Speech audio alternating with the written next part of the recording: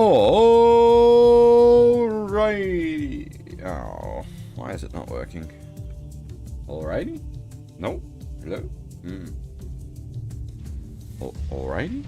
Hey, there I am. Alrighty. Good morning, everybody. How are we all doing today? Well, at least I didn't hit the wrong button. The button just didn't work. So that's not my fault. I promise that's not my fault. Also, give me a second. I just realized. There we go. That's better. Alright, we had streamed a bit of UnderRail the other week. I just did like what I'd call a test stream to see whether it'd work as an on-stream game. I'm still like not certain how it is as like something watchable. I enjoyed the heck out of it, playing it, which is why we're here now. I just wanted to play some more of it, basically, and I figured why not share it on the stream. I have done quite a bit off stream. I can't even remember when the last. So I think that's not even right. Like that's the.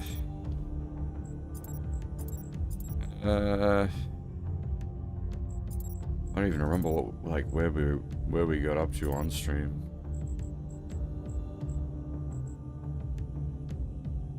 I think I did that whole place on stream, didn't I? So we had probably about I was up to about 9 hours playtime when we did the last stream. And now up to 21.5 hours. So some things have happened since I last played on stream. Because I didn't intend this as something I'd be doing as like a constant on-stream game.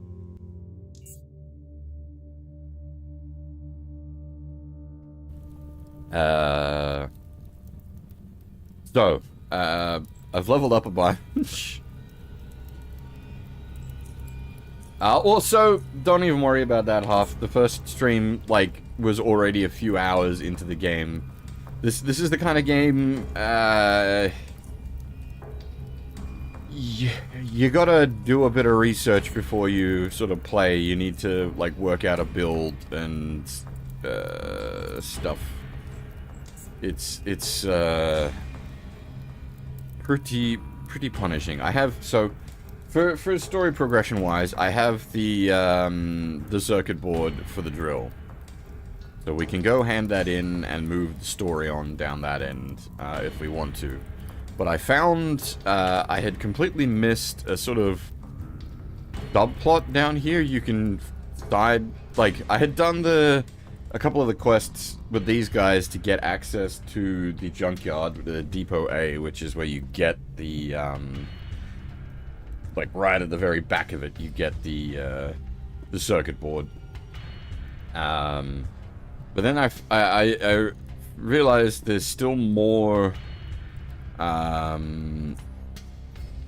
quests you can do here, and you can sort of align yourself with one of the factions.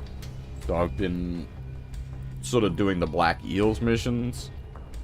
I did what was it? These two initially, which then got us access to the next main story section, which I then went and did that main story dungeon. And now I'm doing more of their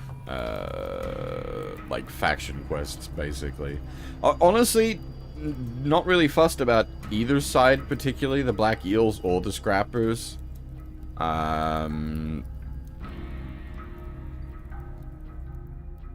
They're both kind of shit, but they're both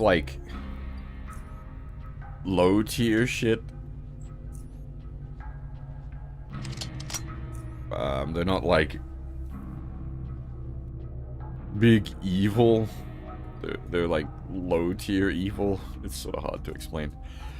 But what we're currently doing, we're trying to set up an operation that'll. I'm not even oh, hello. Oh, speaking of quests, I did wonder. I'd done a quest for Abram. Caves west of the junkyard gate. All right.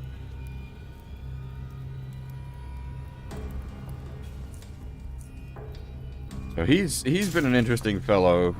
We've talked to him a couple of times.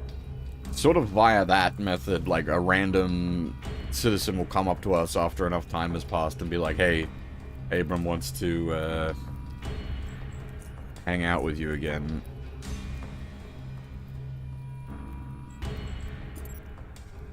Actually, I'm gonna take a screenshot of that. I'm in the middle of something else, so when I come back for that, so... Caves versus Junkyard Gate. Alright. Now, I need to have a talk to these guys, the UnderRail. Or, well, this is the Protectorate, which is the military arm of the UnderRail. Because the Black Eels want some, like, heavy support before they do their next big operation.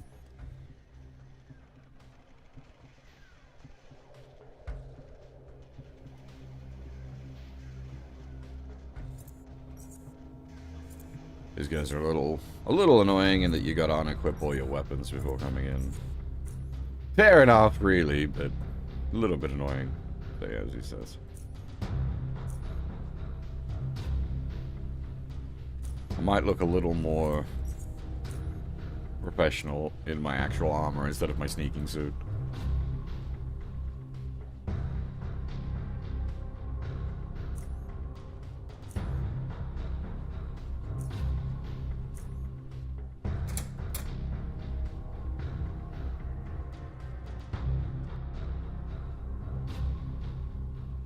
Alright. How can I help you this time, Mr. Bear? This guy calls me Mr. Bear. It's very odd. Black Eels are preparing to move against the Scrappers, and are asking for your support. The ambassador seems somewhat alarmed. We expected this happen to eventually, but not this soon. Tension between these two factions has been growing steadily. We'll aid them, but in turn, they'll have to allow us some military presence on both the docks and the old junkyard gate. Let me know if these terms are agreeable.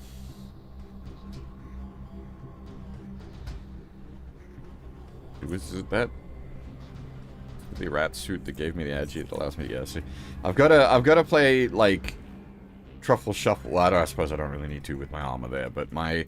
So, the armor that I'm wearing at the moment doesn't look very good, so that's already a downside, but, it does have +1 agility and +16 stealth. So, functionally, for how I work, actually very useful. The other armor has, like, actual damage resist on it. This is like wearing a piece of paper. And the other armor just looks cooler. But it makes me super not stealthy. And the extra point of agility allows me to hop over that fence instead of tarrying with one of the local gangs that's blocking one of the passageways.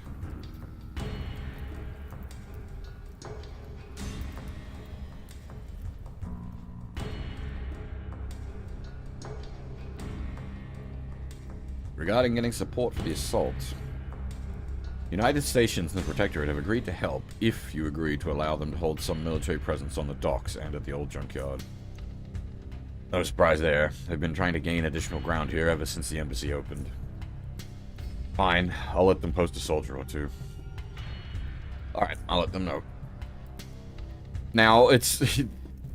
I do know this game has a couple of moments like this where it is just back and forth,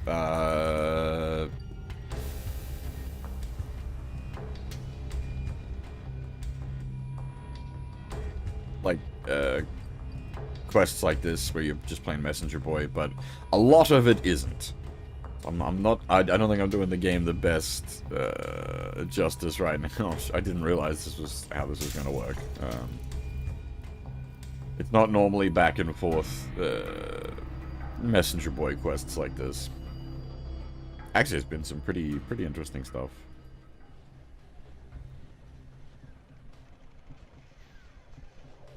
To even get to this point, we had to go into a completely other location, find a missing guy, and to get to that missing guy, we had to talk to some other people to acquire some information about how to get a specific passcode, and we're only able to get that specific passcode because of some stuff we did earlier in the game. That was also optional. Phyllis has agreed to your terms. He nods. We'll send an agent to coordinate the battle plans.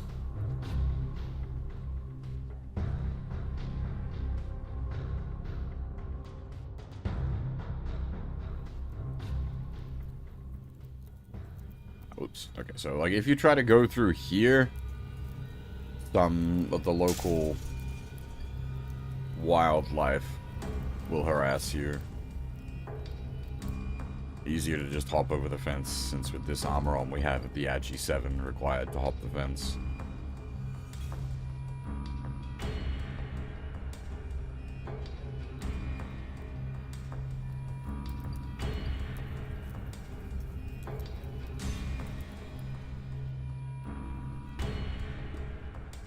Great work. The Protectorate guy has arrived, and we're starting to discuss the details of the attack. Now it's time to plant the explosives. Colton's got them ready. Take the explosives and plant them in the cavern Blaine told you about. Once we're ready to move out, we'll detonate it remotely. Let me know when it's in place. Alright. Oh. Is that the, yeah.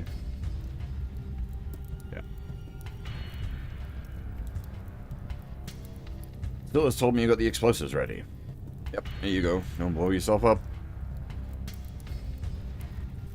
I won't. Now... I may need to check some internal notes. Okay, so take the explosive charge from Colton, place them on the ceiling of the cavern below the old junkyard gate.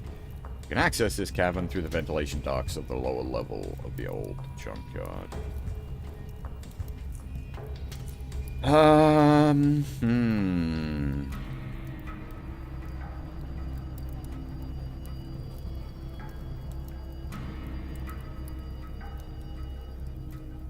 What does it count as old junkyard specifically? Like,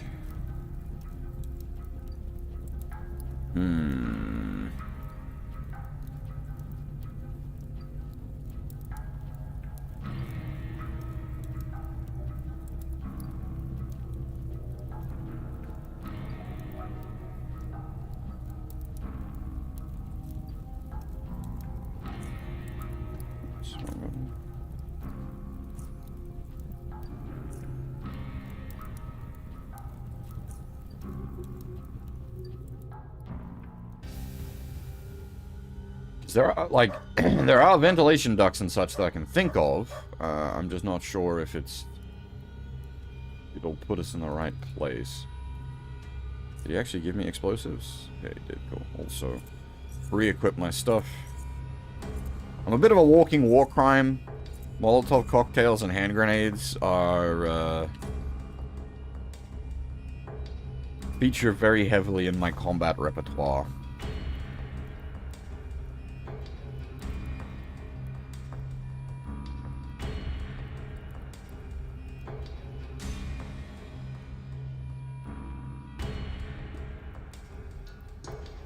This area didn't lead to anywhere, did it, this place?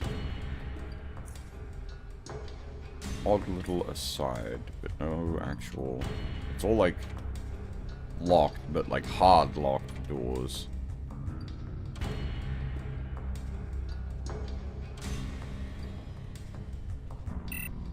Now that one door has a hacking of 85, but we don't got hacking, we got lockpicking.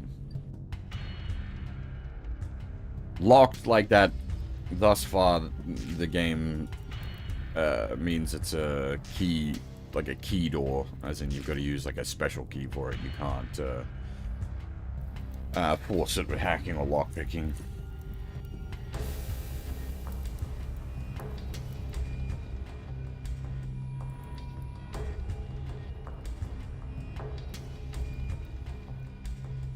So we've been up here before, which we can get to via the, like, Depot A part of the junkyard.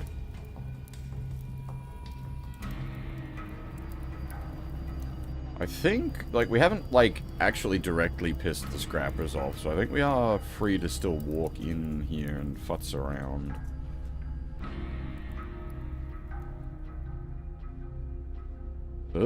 We did talk to the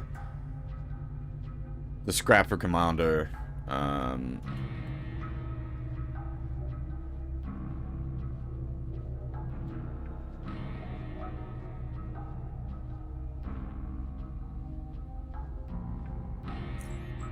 Like, I did talk to both sides before sort of deciding who I was gonna play with. Both sides seemed like just, as I was saying, like none of them seemed evil. They all just seemed like very, very like just low tier bad guys, as it were.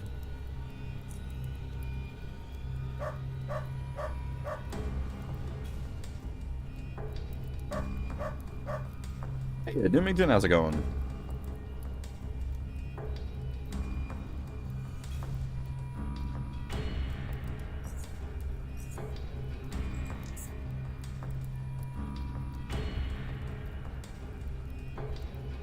No, it's like these guys are just like, I don't know how to like properly describe them. They're just not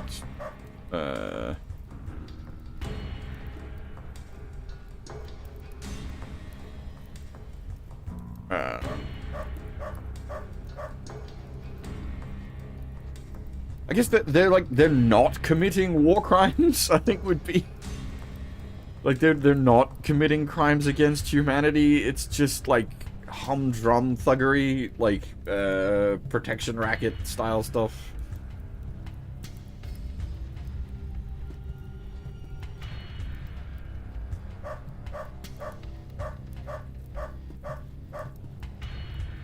Yeah, literally, it's a gang war. There's two different gangs fighting over who has like control of the scrap heap. Actually, I will take those gasoline canisters.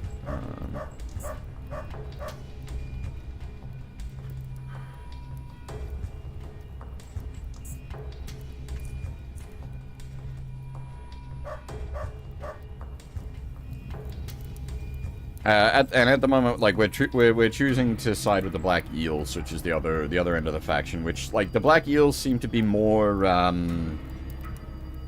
economically minded, and then we're backing the Black Eels up with the Protectorate, the United Rails,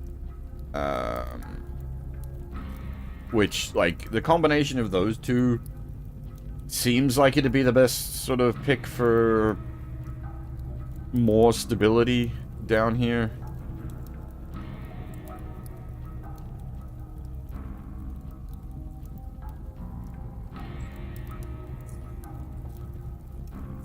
Through the ventilation ducts, because they said so. Again, this is stuff I'd like gone through off stream.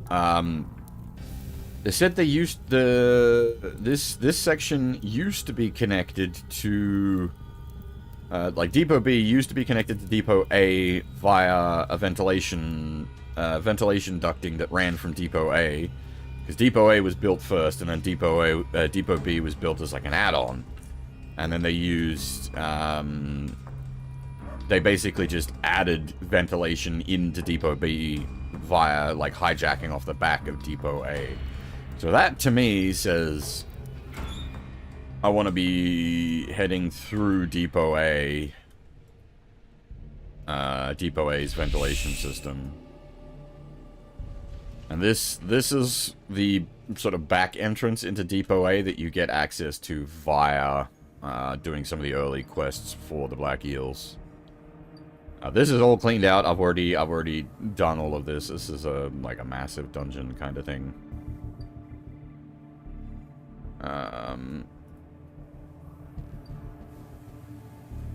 There is ventilation access across, like, all of this place. So I was gonna say, if this links up... Okay, so I did remember there was, like, a link up here. I didn't remember exactly where she was at. Okay, so... Let's...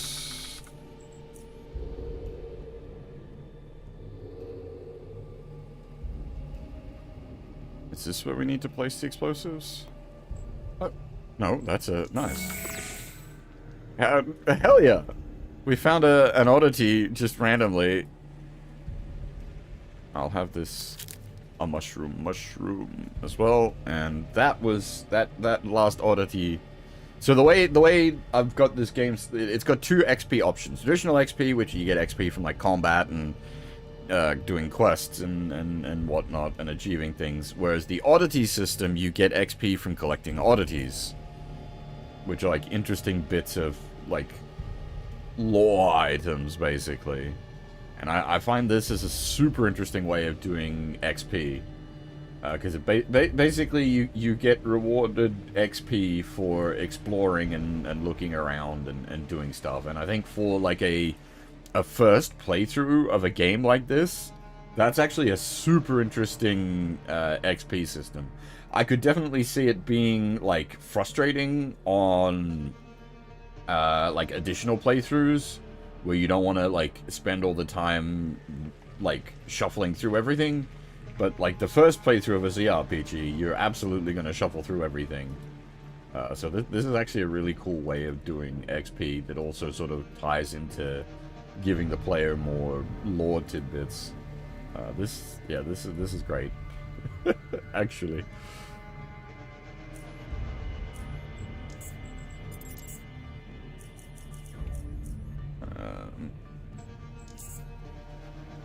Now, okay, I was gonna say, hopefully this is not a stat point level up, because I'm not really sure what I'd want to, probably perception at this point.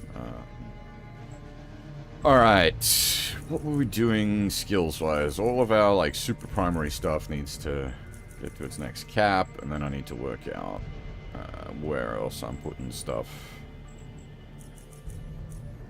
Going up a bit more.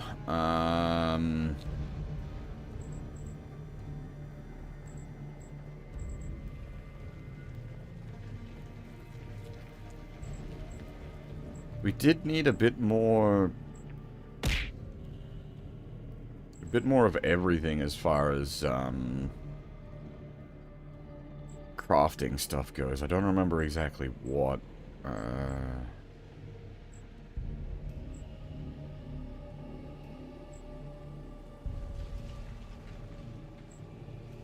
I don't remember where we'd hit, like, crafting blockers.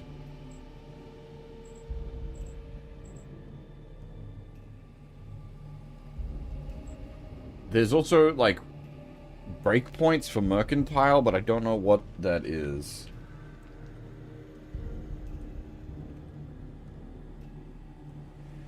Because it, like, with high enough mercantile, you get access to better stuff at shops.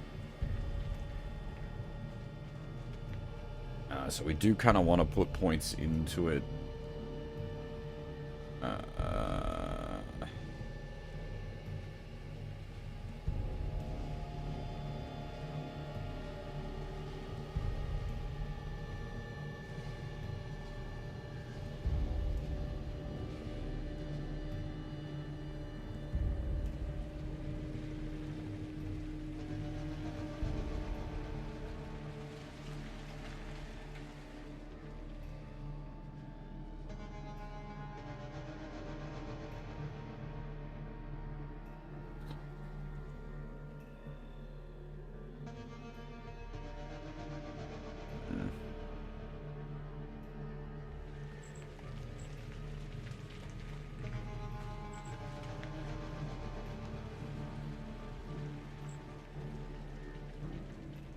I think we needed...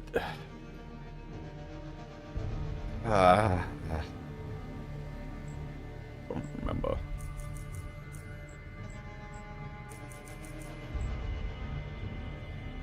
Because the problem is you can definitely, like, spread too thin. So, like, basically always make sure, like, our primary stuff, so stealth guns, lockpicking, we basically always want to make sure they're capped out, because that's what allows us to progress, like, the core content, as it were. And then on top of that, like, everything else is sort of helping us make those better. So, like, the crafting stuff I'm thinking on here is like, for being able to make stuff for myself.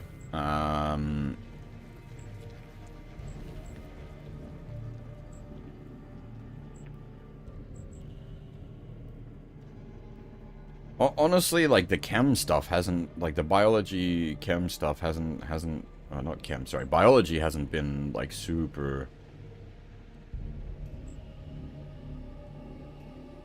Oh!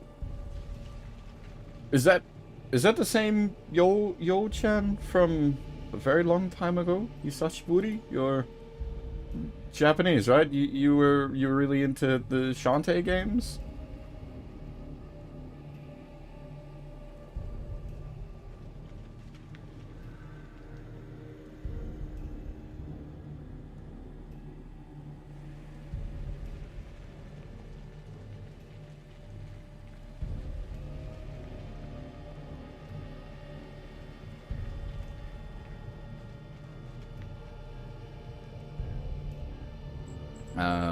Yeah, because I wasn't like streaming on the YouTube side of things for quite a while. I was just putting the VODs across from Twitch, but now we're double dipping.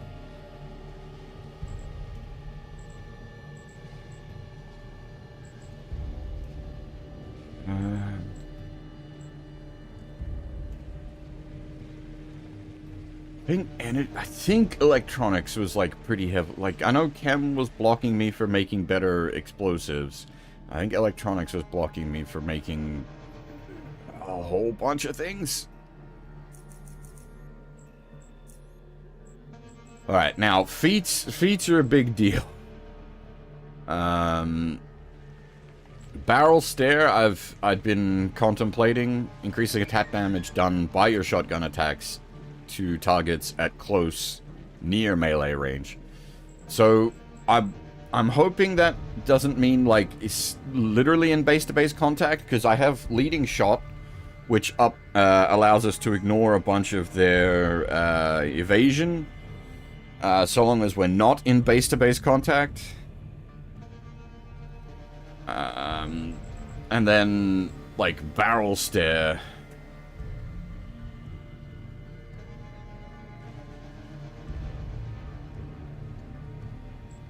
near melee.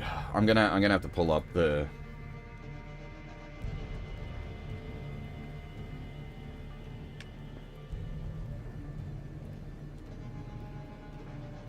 I have to pull up the information on this one.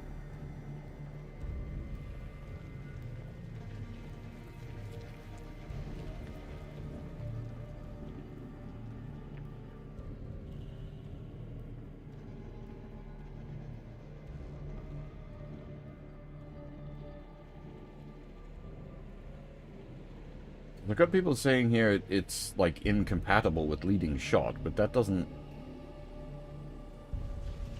Near melee does not mean...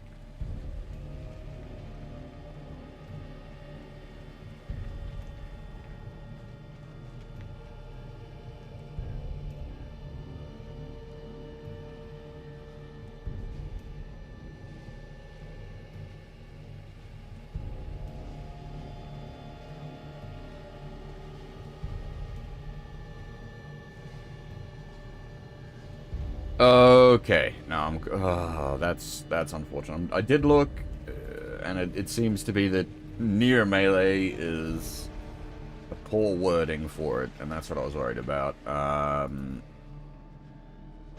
It seems it is specifically melee, so, like, you're either getting the leading shot or the barrel stare. I think the leading shot is better, the one, like, being one square out. Just, like, higher accuracy means more pellets hit.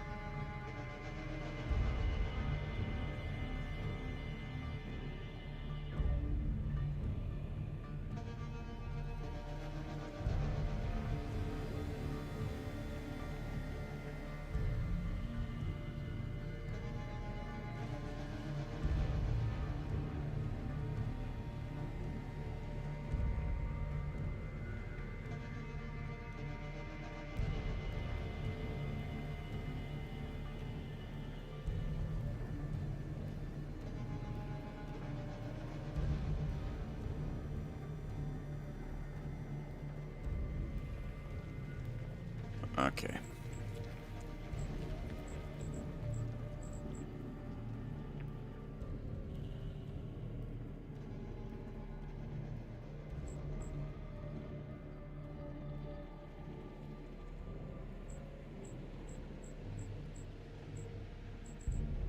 Sorry, rolling into a stream of this for the first time and just seeing me sit in menus is probably not the most exciting thing, but that is how this be. There are times where you've got to sit here and think about your build.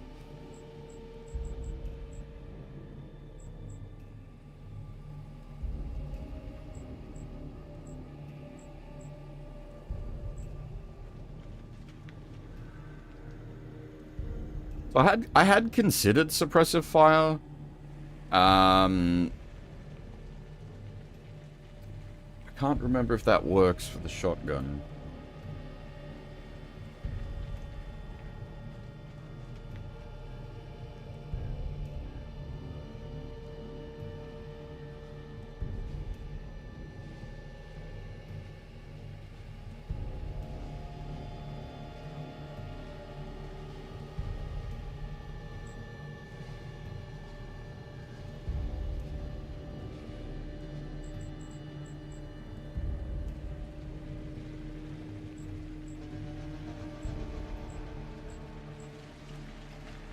A lot of people are talking up, like, pellet mayhem, but I don't know if I'm just not seeing it. Your shotgun attacks grant you an additional 3% critical chance for each target you hit for the next shot. For each target you hit.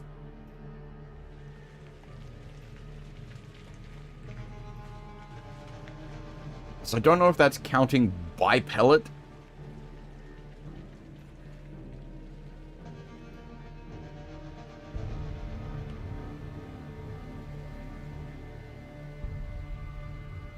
Because, like, if this calculates in a certain way, that's going to be absolutely insane.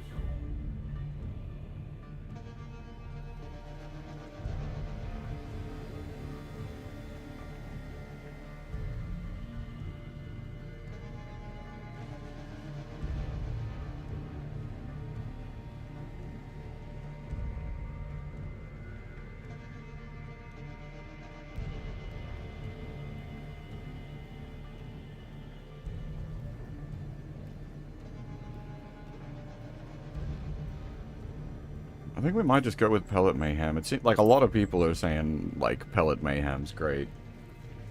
I don't have the exact math on it, but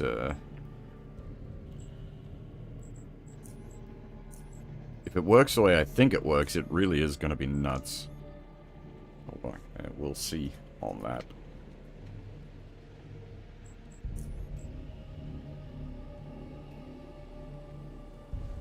So is this the cavern that it wants us to blow up? Take these explosive charges and place them on the ceiling of the cavern. It doesn't... Because this is another, like... Does it want us to place it in the, like, in the ventilation duct?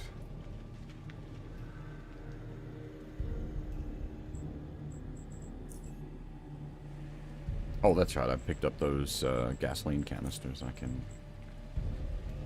make some fire.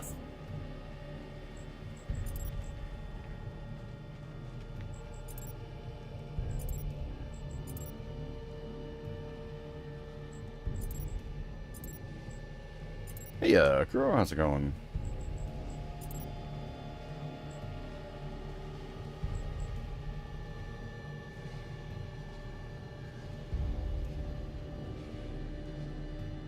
I should probably look into, like, I do have more raw bits of all this stuff that I can put together.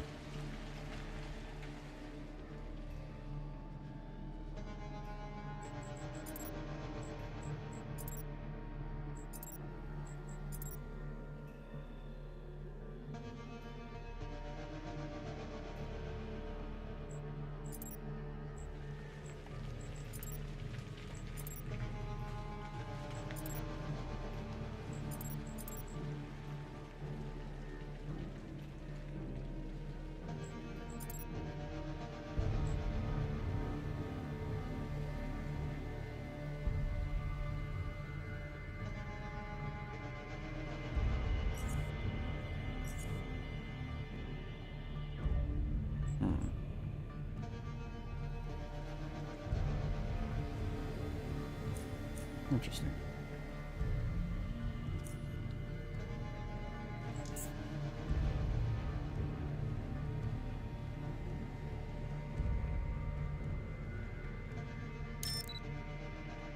Okay, that was the right cavern. Cool.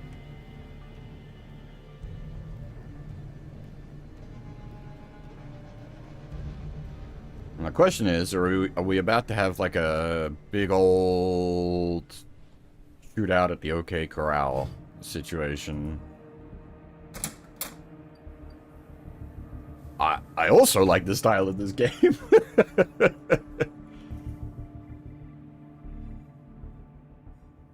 Unsurprisingly, I've played like 20 some hours of it in the last week.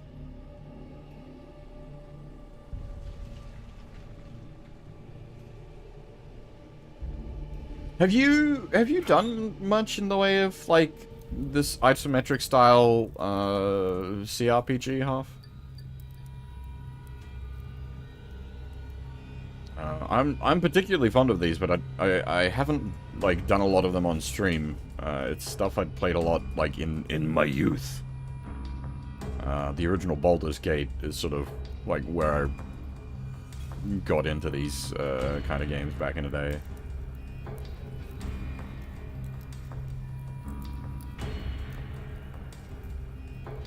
Oh, yeah, no, Disgaea is not comparable.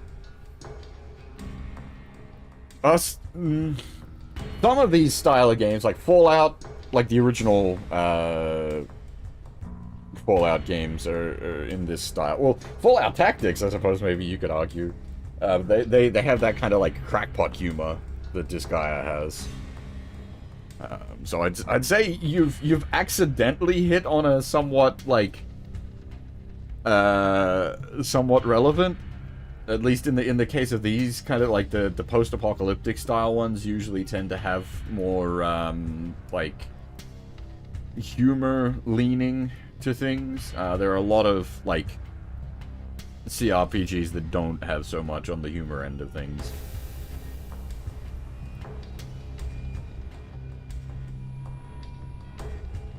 The explosives are in place. Excellent. When we're ready to move out, then. Grab all the gear you need and let me know when you're ready. Make sure to bring some meds. This could get ugly. Okay. I might put the heavy armor on then and see where this leads.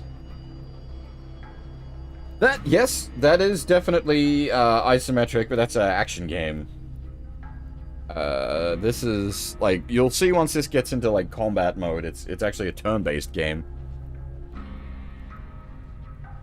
The original, Fallout is the best sort of point of comparison I can make, and I know I've threatened to stream that for years, and I haven't. I really should.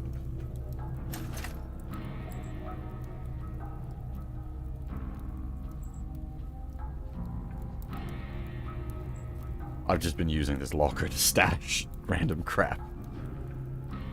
Why do I have two compasses? That's unnecessary.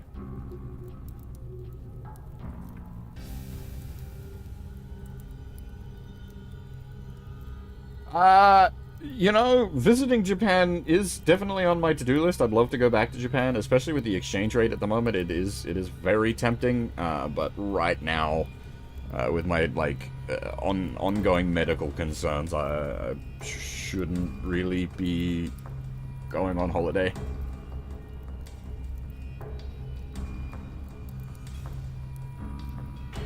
I haven't played Transistor myself, so I can't comment on it. We do still have a decent amount of med hypos.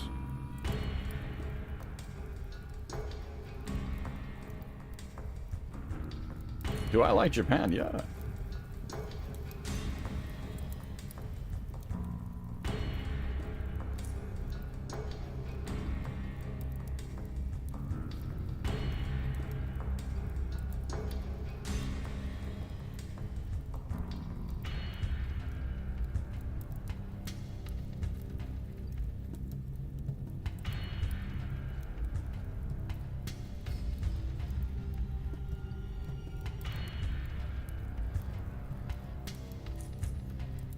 I think we should be right to go in with this.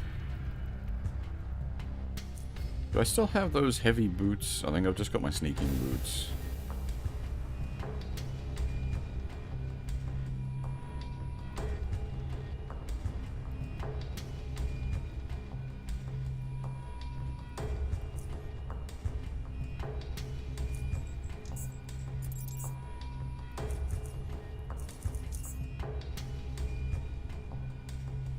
I'm ready. Let's get this show on the road.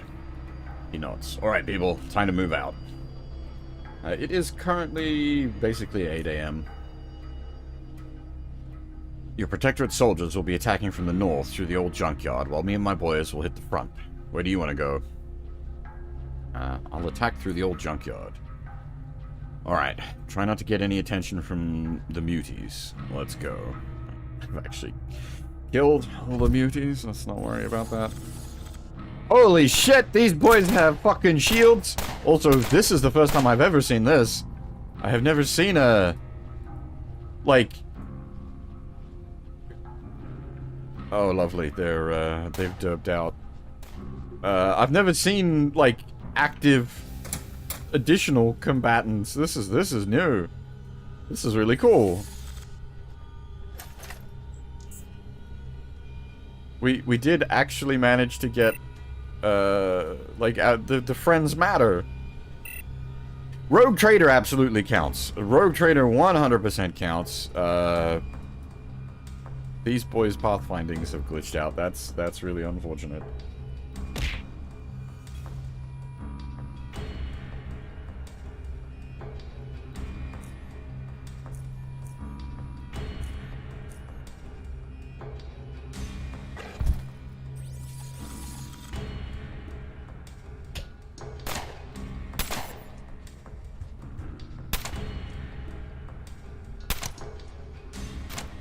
This is how the combat usually plays out in the turn-based mode.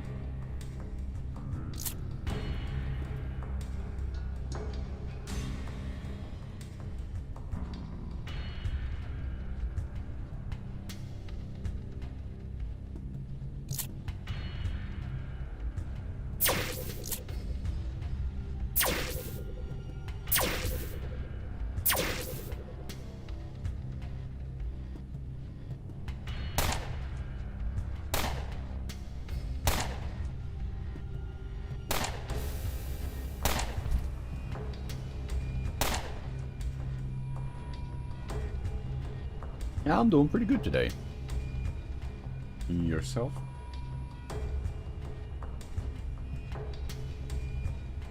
It's like, depending on how long this stays tagged in combat mode, this could get interesting, because,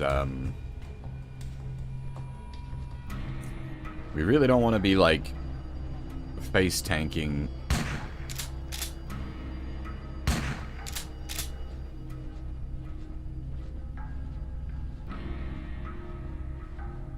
Okay, it's not as...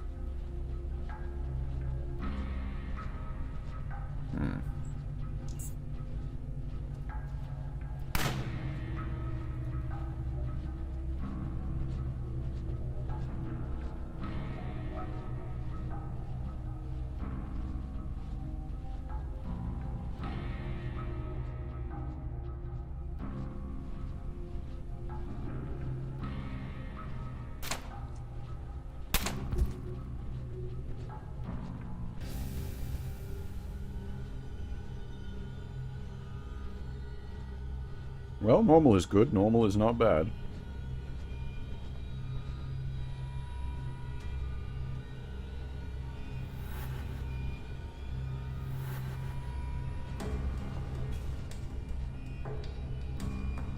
Okay, thankfully, we have managed to prevent the deadlock this time.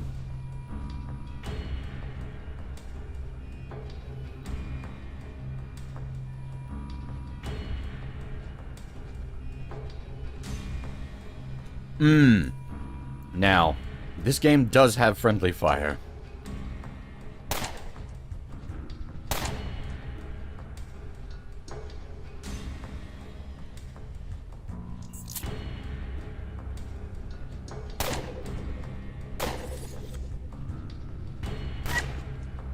Holy shit!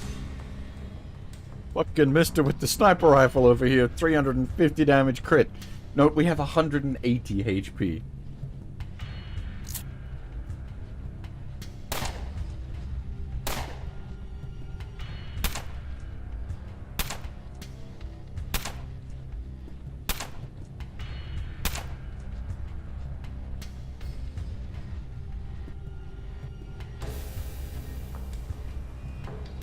This is like I've never like the 20 hours I've played in this game hasn't had a sequence like this yet where you're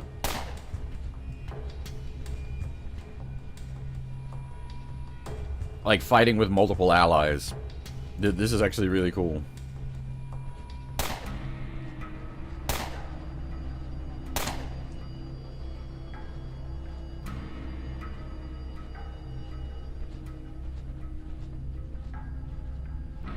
Having the old can't hit the broadside of a barn problem.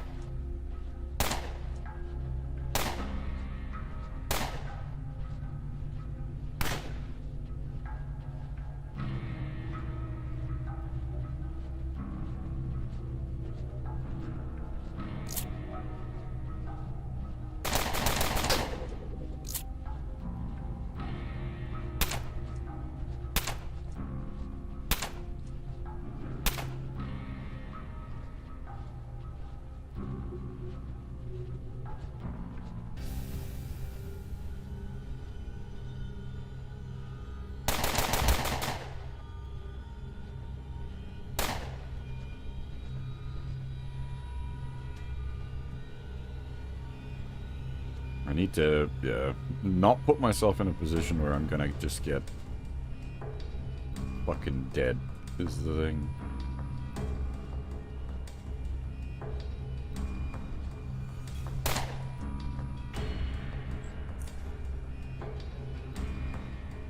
Light it up.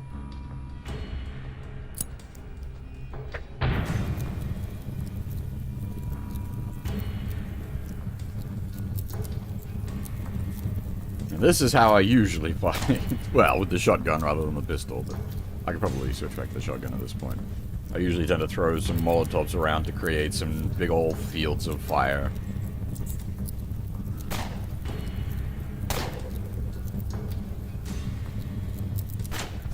Hey, the sniper got him. Nice.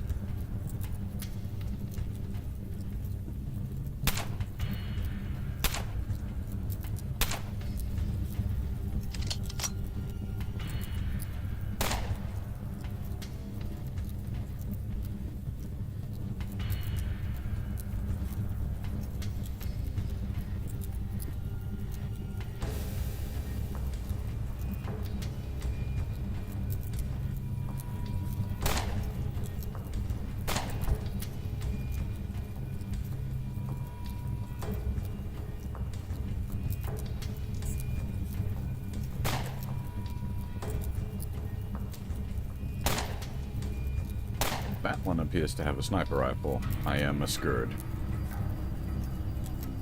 I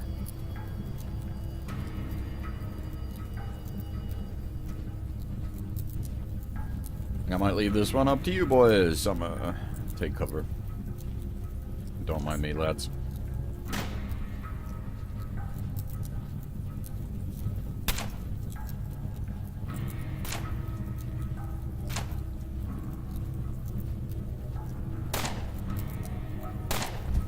The field of fire is sort of working out well for us.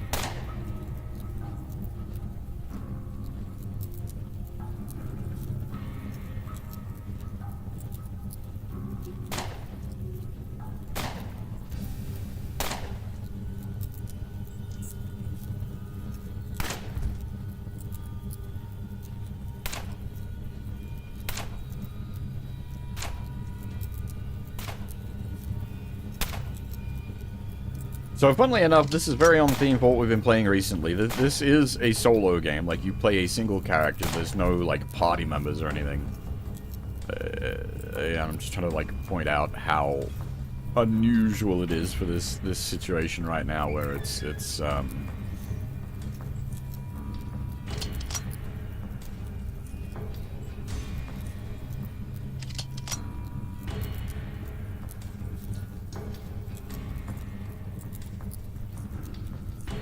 don't know if we're probably not allowed to change armor while in... Oh, we're out of combat.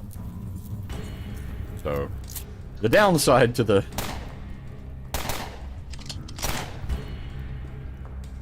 fire, is you've got to wait for the fire to go out.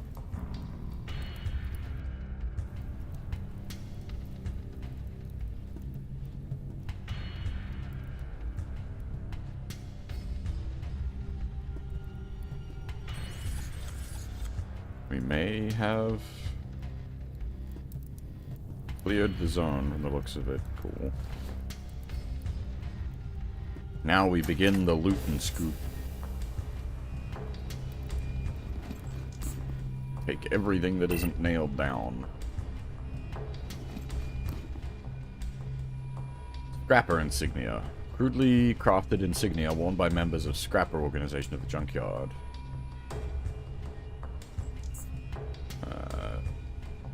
Now, if all these boys have armor on them, we're going to, like, heavily overload very quickly.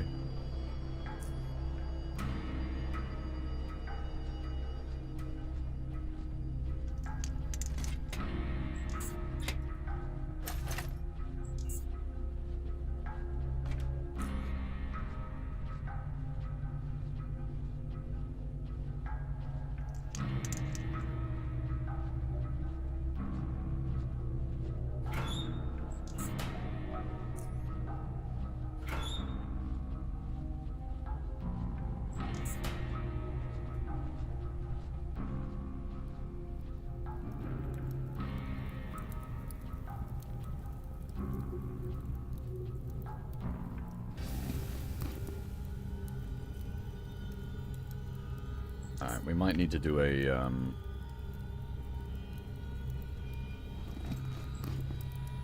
storage dump off. I'm not quite sure how this area is going to play out. Sort of, oddly enough,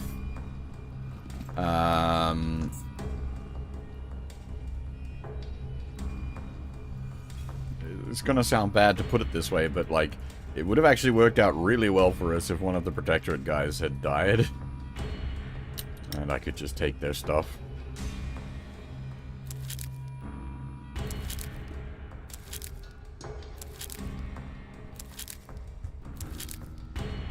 But given the way they're set up here, I highly doubt that would happen.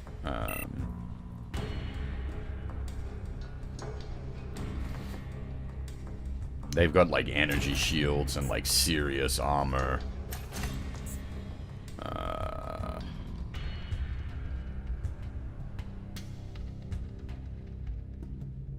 The Scrappers are just local thugs. This is basically the military coming in to slap down a gang. Is sort of what has happened here. I'm really sorry to hear about your cat, man. That's...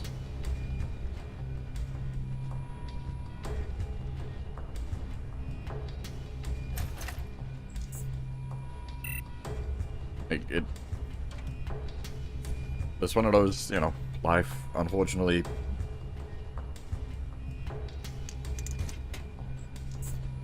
Age catches up with all of us in the end. It's not a...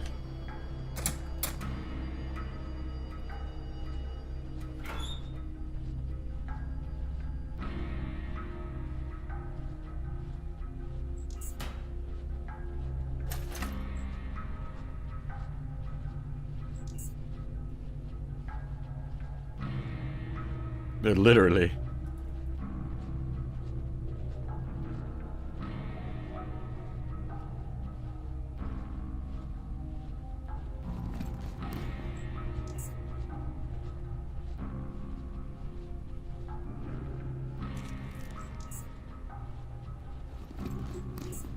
I've never collected this much stuff all at once. I'm wondering if we hit a point where it's like we're beyond heavily encumbered and we are, like, literally can't move. I do remember... Yep, there it is. Literally can't move. Too much stuff.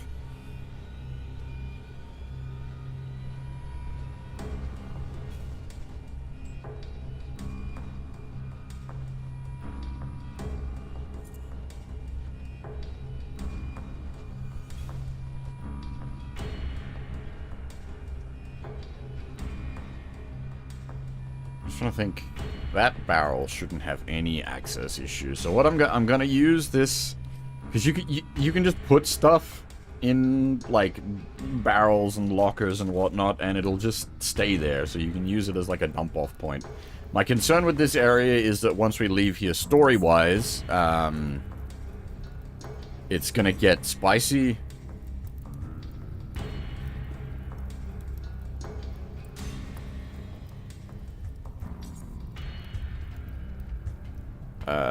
Like, it's gonna be controlled by the Protectorate, or the Black Eels, or something.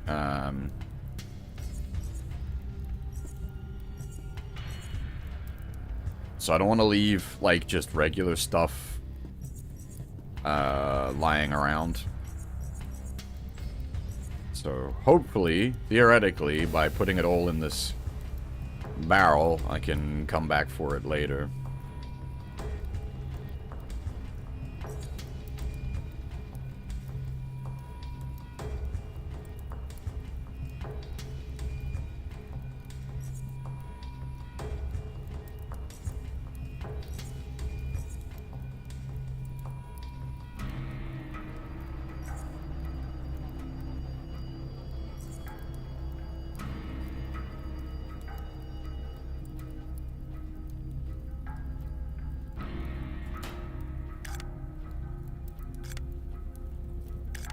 Laser pistol. That is interesting.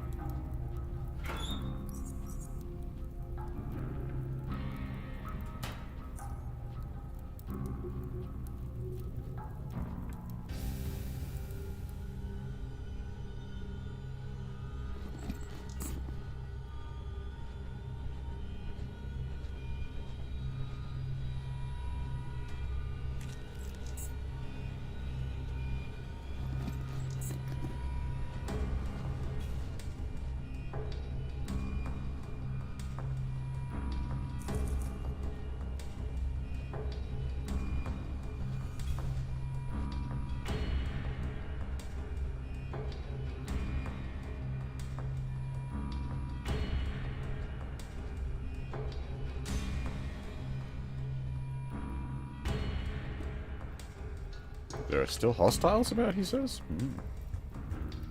Oh god. Everyone, all the fighting out the front.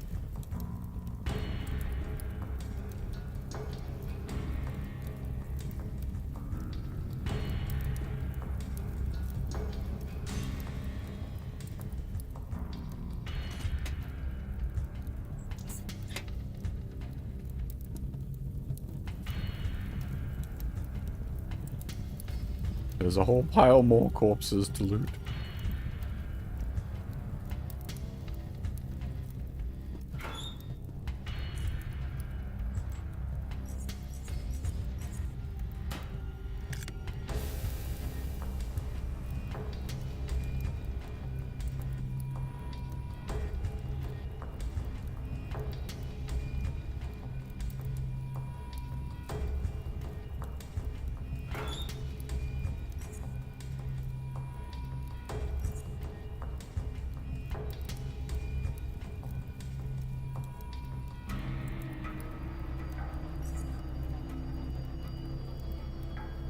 Now, also, with the way this game's economy works, it's not actually going to be so easy to, like, sell off a bunch of this stuff.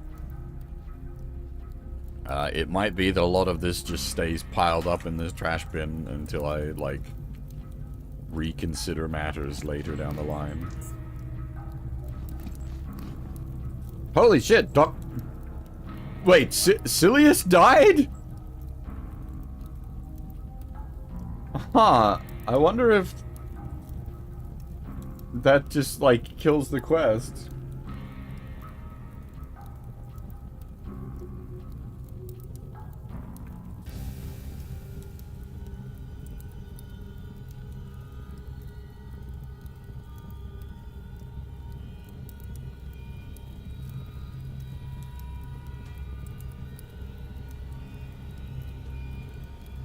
Oh, god damn it.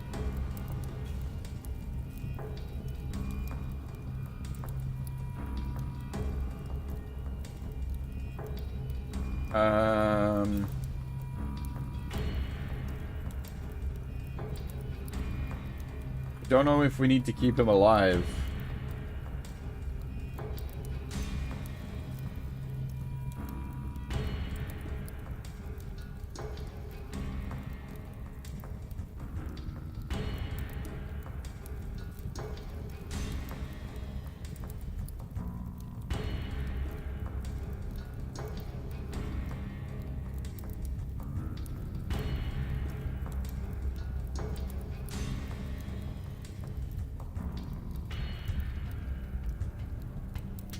Yeah, I didn't consider that, so we probably need to do this fight coming in from the front. The thing is, it means we're gonna have to redo everything.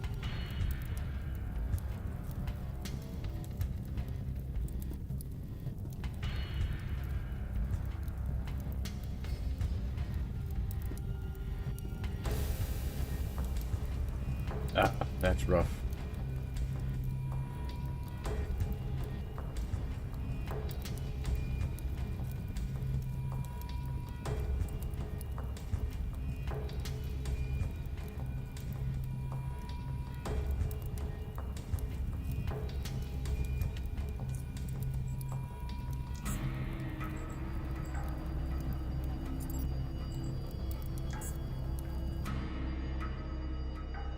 This will be interesting though, because it'll like completely change the at least like that. It'll at least be interesting in that sense. It'll completely change the how the combat plays out from our end.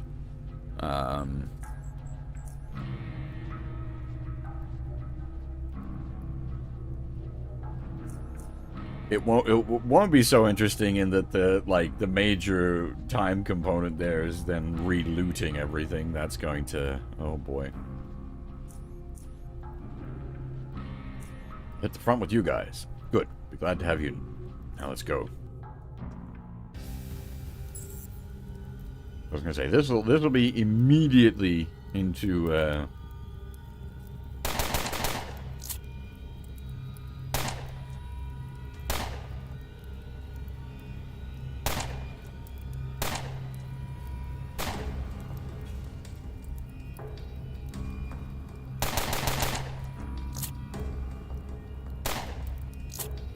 my thinking is like hurl a Molotov in there.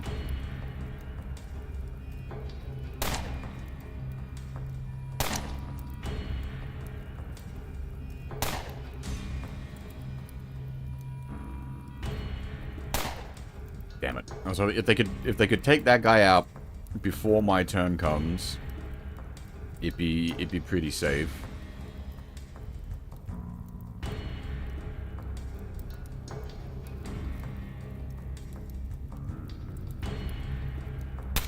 Nice.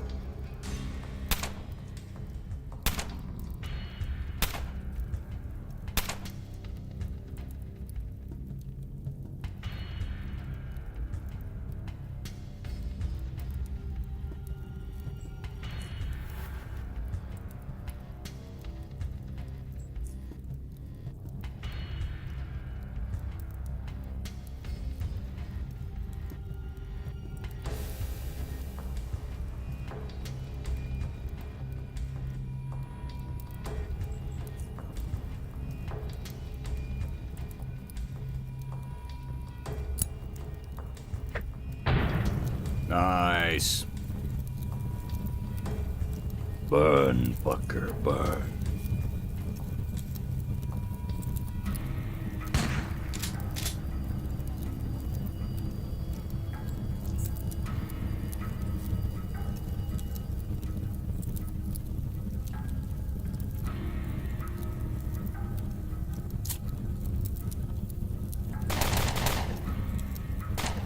Ow.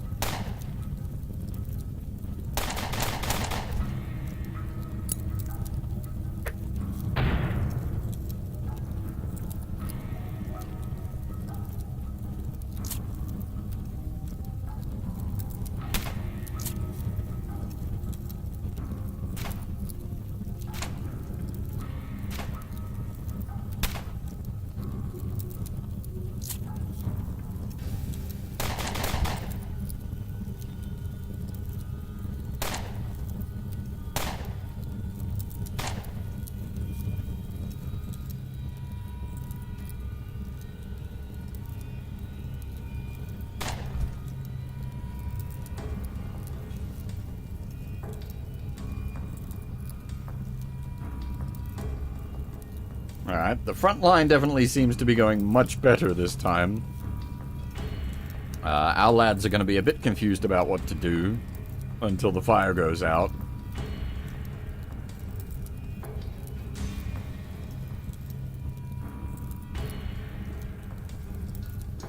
It was a good plan. I just didn't expect them to all get mopped up so quickly, so now we're going to have to expend a bunch of turns.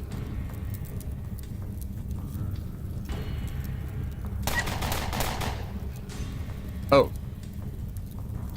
Are you kidding me? Did they just show up as red because of it's like... I'm really hoping he didn't just turn...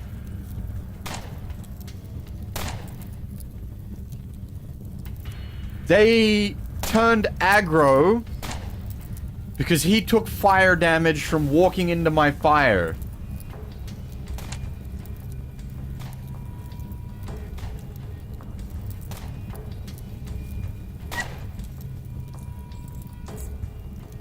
Ah.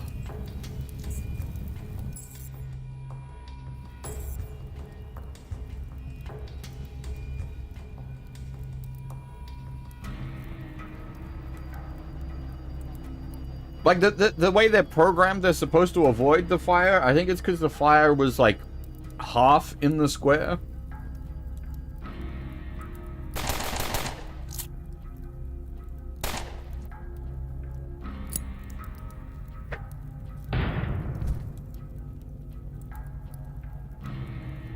What?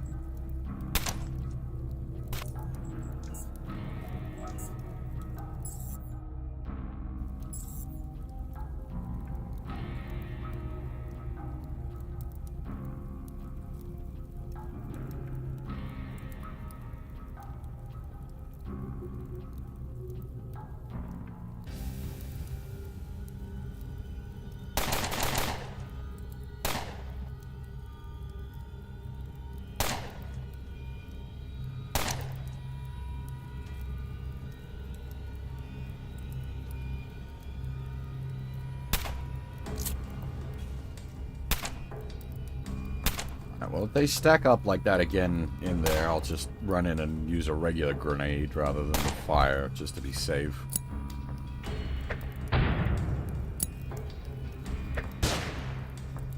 He just fucking flashbanged all his guys.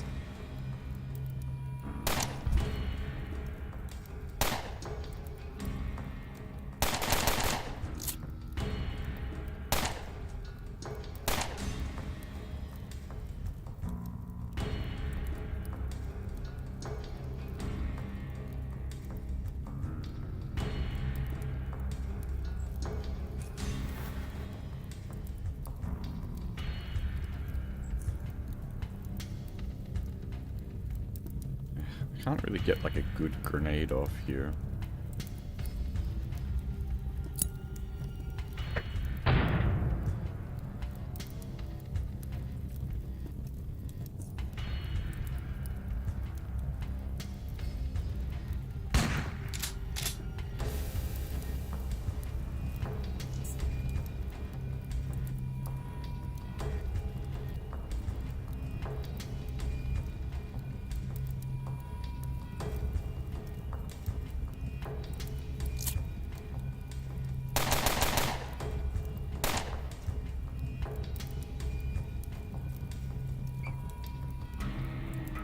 It does make the game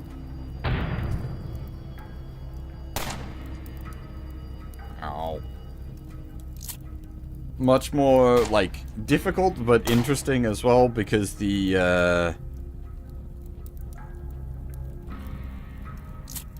enemies do like prioritize keeping themselves alive. It results in some, like, pretty frustrating moments where they'll like, heal themselves up.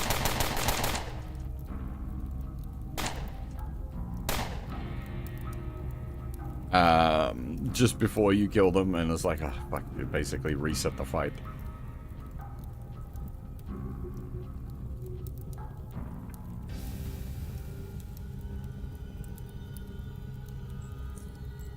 of healing up.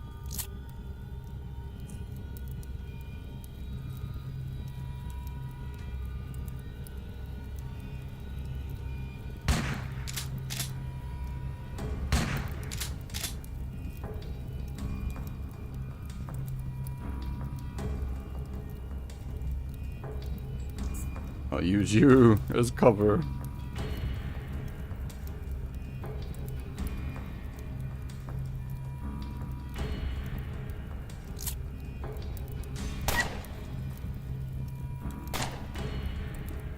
I've said it a few times, I wish tab was toggleable rather than hold.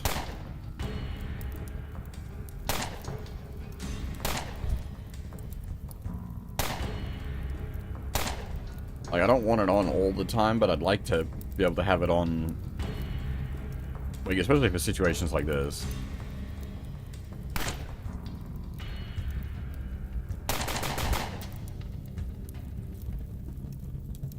How's Silius doing? He's doing all right.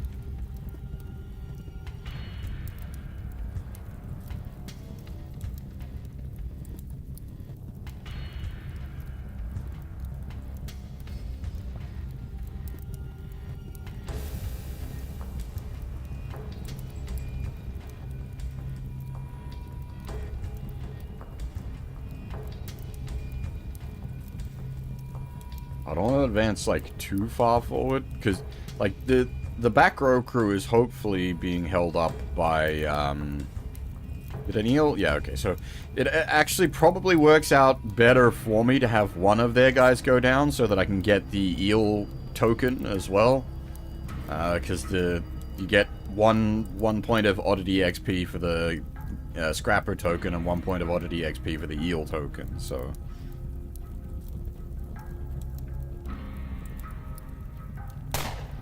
Really, the way it works out best for me is if all of them die except for Silius. And then I can take their stuff.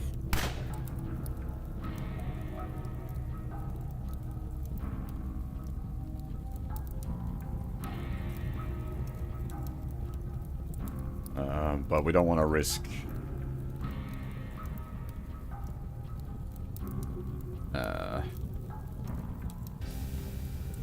we don't want to risk Silius dying. That would be very unfortunate. The whole reason we reset this is to undeath him.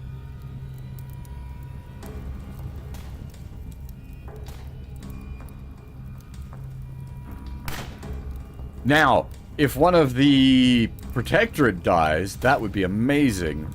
I'll take all their armor.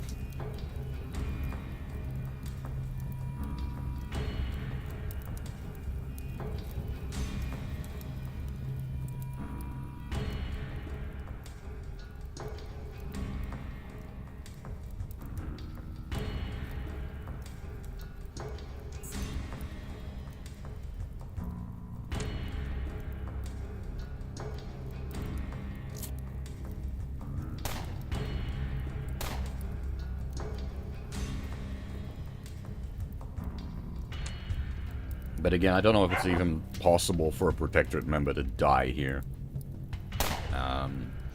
Maybe with like a really lucky set of circumstances, like someone takes the shield down and then the Ganger sniper lands a critical hit, possibly.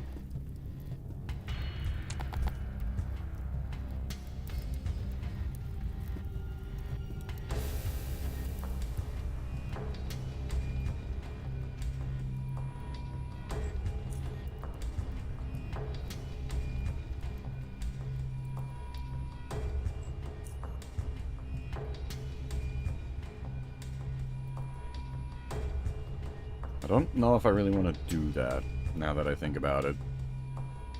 I don't know how far these guys have moved up. I don't know if the grenade will go, like, off course.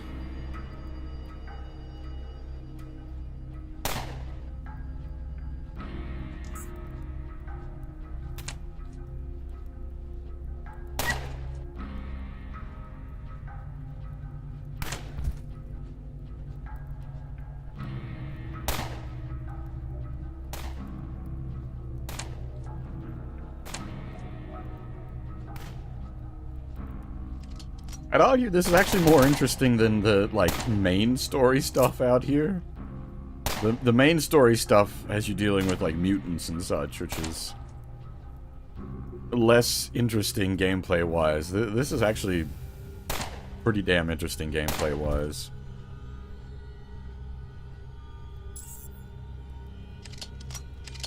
Oh.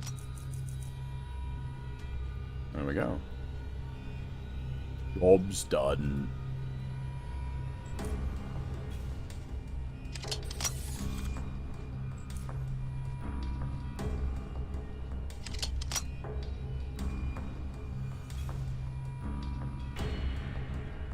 And now we get to play Loot and Scoot again.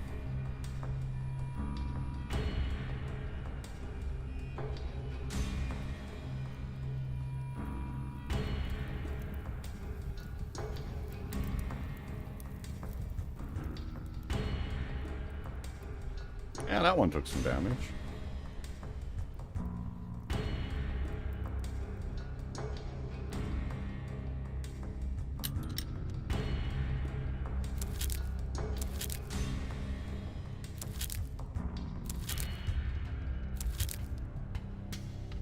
I collect the drugs like I'm a druggie, but I really don't use the drugs. Honestly, I kind of regret taking the, like, the psionics stuff, just as on, like, a spread, situation. But at the same time, like, it's tricky, because the psionics is such a heavy commitment, because to access the psionics, you've got to give up 20% of your max HP. But at the same time, like, some of that psionics stuff is what let us get through the early game.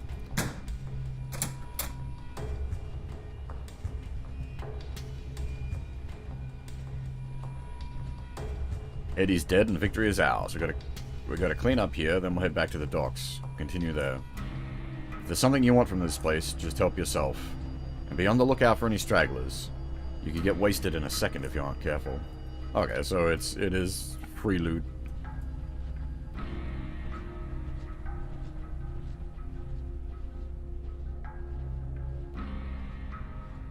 Yeah, I have a Nintendo Switch and a Switch 2.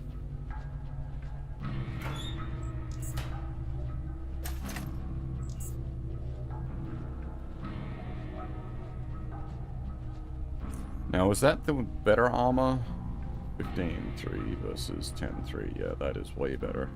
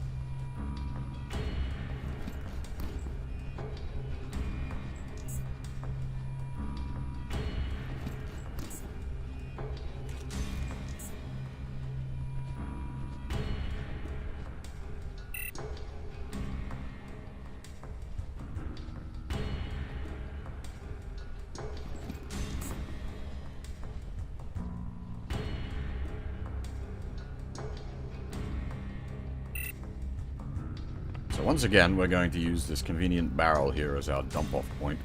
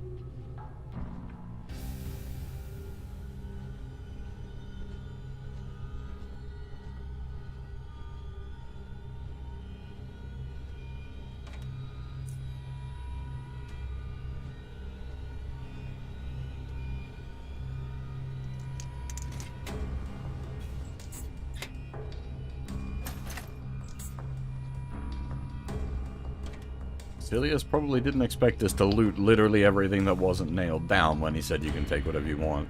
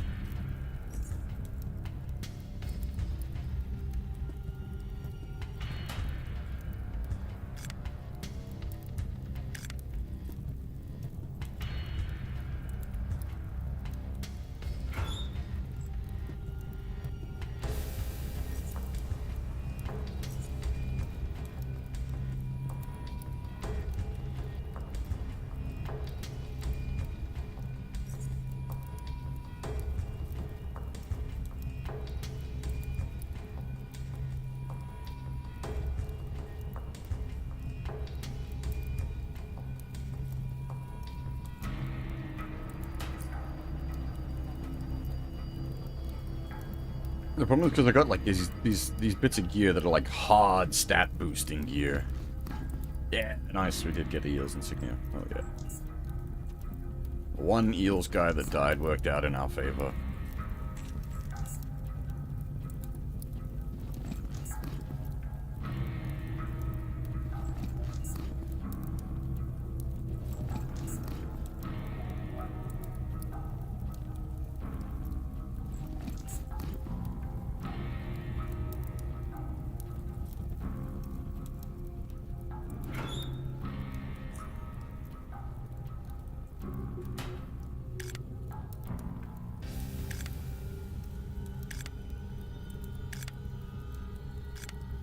Taking the bullets out of all the guns. I intend to probably try to on-sell the guns. Those are usually worth money. Though finding someone that can buy this much gun is going to be very difficult.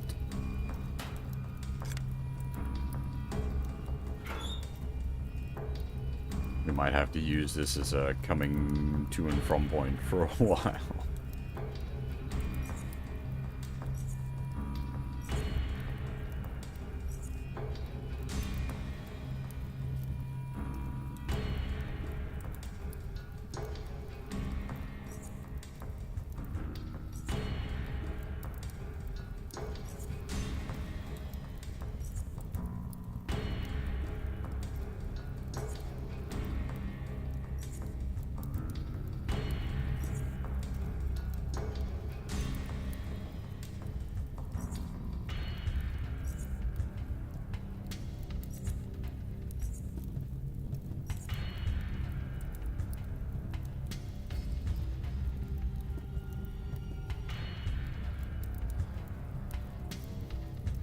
Oh, actually it's raining here as well.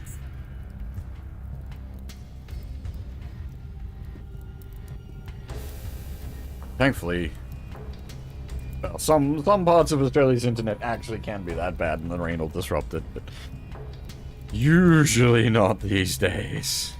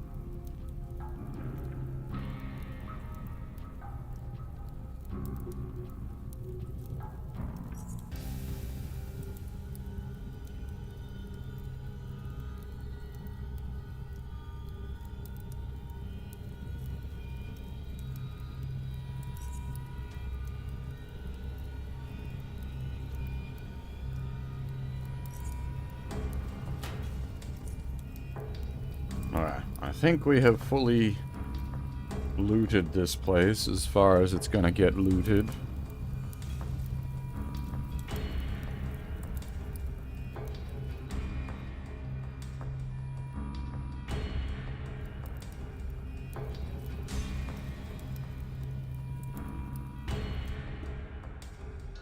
I'm curious if it, like, immediately turns over.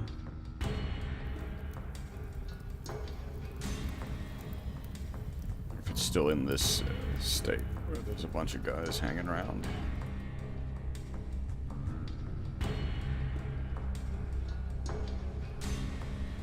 Okay.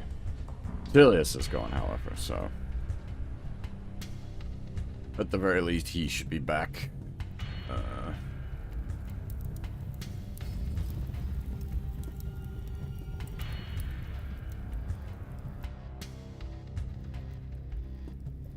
Hand the quest in. I think this guy buys guns, so hopefully we can offload some of our guns to him. But he might not be in the mood for much right now. One firearm. One firearm pot.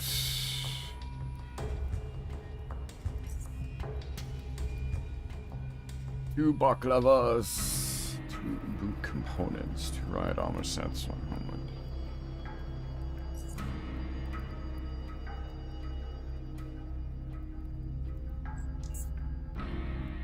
Oh, we've already extracted a ton of money from him.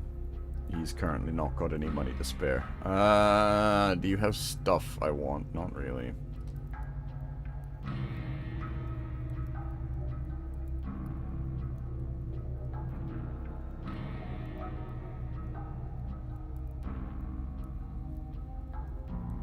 I can buy a heap of bullets, but I don't really...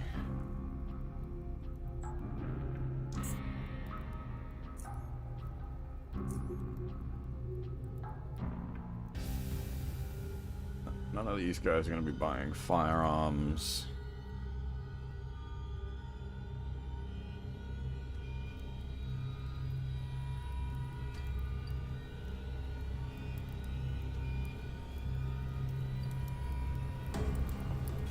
Buddy boy here.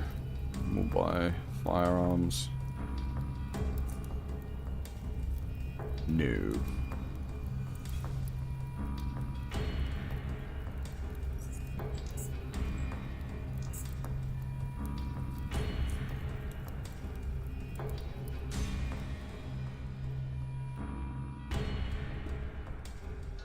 It's done. Depot B is ours, and scrappers are no more. We couldn't have done it without your help. You're an ally of the Black Eels now, so when you're out there on the streets, know that we've got your back. Here, he hands you 700 Stygian coins. It's your share of the money we got from the scrappers.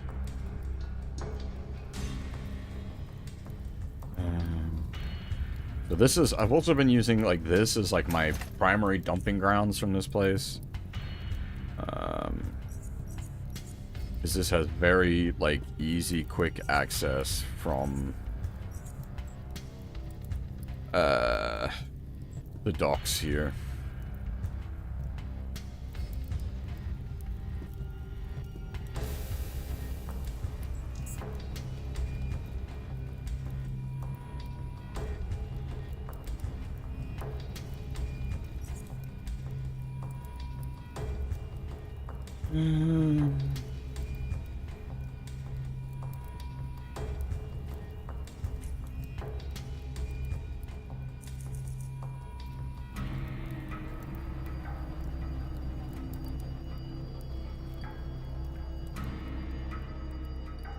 I don't even know if the, like, Stygian coins that we get for use out here is even useful in other places. Probably got a bad exchange rate.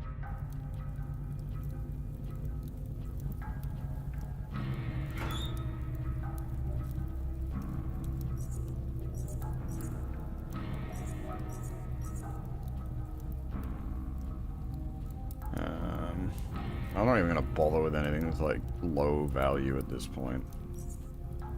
We'll shuffle down the high value stuff. low value stuff can just stay here. Worst case scenario, if I need to come pick it up, I can, but...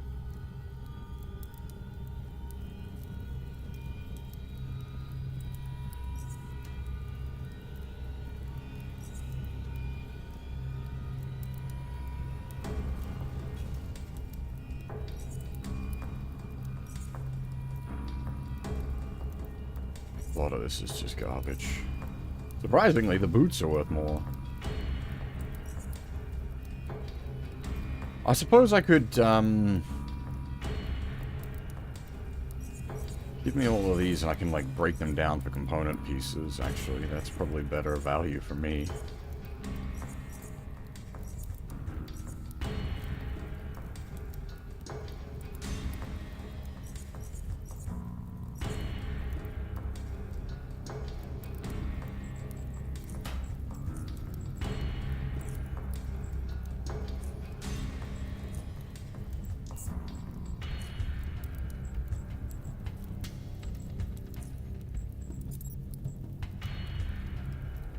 Indeed, I can break most of this down.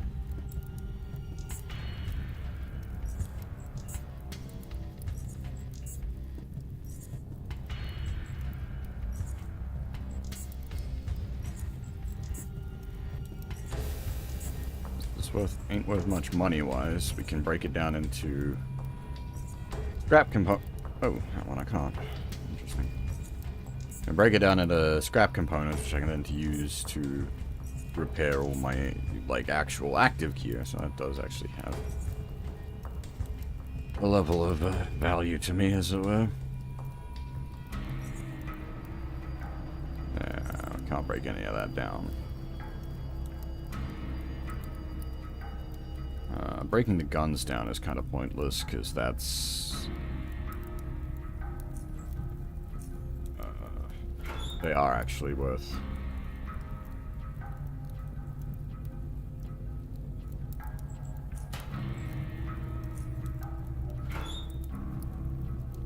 old tailoring to break that stuff down.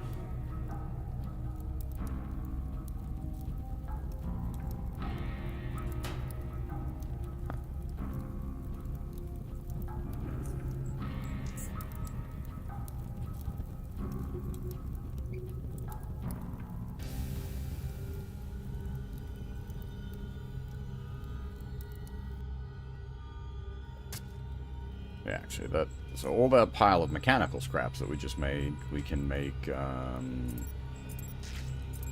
repair kits out of.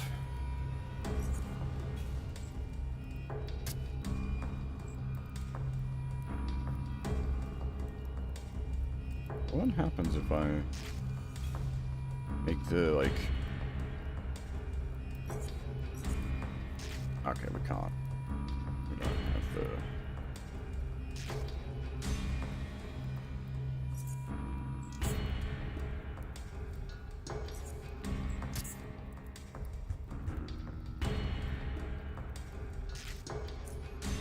And then that's created 4 more mechanical repair kits, which is useful for fixing guns.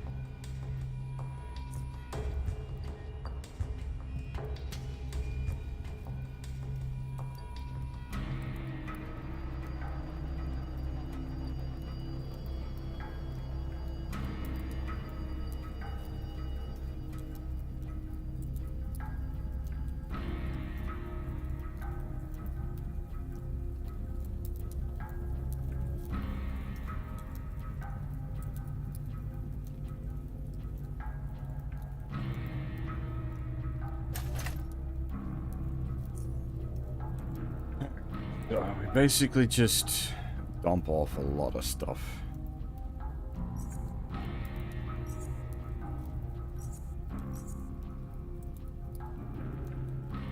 Oh, I need to get the inventory under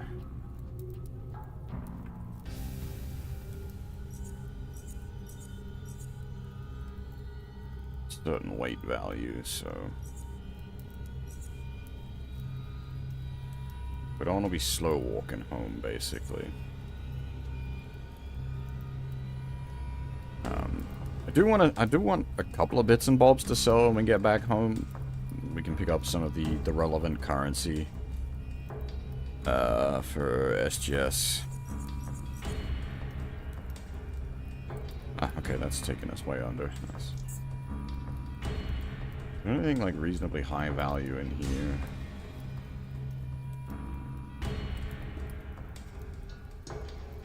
I think that might be. Whoop.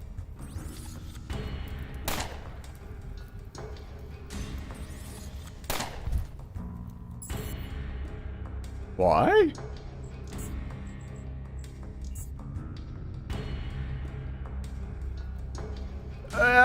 Is it okay? So technically, what I'm using here is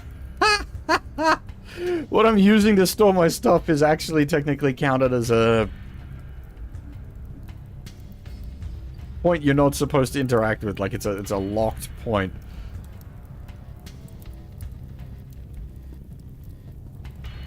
But I was able to finagle opening this place via a stealth check, basically.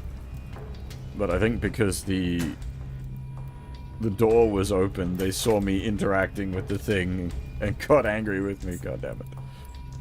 Ah, gotta do that again. Alright.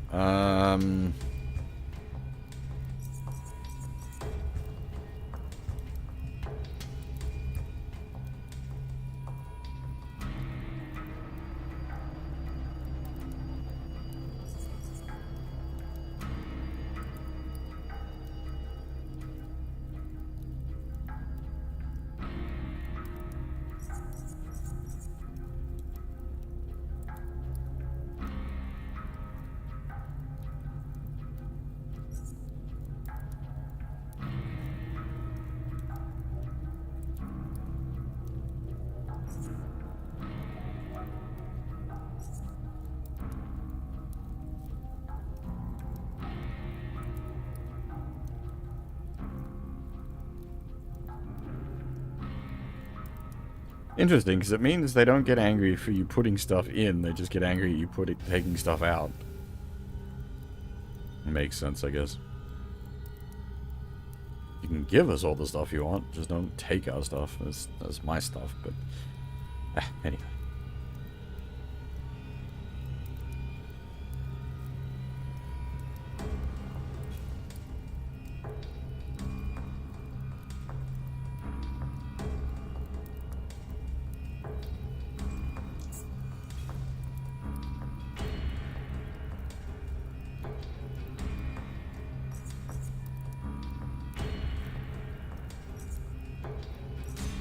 Hey, you, how's it going?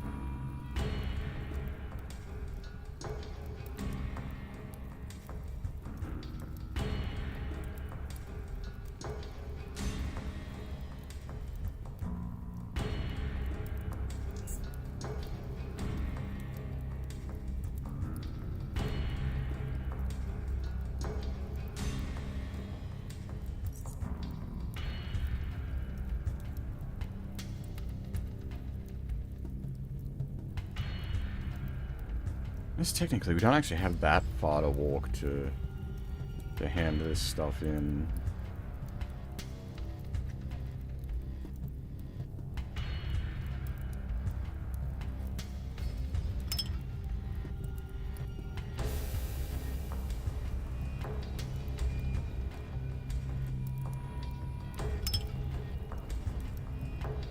I had a feeling repairing it a bit dramatically increases its value.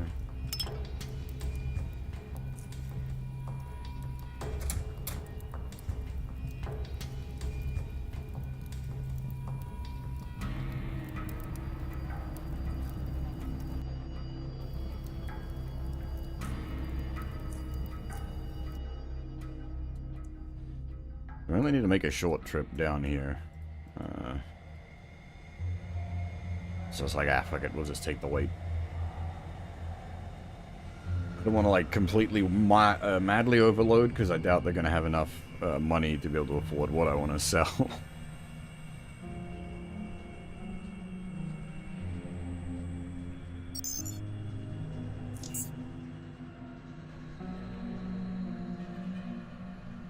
Sniper rifle alone will probably clear out this guy's entire cash inventory.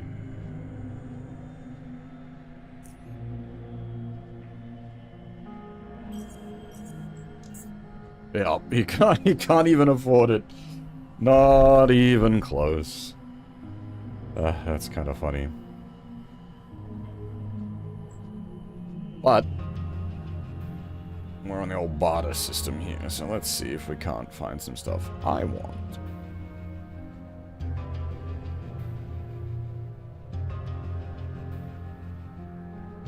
We're pretty good up for bullets, aren't we?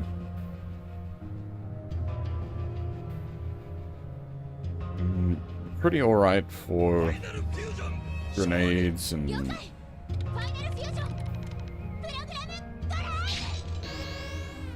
couple extra. I'll take the lockpicks. Hey, Wiki, thank you very much for the sub. How's it going, man? Jesus, is it even like... Okay, that's at least putting a dent in it. Christ.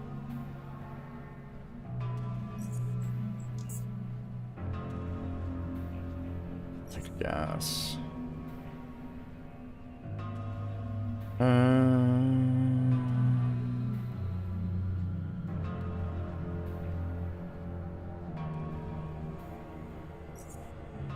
Take that. I guess I can start making my own grenades. Why not? Yeah, technically, I guess we are.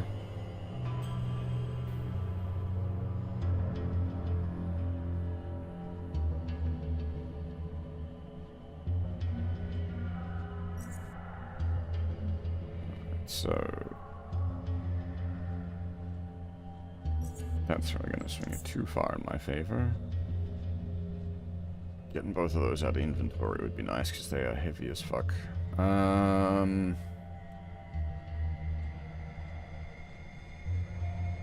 Grab the hexagen. Can't use it for ages, but...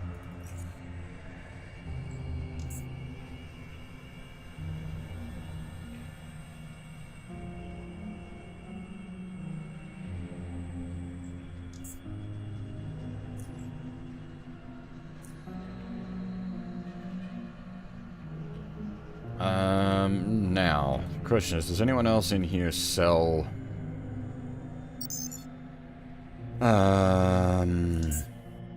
Or not sell, does anyone else in here buy guns? Don't think so. Just dump a bunch of this stuff off.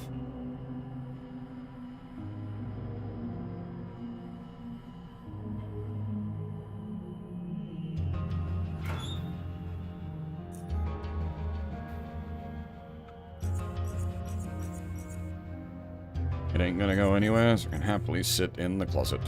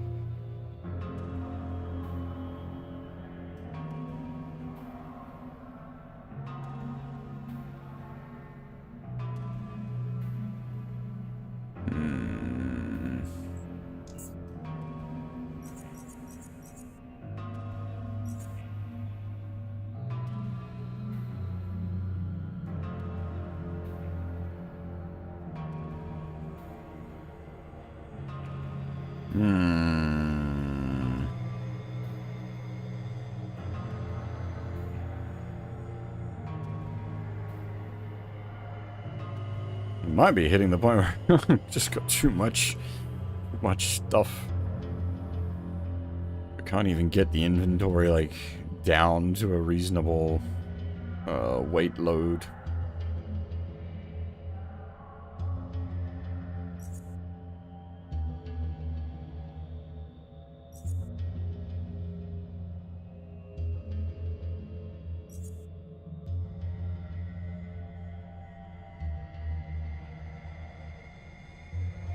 Actually, let's dump off the bullet types I'm not using. So we're not using 44, we're not using 12.7.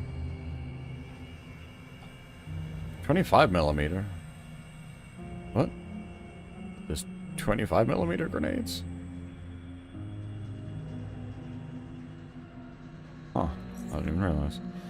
We're not using 5 mil. We are using 7.62. Jesus, we have a lot of it. We're not using 8.6. We're not using 9 mil.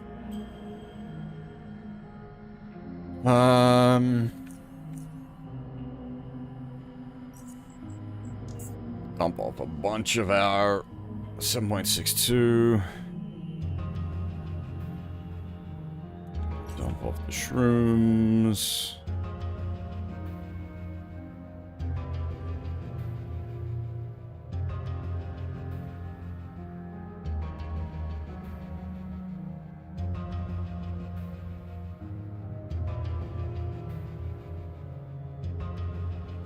I can wait for now. We're not going to be able to do anything with that in a long time.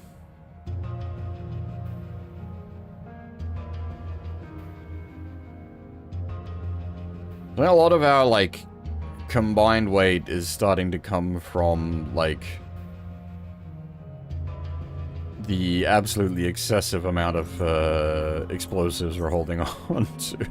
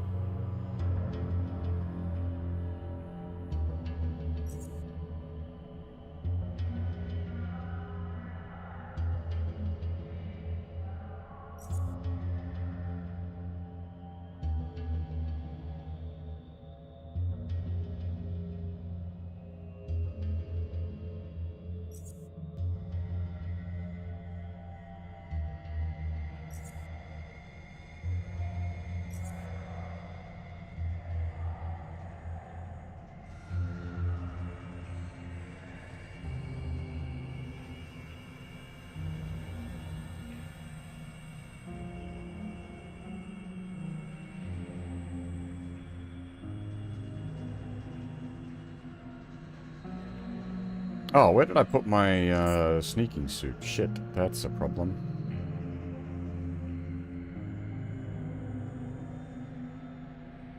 Did I leave that somewhere? I didn't mean to. God dang it.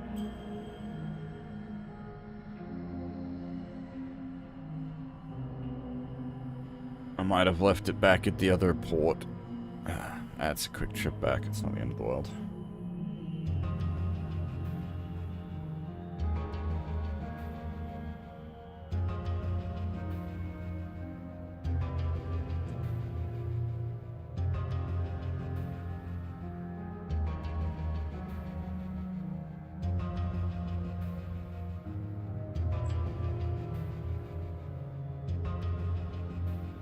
At the end of the game, we're gonna have enough fucking weapons in this locker to equip a whole goddamn army.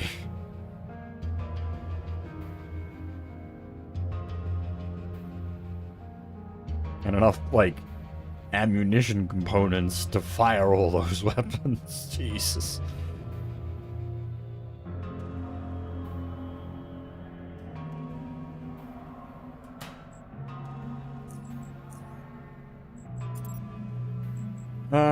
Alright, I think we can make our own hand grenades at this point.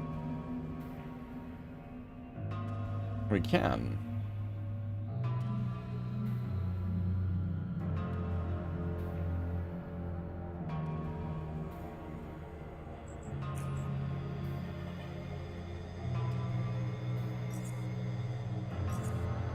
Ah, dang it. Chem 34. What is our chem? Definitely not that high. 20. Effective 23. Yeah, no. We can make basic hand grenades. What's, what is the difference,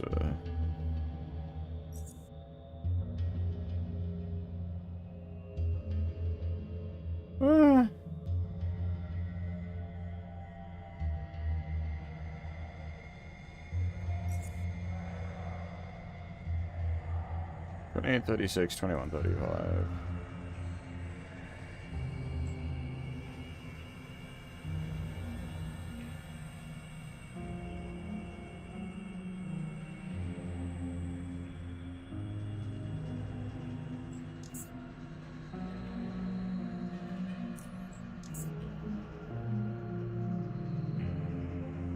They actually weigh less when combined into an actual grenade.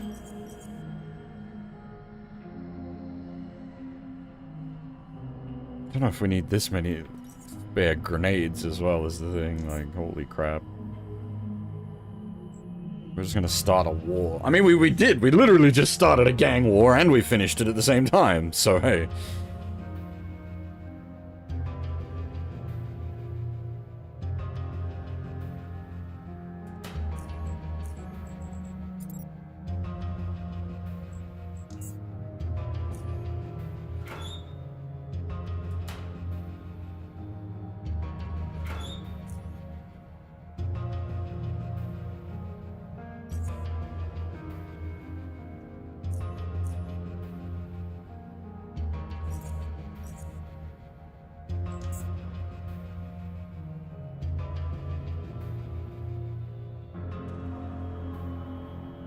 Grenades, HE grenades, Mark IIs, flashbangs, EMPs.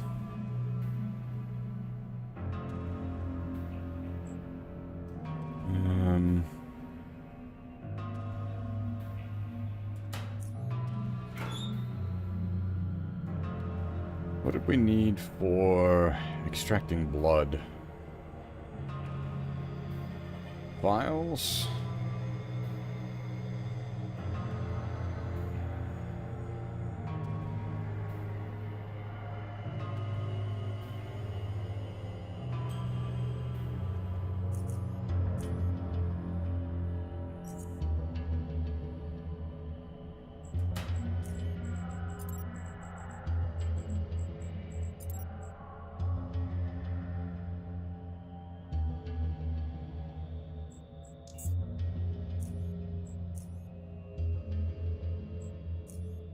Then from there we needed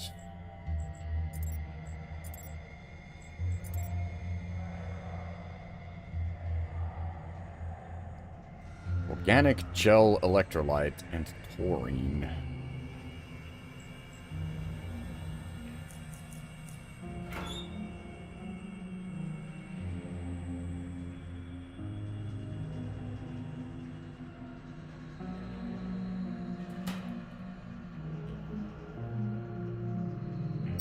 Wonder if the guy up in either medical or psi has.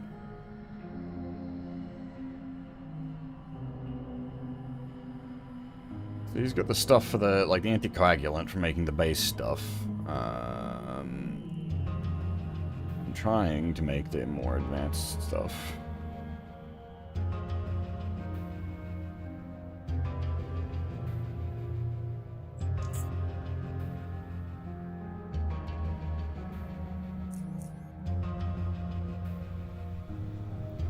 Might be at the limits of what we can sort of...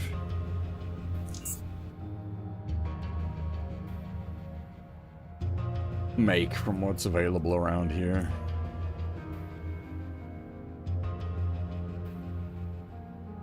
Yeah, just sell electronic stuff. What kind of electronic scrap I've got is of no interest to you.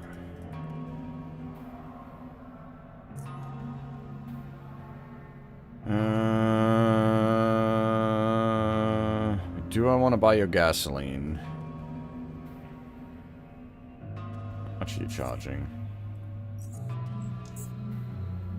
A bit.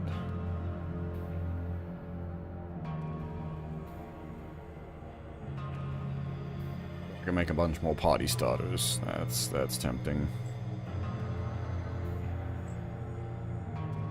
I need that many party starters though? Eh. Why not? Well, why not is inventory space consideration. How heavy are the party starters? Not super heavy, but it adds up.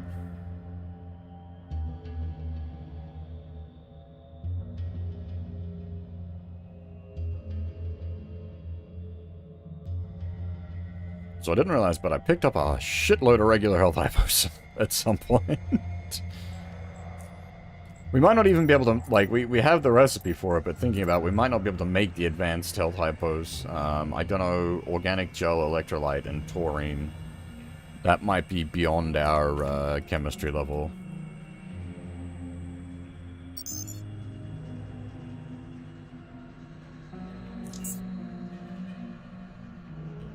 Actually, this bloke might sell taurine. I think you can extract it from animal bits.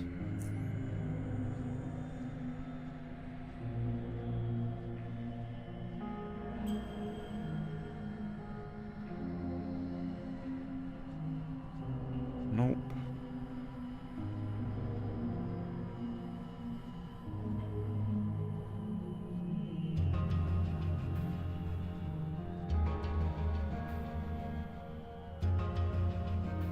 I believe we actually have some of the animal bits you can extract taurine from. But it's above our current capabilities.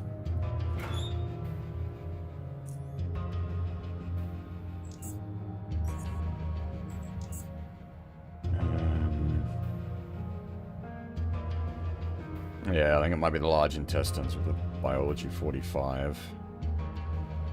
Or probably the adrenal glands. That's taurine. Well, we'll take both out and just have a look-see.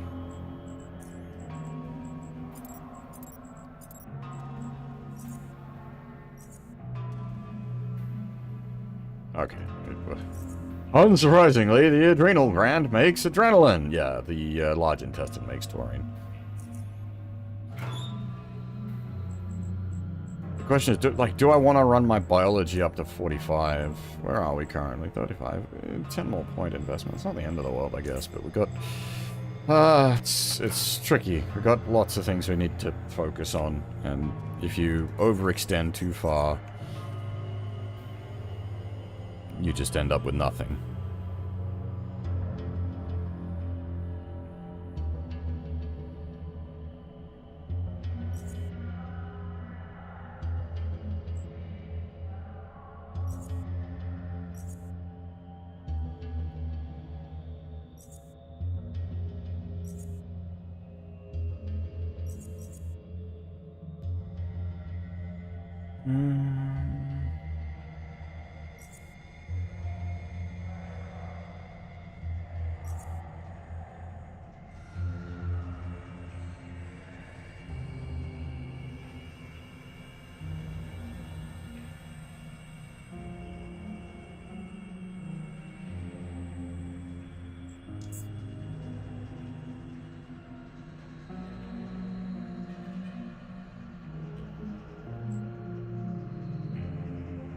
We have a bunch of... Yeah, okay, so I'm going to take all these knives and just break them down to component pieces, as they're mostly valueless. Yeah, these guns just absolutely dog shit. That one is... That one is...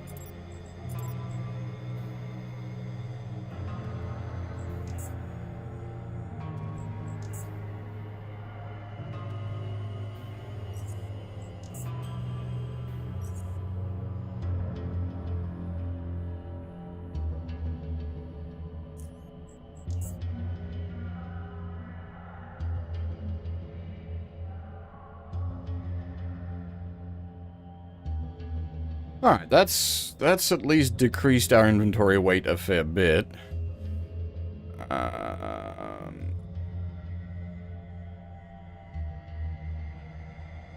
We could save a bit more weight if I'd, like, dump off the grenade launcher. I might do that. That's gonna be like a high escalation event item.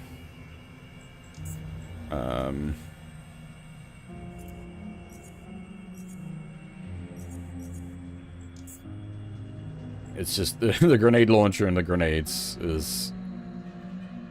I know, that's like 9 kilos there.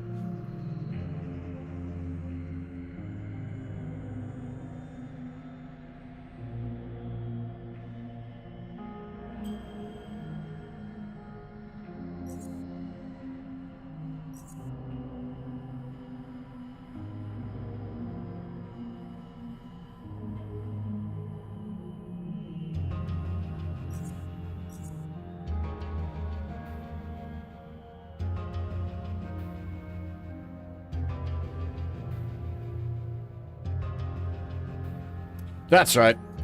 I need my sneaking suit. Not having that is... Unfortunately, that is fucking with our math a bit. I think the sneaking suit's like 5 kilos. I think I accidentally left it behind at the other place.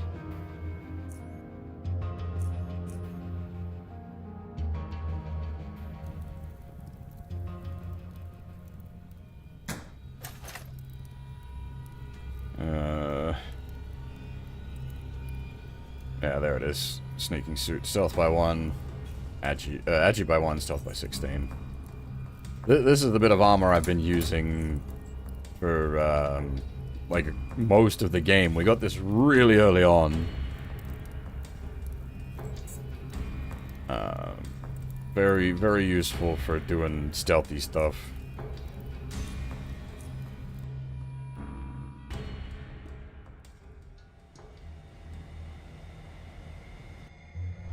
I much prefer the look of the real armor, and, like, mechanically this is really quite useful as well. 15 damage resist on mechanical damage is quite nice. Also, I just noticed it's taken a fair bit of damage itself. We probably do... God damn it, more points need to go places. Do we have any tailoring? 10. Okay, so we can't. I want tailoring 15 to get tailoring, the very basic tailoring repair kits, so we'll probably put 5 points into tailoring.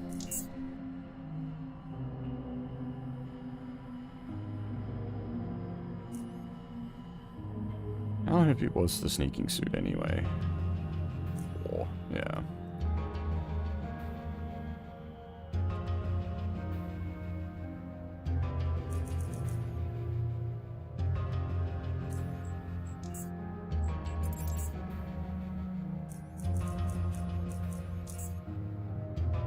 Okay, I've been going for a bit over 2 hours, so I'm going to take a short break here, and then I'm going to... So, basically, when I get back, I'm gonna hand in the main story quest, and we're gonna see where the next sort of major leg of the main story goes.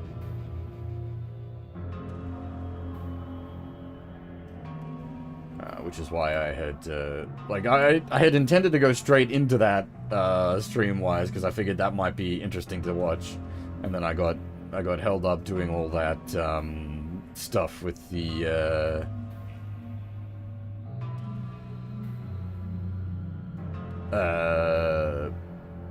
Scrappers versus the Black Eel. Which was quite interesting in itself, anyway.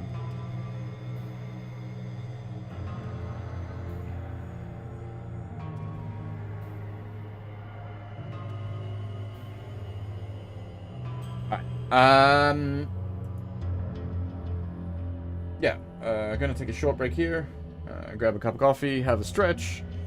You guys need a snack or a drink, or having a stretch yourself, now is the time. I will be right back.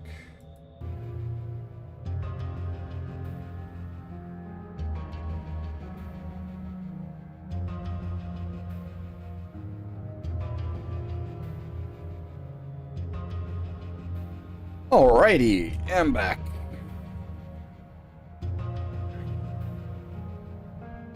Oh, thank you.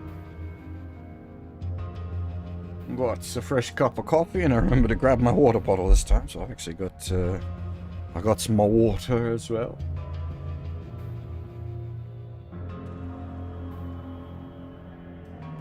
I think everything's good. Right, so, as I was saying,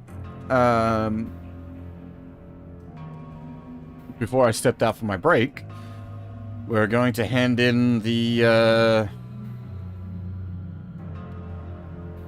next leg of the main story quest. This should be... Because basically, as far as I'm aware, what we're about to do sort of is where the game really opens up. This has been sort of tutorial? The beginning area for the first 20 hours.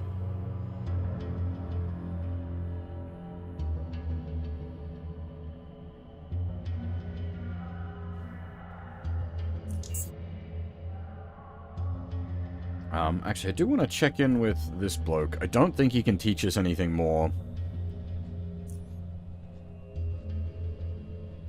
Yeah, no.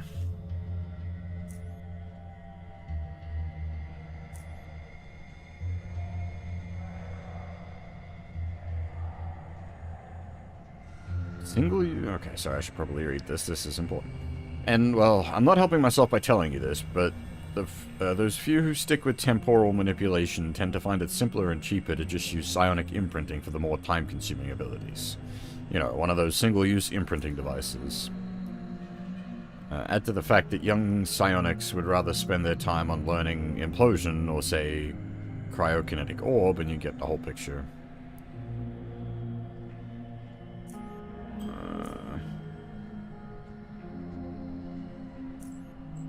Never mind. Basically, exactly as I thought. He can't teach us anything more right now.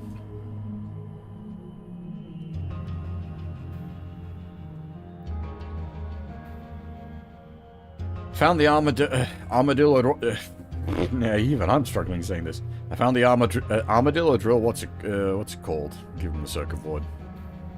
That's excellent news. I give this to Harold so he can start repairing the drill immediately. This will aid us in clearing the tunnels significantly.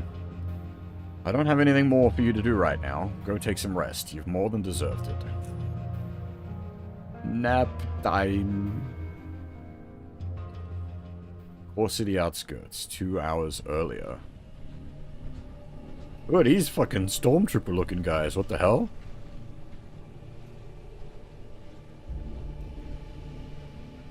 We've checked 5k of the North Tunnel, Commander. All is clear. There's no new cave-ins.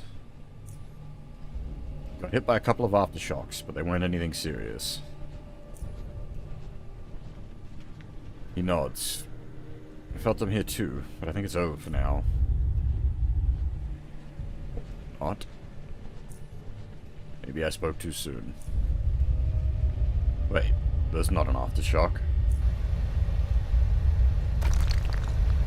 Surprise, motherfuckers! Holy shit!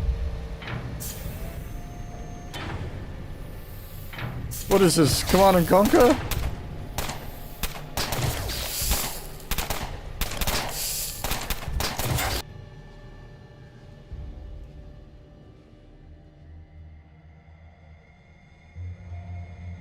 The Faceless.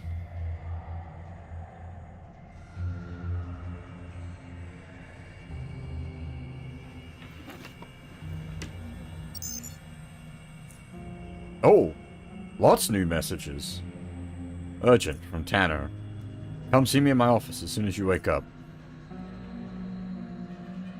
Camp Hathor, from Big Brett. I've got something to discuss with you about Camp Hathor, so please come see me when you have time. If you haven't heard of it, I'll explain everything when you get here. Semi-urgent, from Harold. Greetings, please come down here and see me when you have time. There's something I need your help with. Faceless from public feed. To all stations. The Faceless have been spotted in multiple locations throughout South UnderRail. They're using large tunneling machines to transport troops, and and all reports suggest they are heavily armed and in large numbers. They have already shown hostility towards Court City and Rail Crossing. All stations are urged to mount their defenses and report any faceless sightings as soon as possible. Well, shit really did just get busy. Like, I knew theoretically that this is where the game sort of got real, as it were.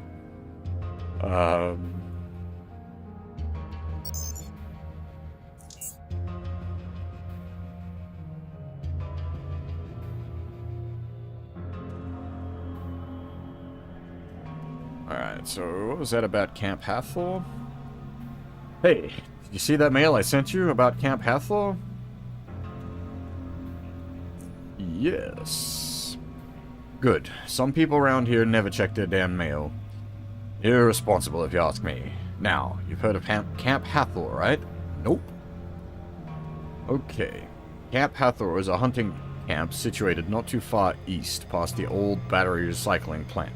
If you're going on foot, or south through the Meatway, then north up Isaacs River if taking the waterways.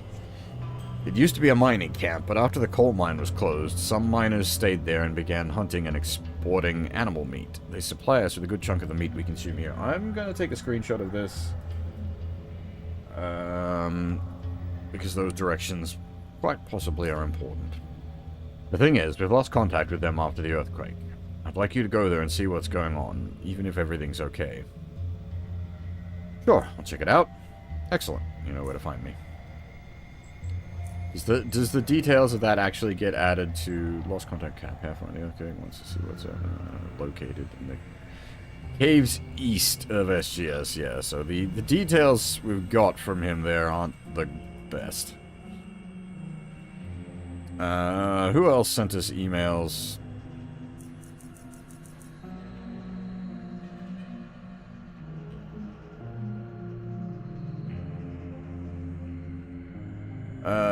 Tanner in his office. Which one was Tanner?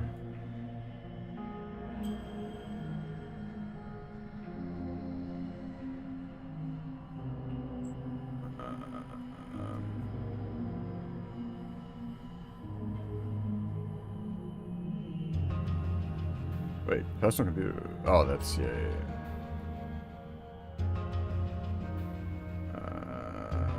Semi-urgent from Harold. Information about the Faceless.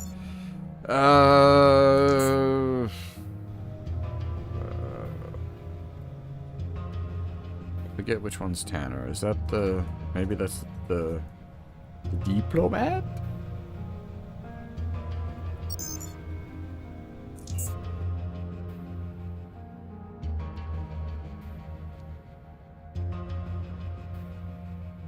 Nope, that's Vera. Actually, has she got anything to say? You heard what's happening in Core City? Nope. The Faceless blockaded the city. They drilled right into the city perimeter defenses with their machines and caught them by surprise. Now we're cut off from the north and can't receive any assistance from the Protectorate.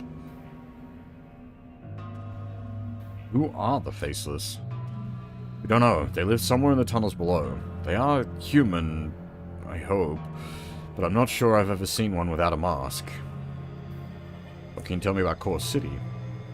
City to the north that spans both levels of UnderRail. It serves as a gateway to both Upper UnderRail and to the United Stations territories to the north. The city used to be controlled by the Biocorp security forces, but they went rogue and split into smaller factions. This was followed by a couple of years of street wars between those factions. Alright.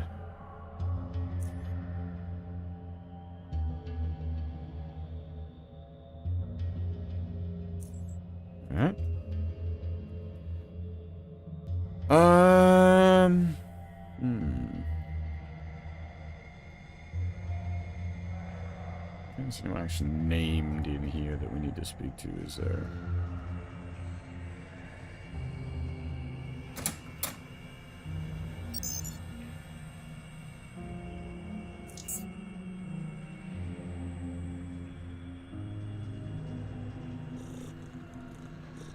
Gorski.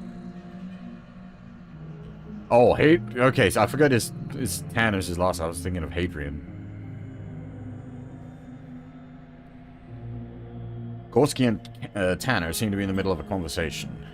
I'm heading there right now just to see just what the hell is going on, and considering the severity of the situation, do not expect my return anytime soon.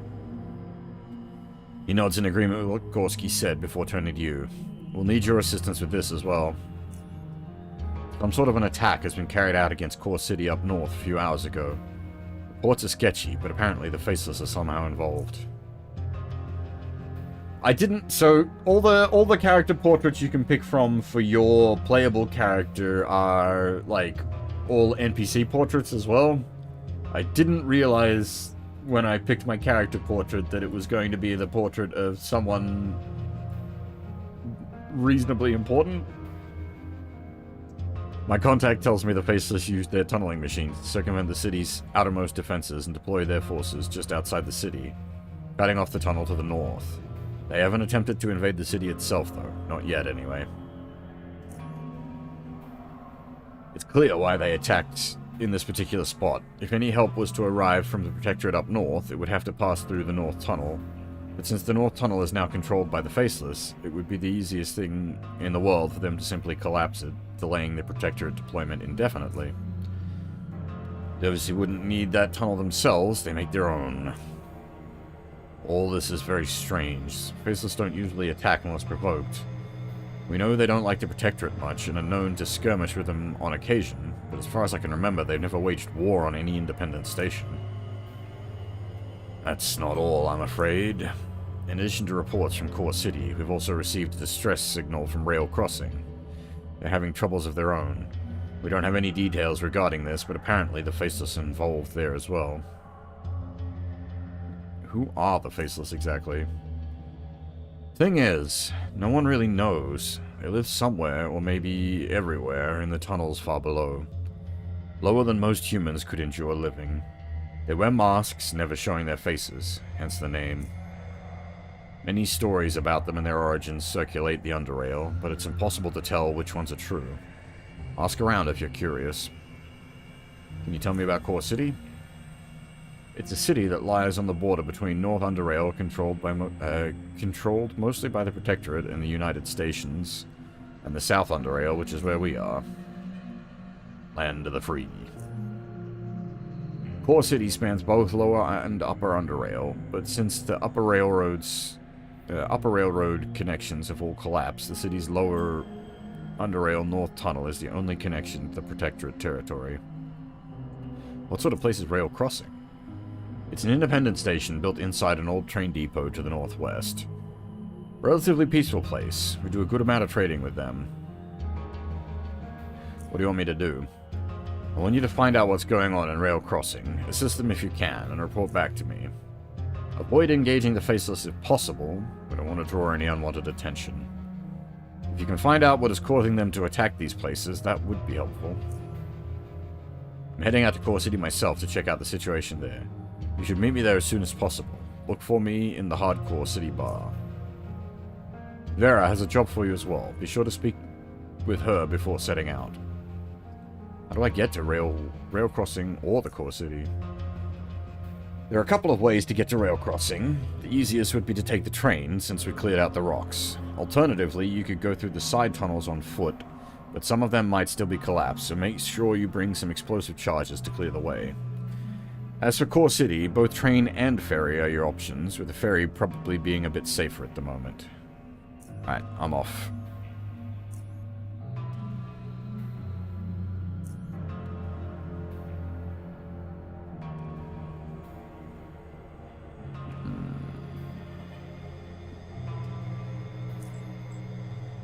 That's all just stuff we've already seen before.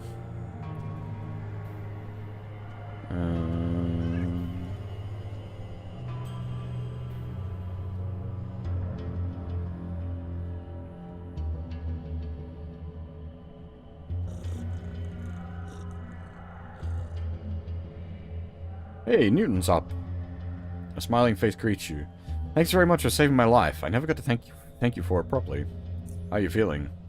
Better. The leg's still hurting from time to time, but it'll be good as soon be good as new turn.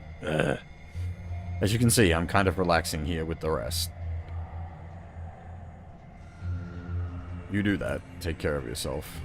So we saved him in a side quest, or not even a side quest, in like a side event in another quest. Hey, old Jonas is here. Take a seat, youngster. Have yourself a drink. You don't need to be rushing around all the time. Old Jonas is usually up top.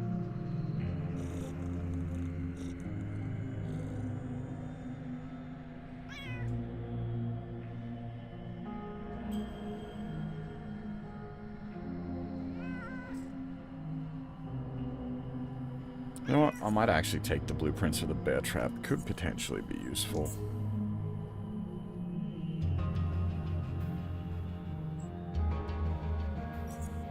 You take Stygian credits. You look like you do.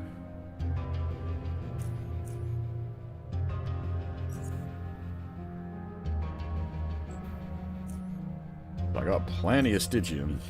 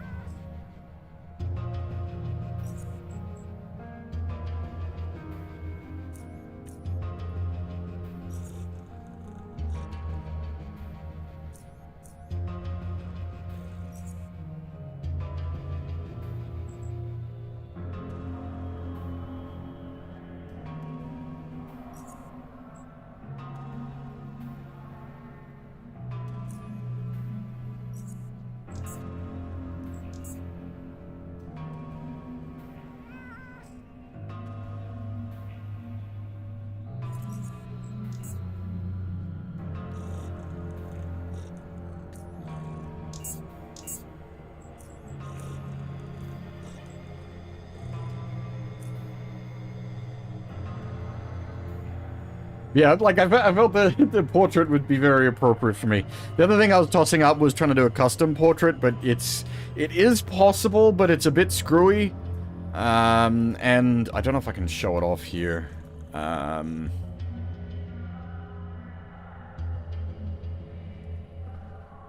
You can, the portrait, like the portrait's live update, so based on lighting. And I think if you put in a custom portrait, that breaks.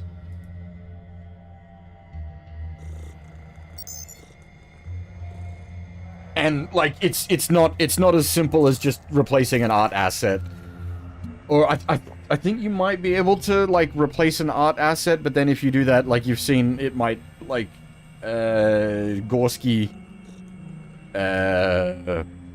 would end up with a Teddy portrait. It has knock-on effects. But also, like, I was looking into it, the way this game is coded, it's very hard to mod. I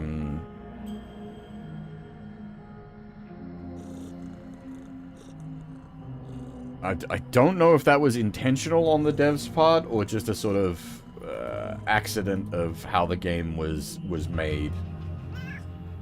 I could very easily believe both from what little I've read. Right. The lady had a mission for us.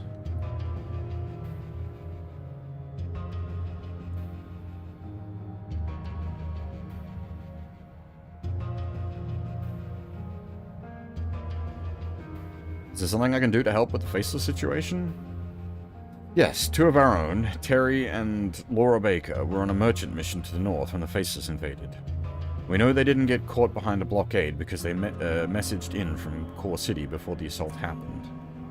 They were supposed to head straight back to SGS, but then this earthquake happened and blockaded the railway, preventing their return. They might have stopped by rail crossing, in which case they might have been caught by whatever trouble's happening there. Gorski tells me you know how to handle trouble. Investigate these two places, find the Bakers, and return them home safely. I hope it won't come to this, but if they didn't make it, make sure you return their valuables and trade goods there. We already talked to her about the Faceless. I might speak to some of the other core NPCs in here and see what their take on the Faceless is. I really like Southgate Station. It's a really nice starting town as such. Like, a lot of these, like, post-apocalyptic games, you don't usually start in, like, a reasonable place. You usually start in, like, you're either, like, in Fallout, you're getting, like, kicked out of the vault, so you could maybe argue the vault would be somewhere reasonable, but that's, you can't get in there. And then, I'm trying to think, Wasteland? I don't. You're like leaving the Rangers compound. I don't think you spend much time in the Rangers compound, at least not initially. So it's nice to have a like you starting in Southgate, and it's like actually like full of decent people trying to like work like a decent community. Like it's not just it's not the junkyard. The junkyard is usually the kind of place you first end up in one of these kind of games. The junkyard is here, but it's not home. Southgate Station is home. And, like, you actually, like, kind of want to keep Southgate nice. It's a good change.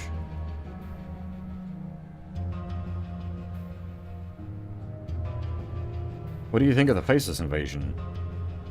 I got a lot of the Faceless, or Tunnelers as some call them, and none of it was any good. They're vile creatures from the depths, most likely deep caverns, who steal UnderRailers and feast on their flesh. Kind of like lurkers, but less human.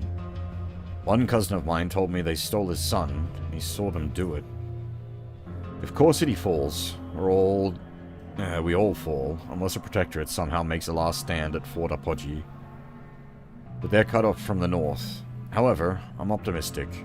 Humans are resilient creatures, and we ain't gonna give up easily.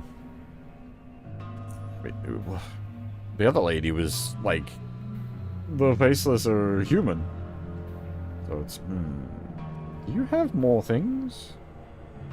I don't think you had this many blueprints before.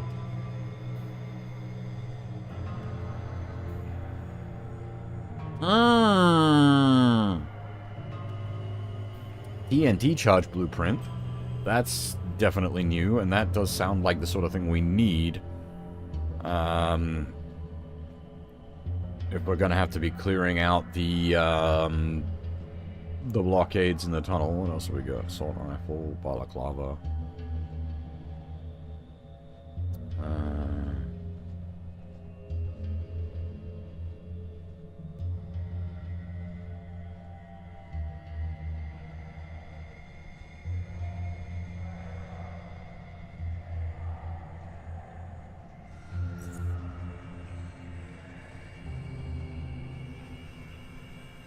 Do you sell just like pre-made TNT?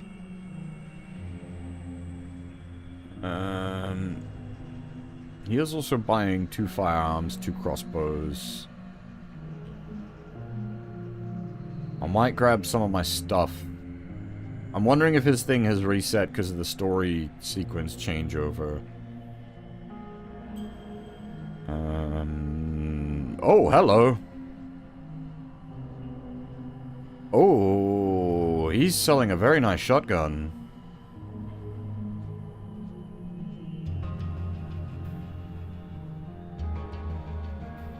Oh, okay, so it's,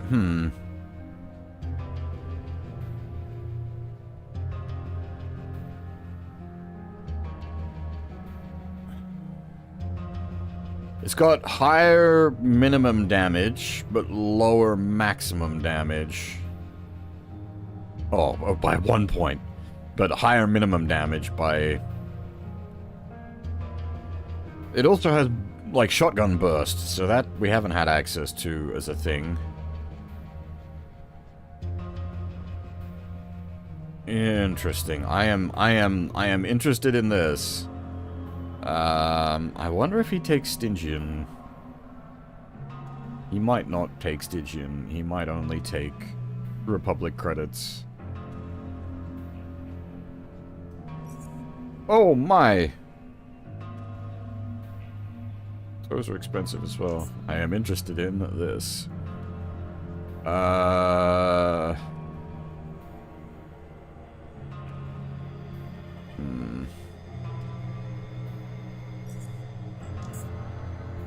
We'll buy the blueprint first and see what insanity it takes to make the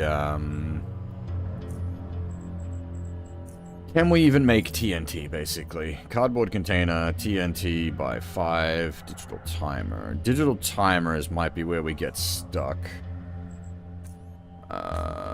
Do you... Oops, didn't mean to. Do you sell digital timers? I think the other guy up top in the Scilabs might. We might also just have some in our locker, I suspect. He wants guns and crossbows, so I'll look into that. Because if I've got enough value of crap, we might be able to get that shotgun via, like, the barter system.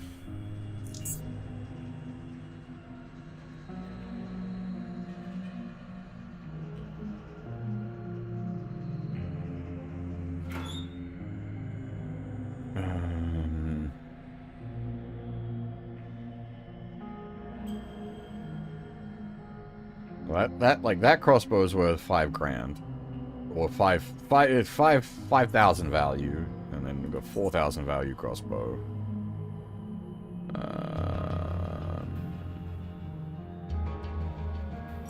5,000 value gun.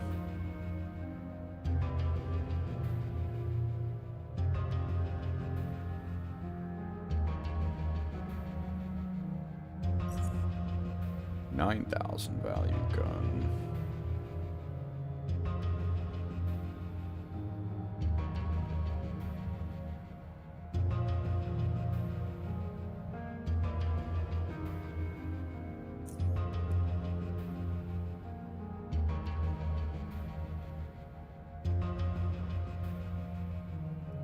Now, did we have...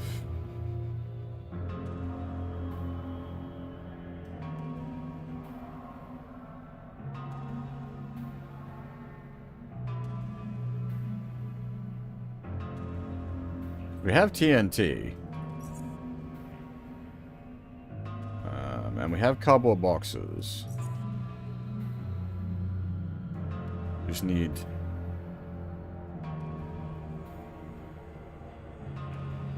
digital timers.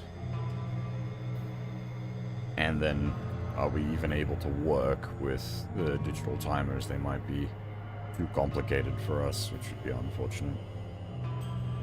We would need to just buy some explosives.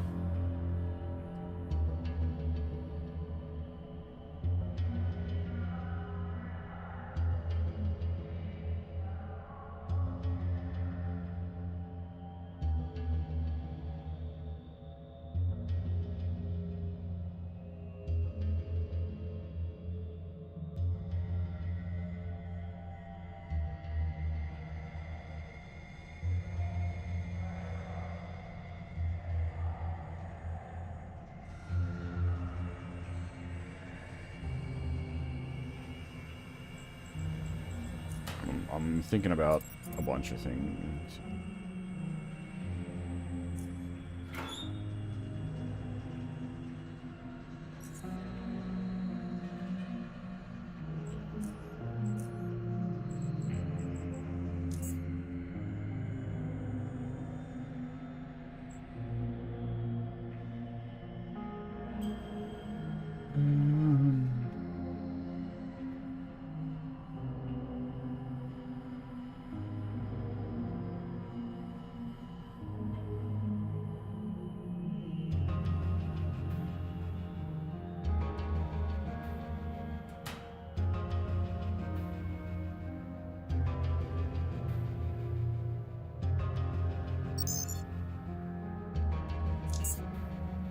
Wait, no, Sonic, sorry, I need Cyber Labs. These boys, I think, might have digital timers.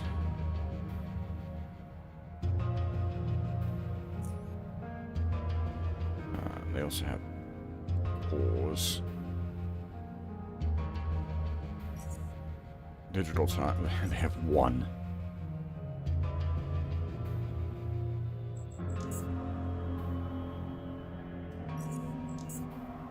The digital timer actually isn't of high value, so that's nice to know.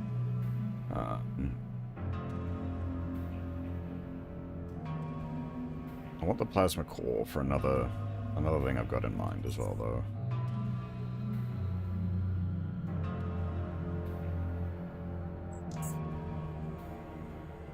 You take Stygian?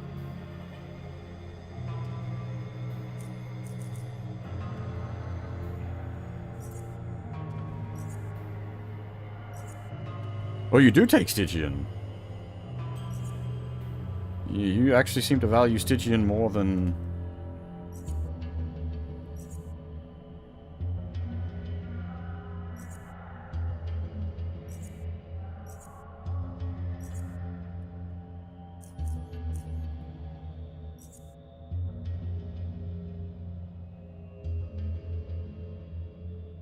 Plenty of Stygian. I just don't have much Republic credits.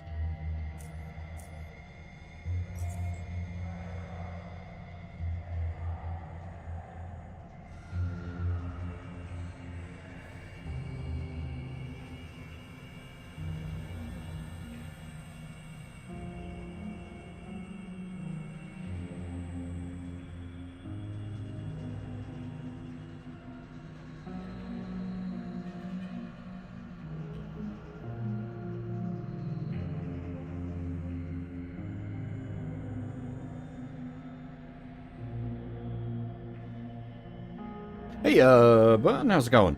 I'm enjoying the shit out of it. This is really, really working for me.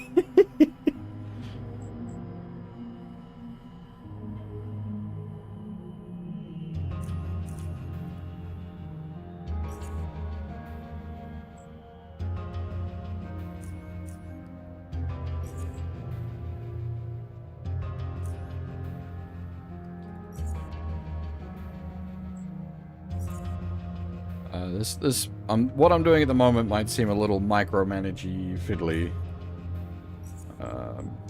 but it's the way the barter system works. I actually really like how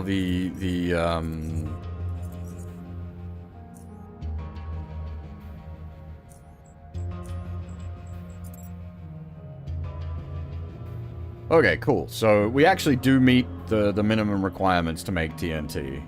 So Chem 15, Electronics 20. What are we currently at? Chem 20, Electronics 30. Cool. So the only limiting factor I guess there is we don't really have access to digital timers in any sort of ready way. I don't think there was anyone in the junkyard selling digital timers. We could take a quick trip back there and see. Given if we are going to be needing to, like, clear out places with TNT.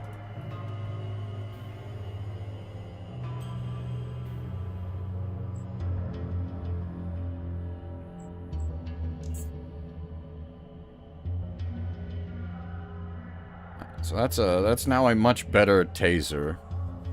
Because we're not wasting energy when I recharge it.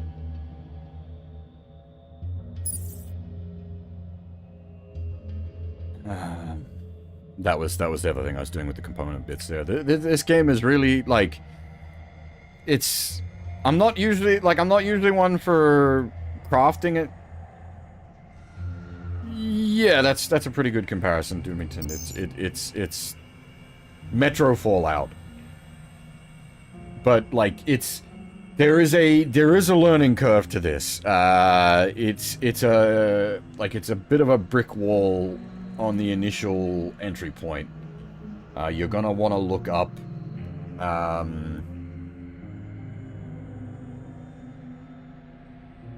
at least some stuff going in, unfortunately. You really can't just jump in blind. I've gone in reasonably low on the amounts of info.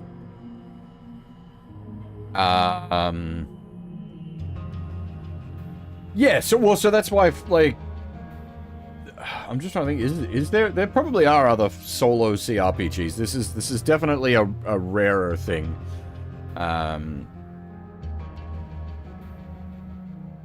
Where was I? I was going to I want to go to the armory.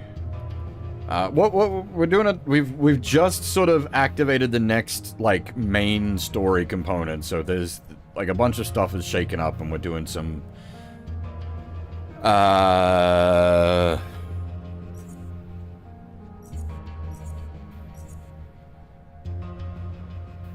Now, will he sell us his fancy shotgun?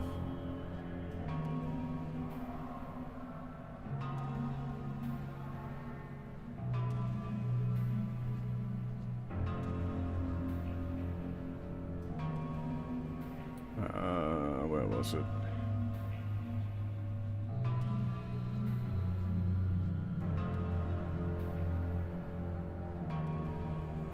The Sovereign.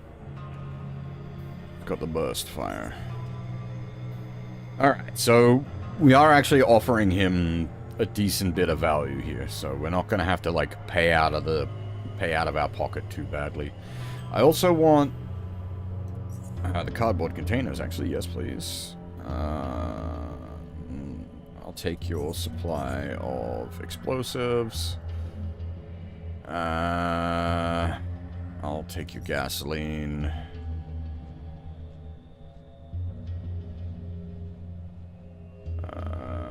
I don't need more hand grenades or molotovs. I can make my own.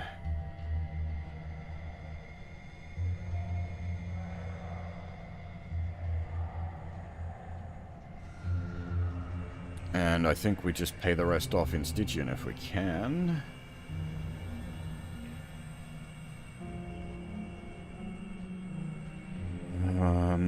Do you have any blueprints I want?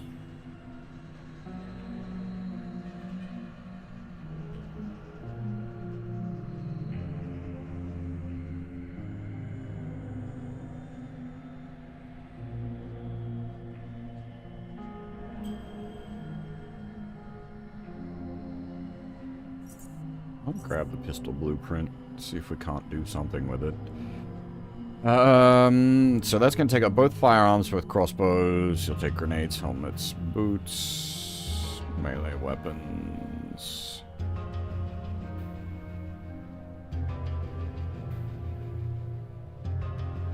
Alright. Let's see if we can't just buy out with Stygian. Yeah, we can easily buy out with Stygian. Can I just like...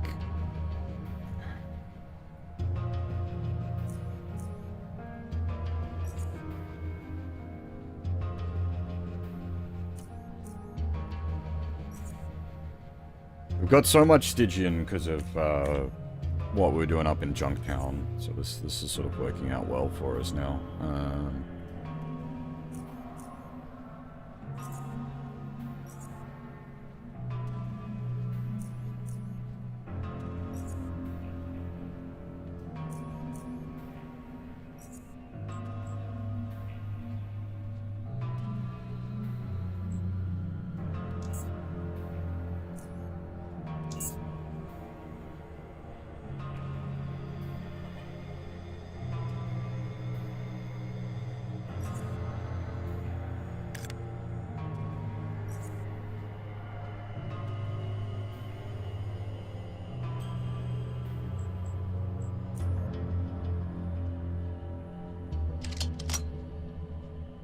Now that also gives us access to the burst fire ability, which we haven't had yet. I do need to remember that I've got kneecap. So I do kind of want that on the primary bar. Just put lockpicking on the sub bar, I think, with my other sub activities. Well, I've got... Okay, so... Put that on 6, and then...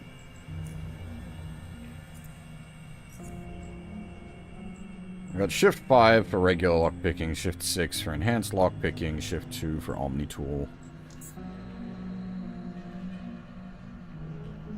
And then Shift 9 for health hypos.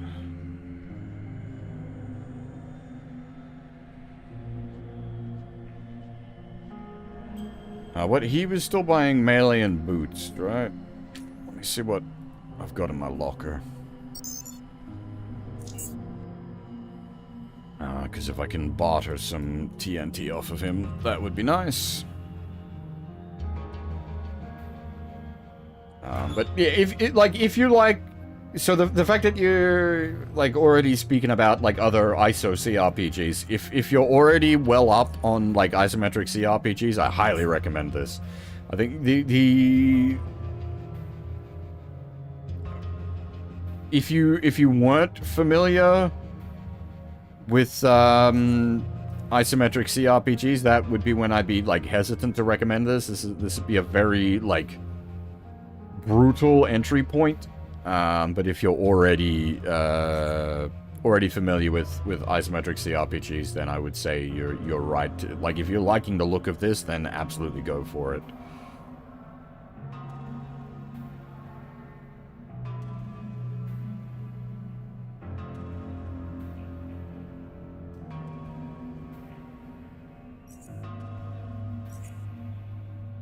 Just maybe like look up like a build guide or something. I don't even want to like say to do that, but the early game is very rough. I mean, the rest of the game is rough, but the early game is really harsh, and like the first couple of levels are going to be quite brutal.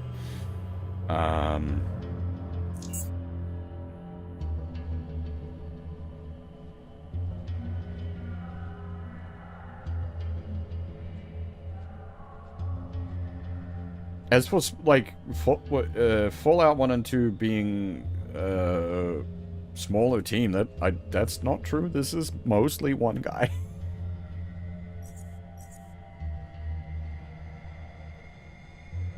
How much was the... You've got, like, just raw plastic explosives, right? Where are...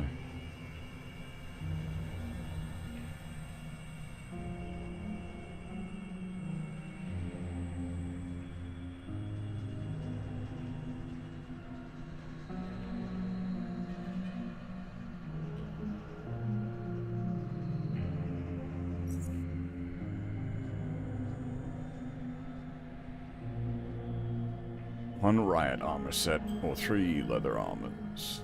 I think we do have spare leather armors. Let me... So, like, what you're seeing me doing now, if this doesn't, like, seem frustrating to you, then I'd definitely say you'll get along with this game. This is not frustrating to me. Like, I don't find this annoying at all.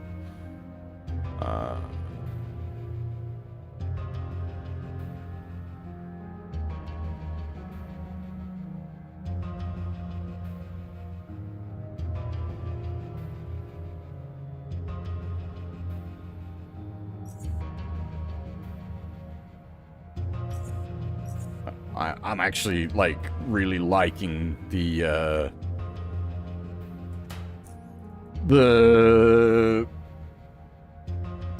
barter system. It makes you much more aware of items, their values, and that sort of stuff. That works really good for me.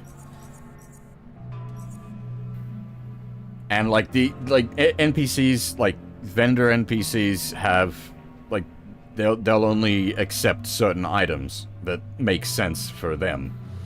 I really like that. Was there anything else I was wanting from this guy apart from his explosives? We're pretty good for ammo and our own, like, combat explosives.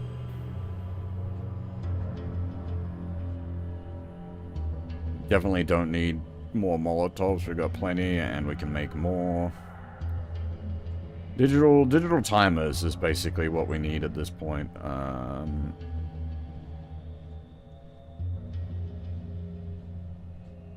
Alright, so this trade is slightly in our favor. Do you sell any of the,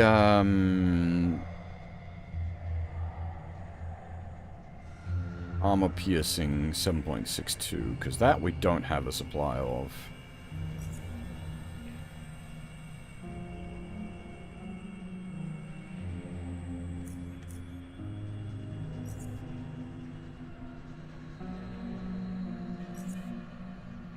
Close enough.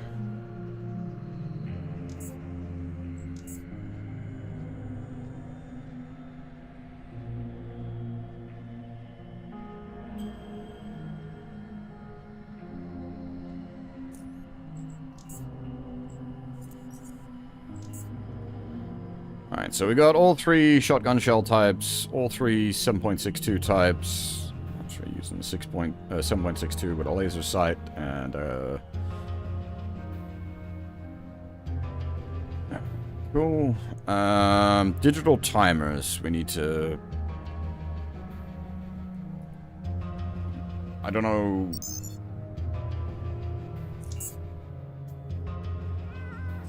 Old... Jonas, you don't happen to have digital timers by any chance? No, that was a bit of a far stretch. I don't think anyone else in here would sell digital timers.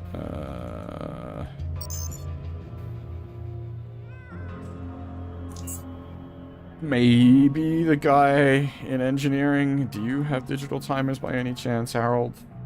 Oh. Oh, you had a mission for us. I'm glad you're here. There's something I need to discuss with you. Got a moment? Of course, Harold. What's all this about? I wanted to talk to you about something that is luckily not as urgent at this moment, but important nonetheless. You see, after the earthquake, we experienced a major power outage. Whole station went black. Usually when things like that happen, our backup generators switch on to provide power until we get the main power back. Keep talking. I'm interested. Will do. The thing is, there's a delay before the backup generators kick in. It's usually just several seconds, but that means we have an interruption in power. For many reasons, that's unacceptable. Imagine you're in the medbay being operated on and suddenly there's no power anymore. That's just one example. I won't go into mentioning all the systems in the SGS that require constant power supply. Now, this time, during the earthquake, we've had such a large number of batteries die all at once, it's insane. Yes, almost all of them were pretty old optoelectric nuclear batteries. Don't mistake them for common nickel-palladium fusion batteries, though. These are very rare. Interesting, but what do you need me for? Currently, we have a few optoelectric batteries to spare, but if they keep dying, we're going to be in big trouble. So I want you to go to an old battery recycling plant not too far away from here. It's to the east, past the Crossroad Caves.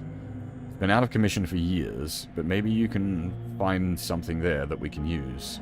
Spare optoelectric cells, related equipments, or blueprints. You find any of that, make sure you bring it to me. There's no other place we know of that might have anything similar. Deal. I'm on the job. Excellent. Now, keep in mind that the earthquake sealed off certain parts of the caves, so you'll probably need explosives. Other than that, be careful when you enter the plant itself. It's been out of commission for quite a while, so who knows what you'll find there.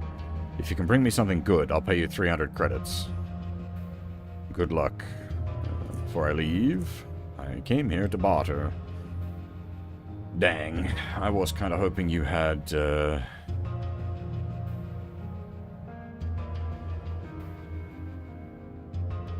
You do have cardboard box, I'll take one of those. As odd as that may sound. A gasoline. We probably don't need more gasoline at this point.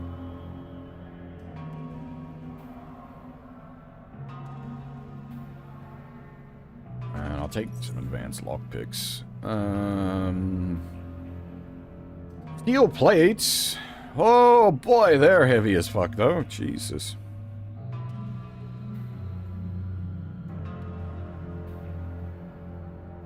Just hold some whole-ass steel plates around, don't mind me. Yeah, let's just do that in regular credits, whatever. 43 regular credits. It's gonna be like 10 Stygian or something.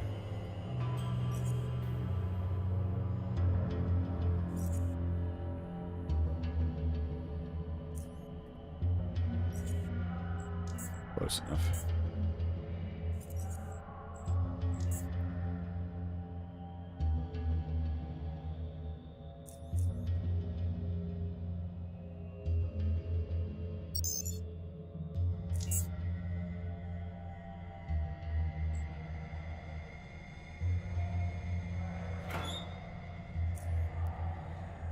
So put the high-powered explosive back in storage. We'll keep the regular TNT, because we're going to need that for crafting our own TNT as we go. Cardboard boxes, the same thing, creating more TNT. I am tempted to take a quick trip back to the junkyard.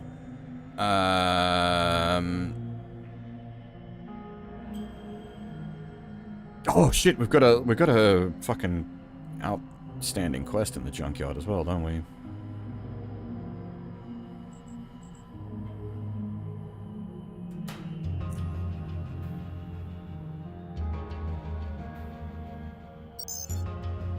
Alright.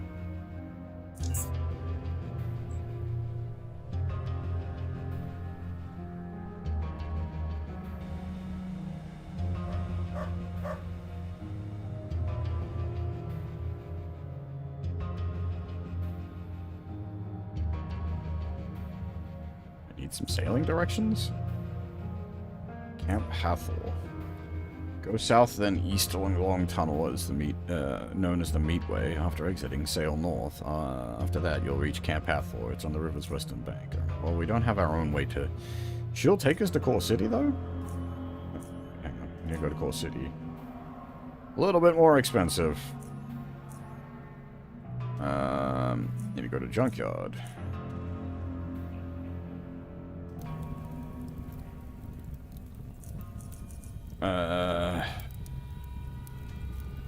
What are digital timers? Figure the folks around here might actually have some of them just hanging around, because junkyard and all.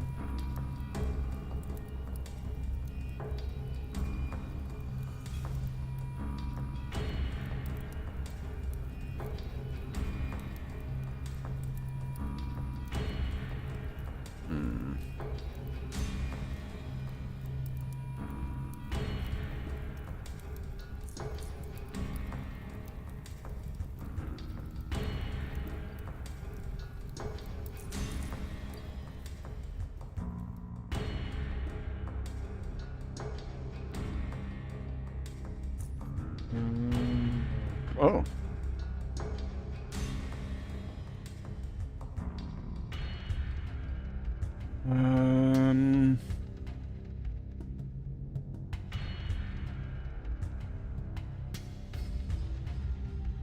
I should keep an eye out for,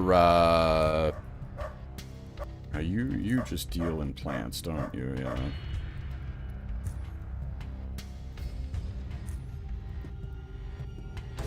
Keep an eye out for TNT as well.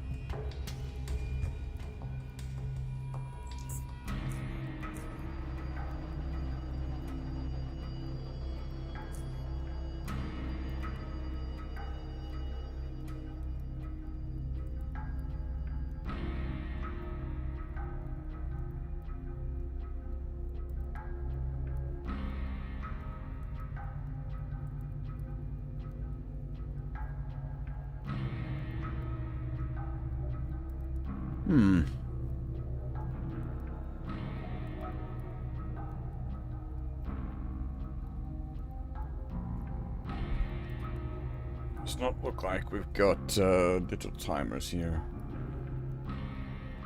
Or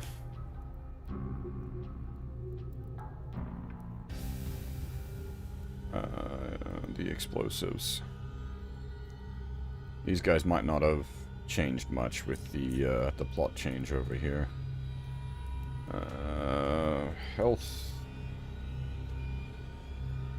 Well, I doubt the doctor will have digital timers, but we can have a look.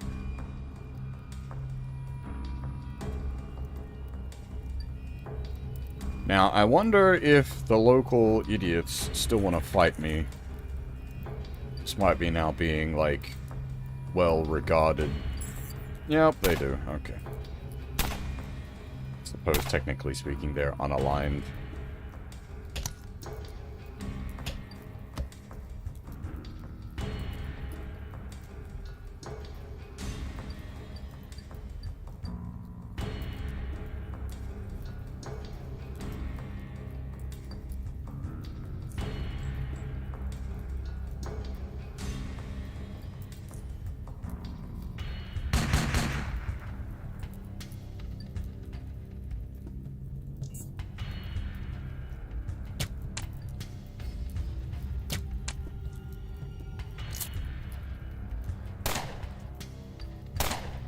These fucking crits, it's just...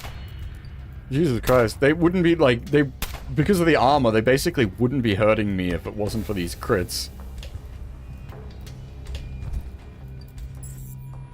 And Jesus Christ, we just got crit creaked to death, basically. Alright, never mind you lads.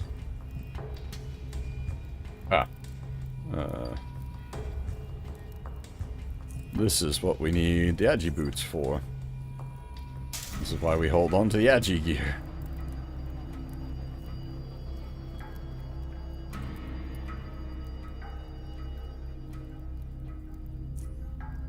Yeah, you don't have digital timers. Didn't think you would, but...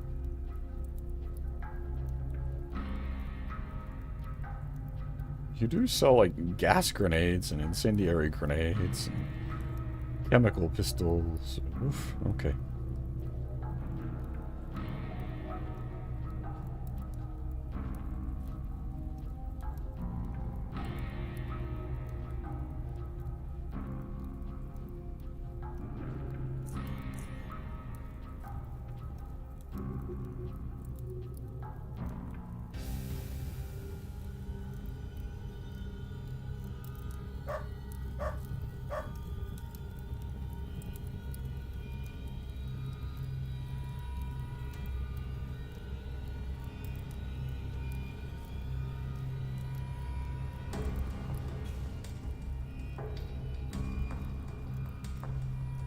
Oh, I'm going to ask him about the Faceless Invasion. The Protectorate is investigating. The Protectorate is investigating the matter. Have no fear. Ah, lovely. Thank you. Actually, I should.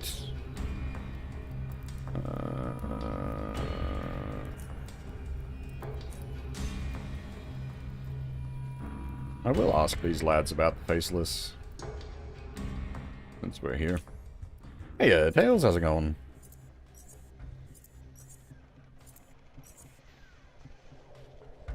No, I'm just... That'll be next stream. Well, whether we finish it or not will depend, but I was like, I need a break.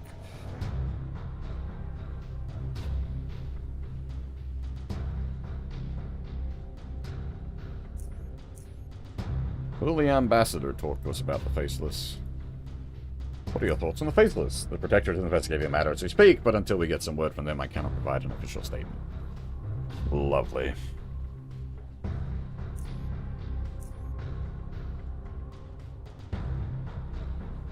You guys aren't exactly helpful. Can we go through this door without getting shot to death?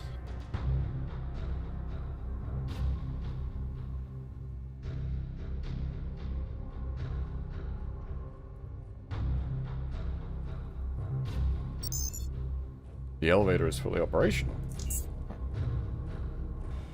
Where does this send us? I think that wasn't operational before.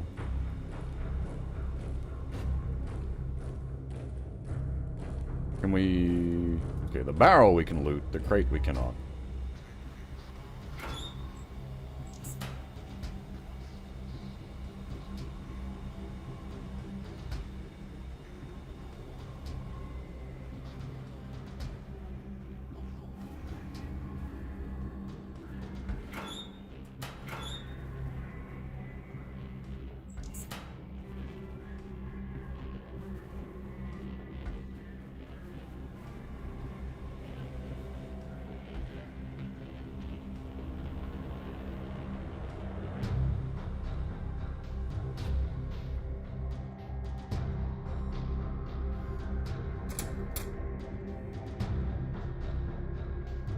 The officer's expression is a stern one. Stiff as a rail and equally straight, he silently inspects you. The scanning is brief, however. Its completion prompting him to slightly raise his chin and address you with a formal tone of voice. His rigid pose remains unchanged throughout the whole conversation. Greetings, I'm Major Clifton, commanding officer of the South Railroad Outpost. What can I do for you? What can you tell me about this place?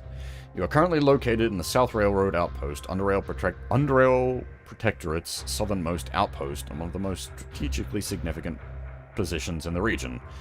South Railroad Outpost acts as a connection between Lower UnderRail Metro and our Junkyard Embassy, as the elevator leading to it is under our control.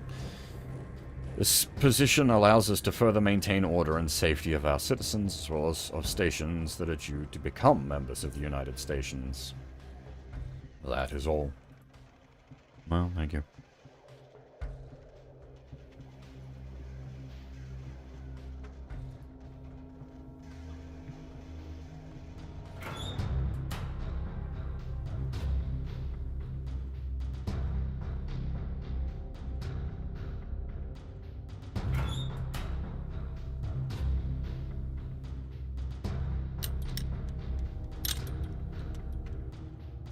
I wonder where this leads.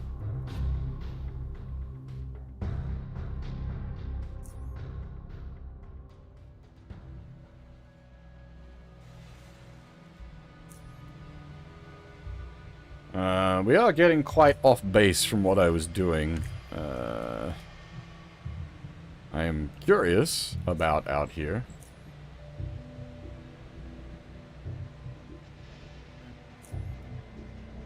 But,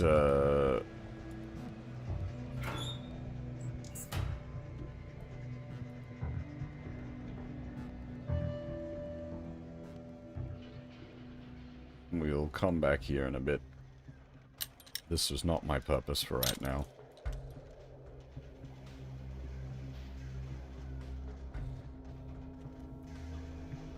I didn't even realize I could get up here.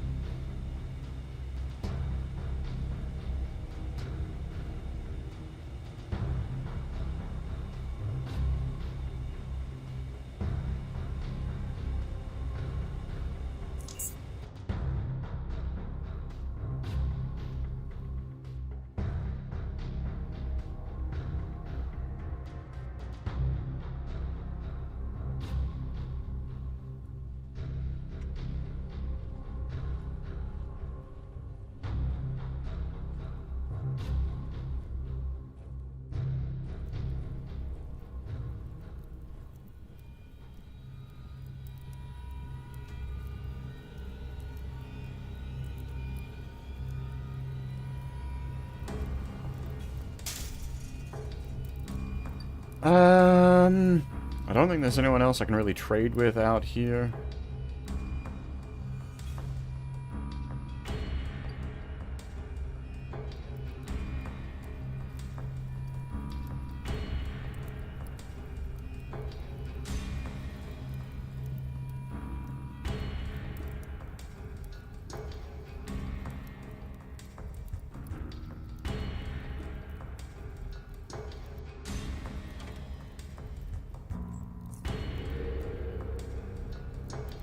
Presumably, they'll, attack me if I try to lockpick that.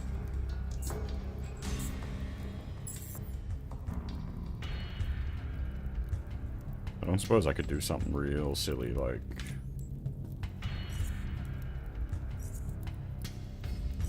put on a sneaking gear and then just... don't worry about it, folks, I'm not actually here.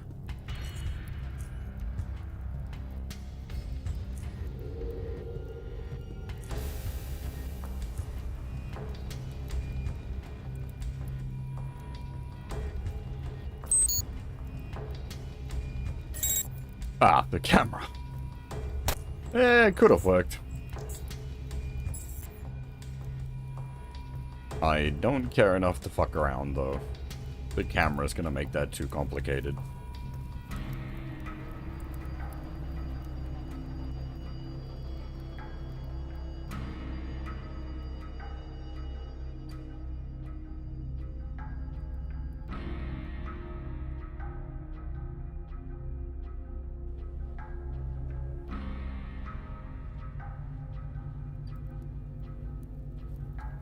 Alright, well, unfortunately, we didn't acquire any extra digital timers, so we don't exactly have a good way of making our own explosives. We didn't even get any more explosives while we're out here, did we?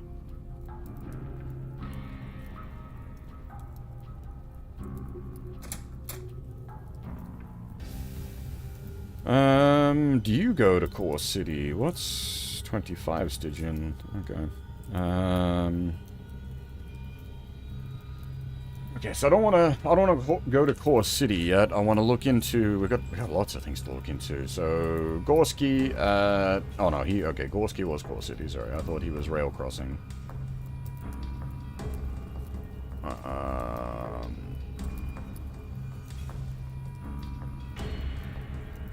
East of SGS.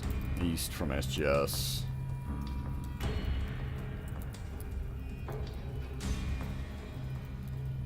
Rail crossing.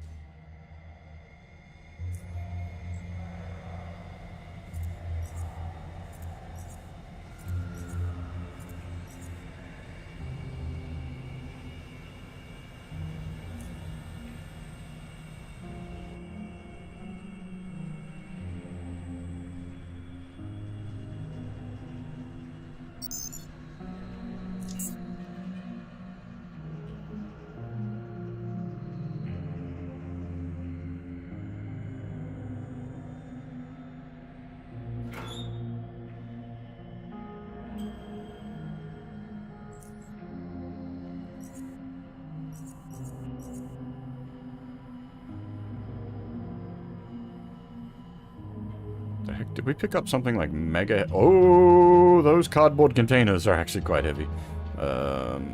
Did we pick up something like mega heavy? It just seems to be things are adding up more than anything. Okay, yeah, the TNT is also quite heavy, goddamn.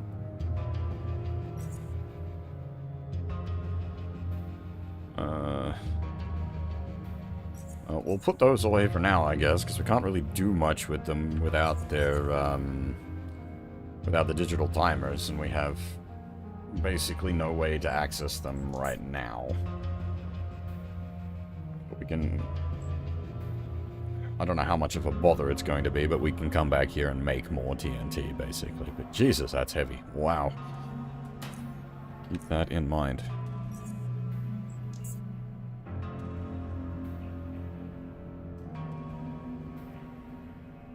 What is my effective stealth with all my sneaking gear equipped? 103. We are a sneaky boy.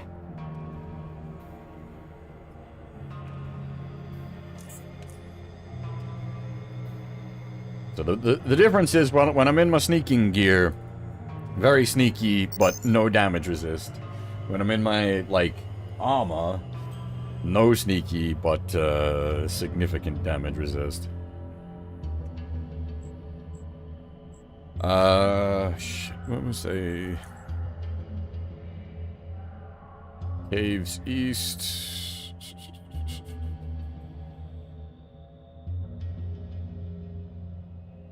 Caves East. Okay, so neither of those require us... Okay, so that all wants us to go cave tunnel. And then we need to use the explosives to get...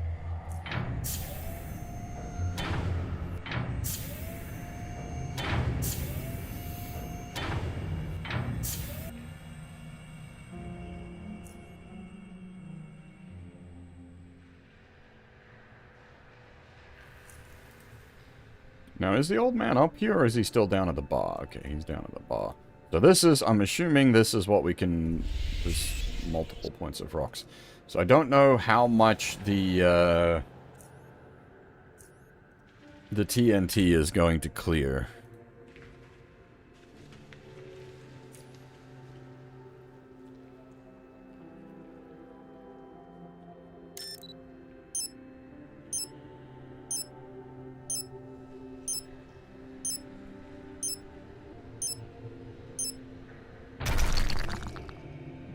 TNT clears a significant portion. Now, the question is, are these two hooked up to the same exit, or do I need to clear both for different exit access? That's broken auto turrets. Interesting. Why are there broken auto turrets? Let's be a sneaky boy.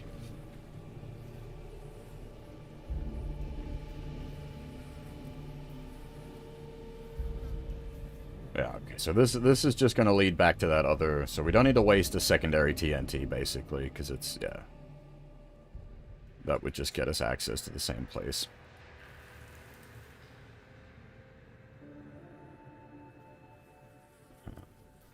There are a number of places we've come across with, like, those cave-ins. That's why I was trying to secure a source of repeatable explosives, as it were.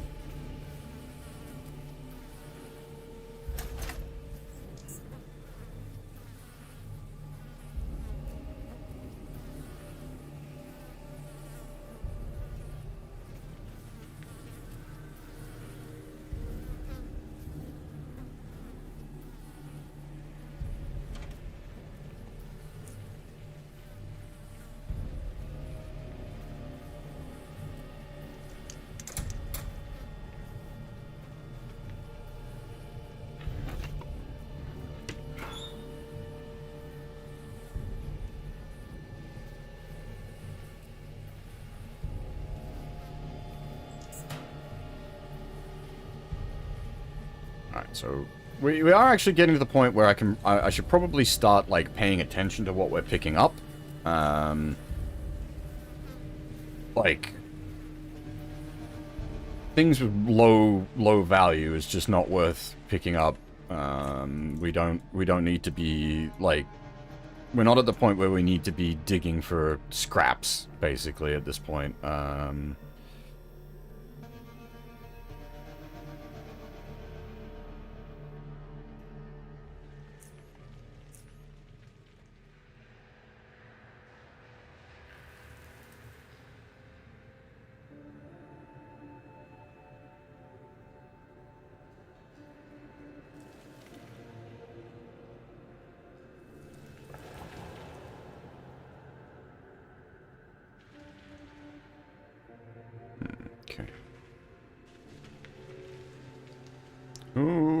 Okay, that's a lot more... Whoa. I was like, yeah, a couple of rat hounds, we can take that. And then I saw the more rat hounds. I was like, okay, this gets a little spicy, but,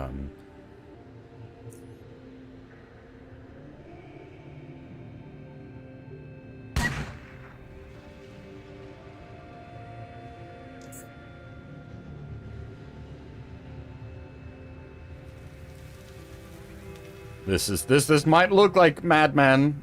Don't worry, I have a plan. It is still kind of Madman, especially if I, like, heave-ho this into the wrong spot. I mean, that was pretty much perfect. Holy shit. Can I switch armor mid-combat, or is it just not doable?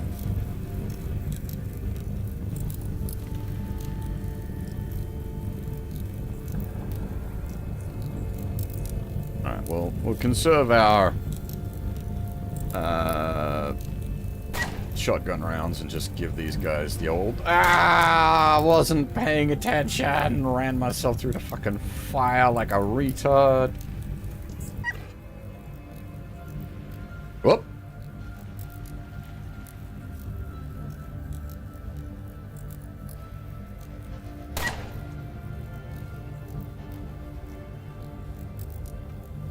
So there's a bunch of Rat Hound alphas. That's why I was putting the fire down. I was kind of hoping they might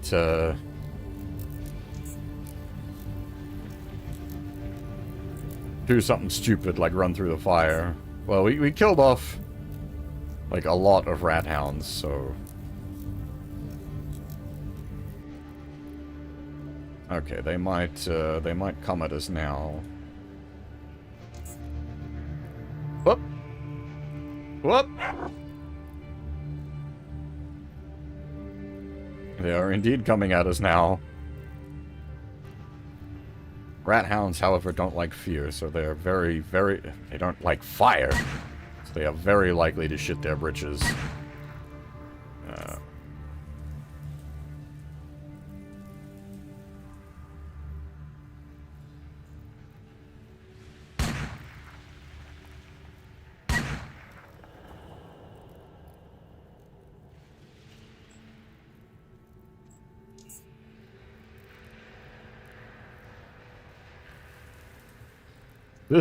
This is, like, from a player perspective, this is a really fun moment. Or fun, I don't, like, this is a really...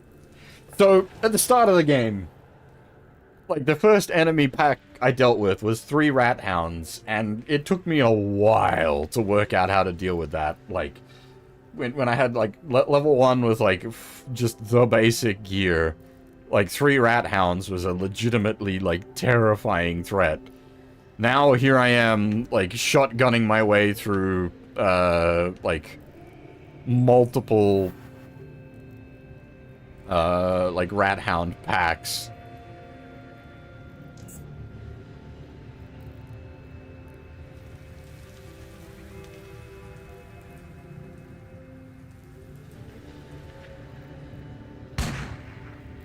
Jesus fucking Christ! 160 damage!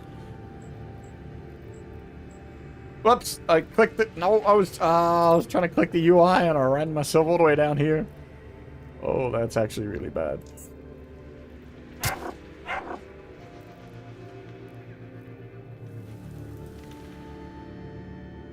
Okay, execute that guy. And then...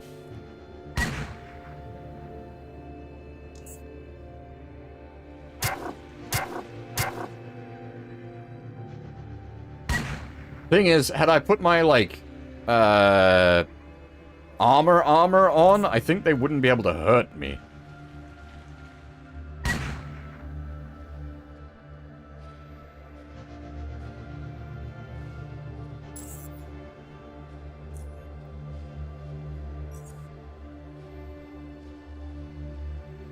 Because that does 15 flat mechanical damage resist.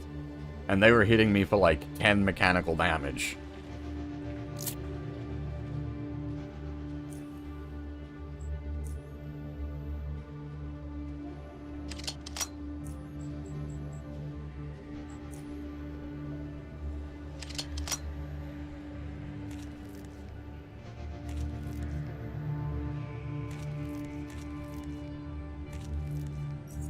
Collect the ears just for trophy's sake. They don't take up inventory space because they're Oddity XP, but we're capped out on the XP we can get from rat hound ears.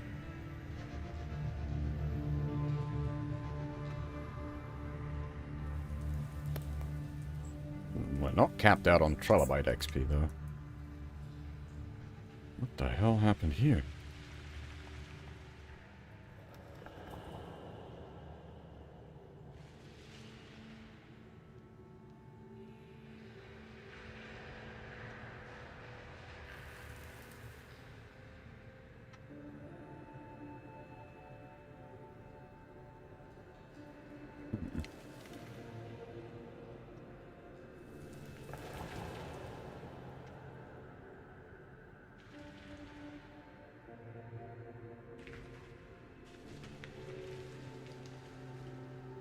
So one thing one of the things I do quite like about the Oddity XP is it also means you can go through areas like this. Okay, we don't actually need that back access here, so I'm not gonna waste a TNT on that. There's no reason for us to be coming in through this particular entry point. As far as I can tell.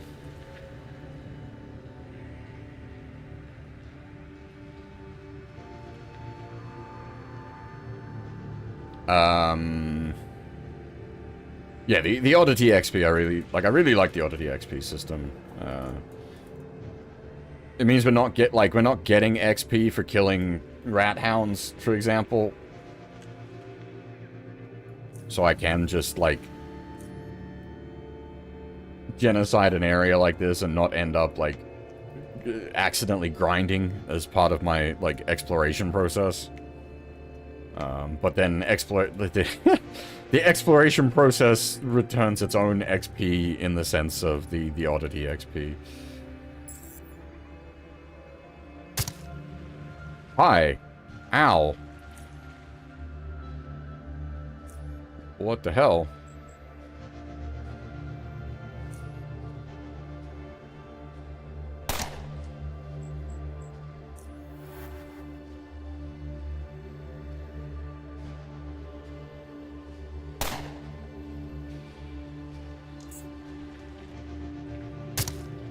Wait, I thought the... Huh.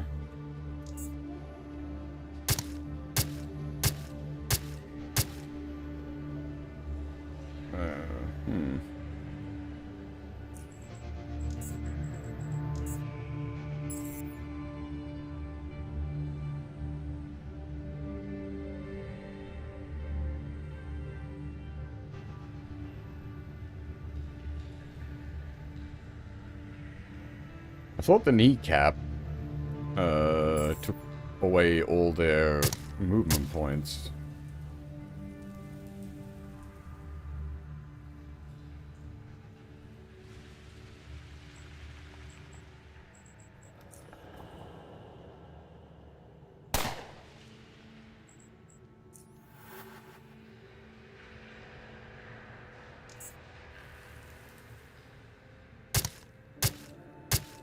Must have misunderstood? Or it didn't apply the effect, maybe?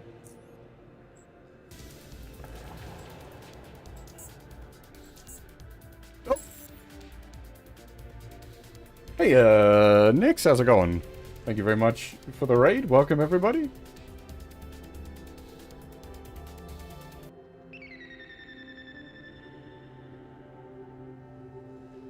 Oh, thank you very much for the follow.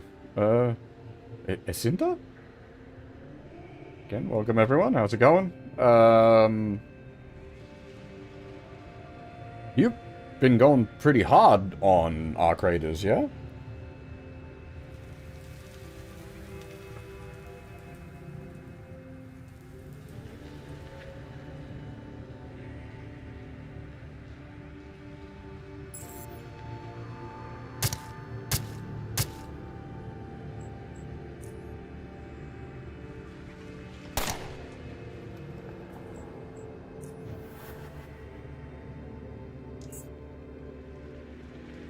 Hey, okay. I think it might have been a case of he had just enough movement points left in the bank to be annoying about it.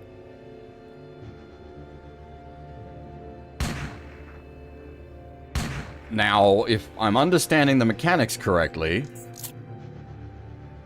Okay, I guess I'm not. I was gonna say, if I'm understanding the mechanics correctly, he should now not be able to move.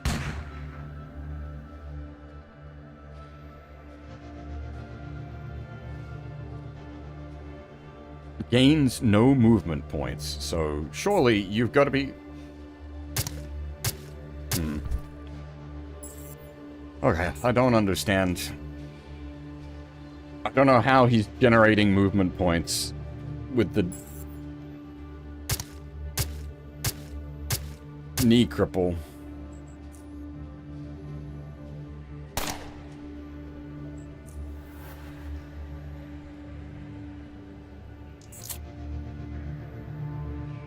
Possibly.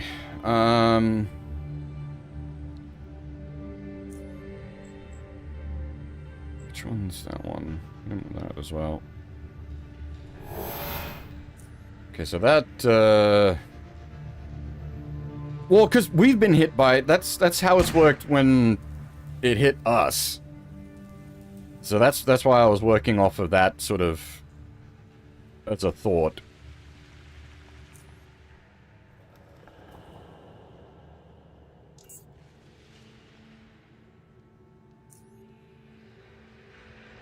We still... Oh my, okay, so, like, yeah, basically we can't use the... That double cripple is brutal. We basically can't use our shotgun. It's too heavy under our current,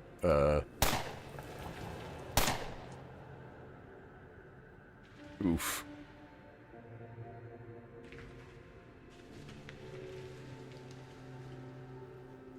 And that's gonna take way more turns than we can kite him for to wear off, and he's just gonna keep applying more stacks of it.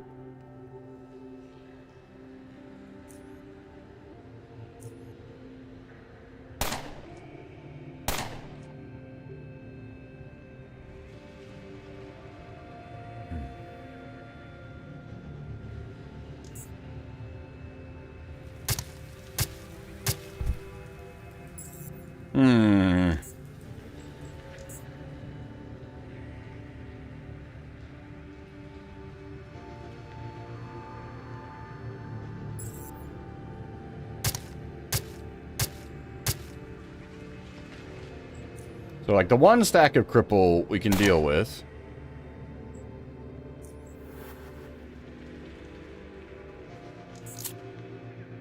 No, we don't have to be here.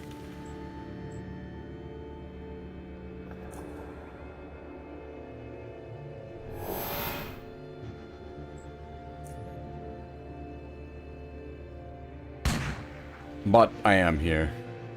Oh, I suppose, yeah, we could toss a grenade in ahead of us.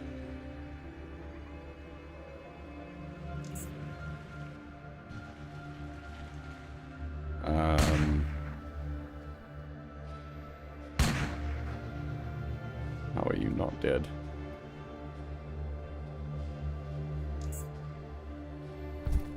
What? Oh, he died to the bleed tick. He died to the bleed tick from the kneecap.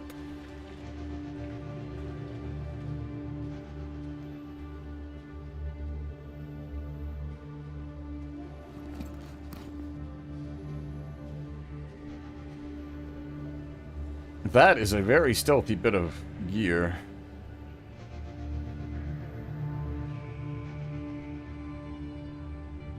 Oh, yeah, okay, so it was his knife that was doing all the work. Look at that thing.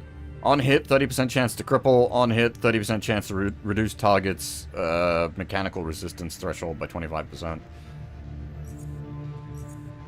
Whew. Oh, we don't have shields yet. Have you played this, Nix? Or like, what's your sort of general like CRPG interaction level, as it were? Never seen it before. Okay, fair enough. Yeah, we've got the inventory space. We can afford to take his shit. Oh, fair enough. Human brain.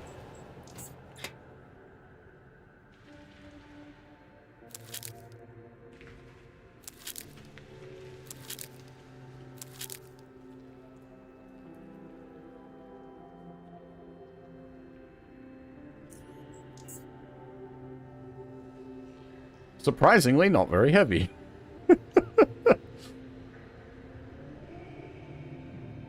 But we don't have any melee capabilities much ourselves. But it's at least got like decent value, so we can like potentially look to sell it. Let me just reload the guns.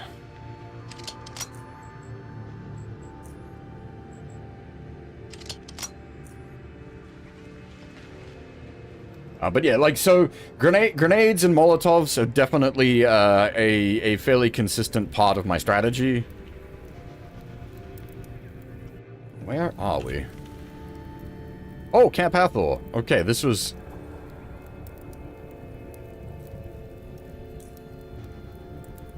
not what I was looking for. Technically, we were looking for this place, so, like, we...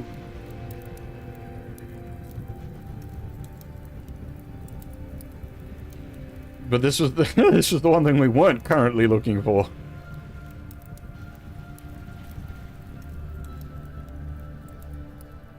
But since we're here, we might as well take the time to have a look around.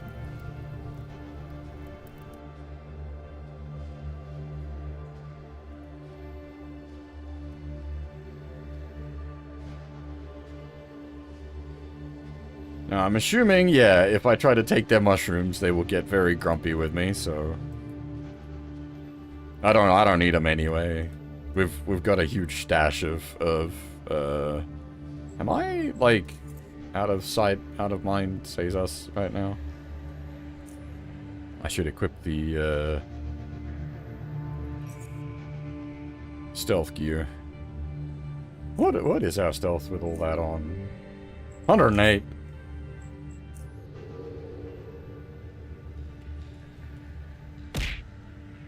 Yeah, okay, we are technically out of sight at the moment.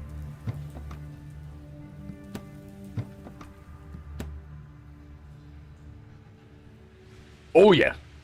Stealth is amazing. Our current build is stealth shotgun. And we've got bits of gear that, like, have, like, seriously jacked our stealth levels up, so...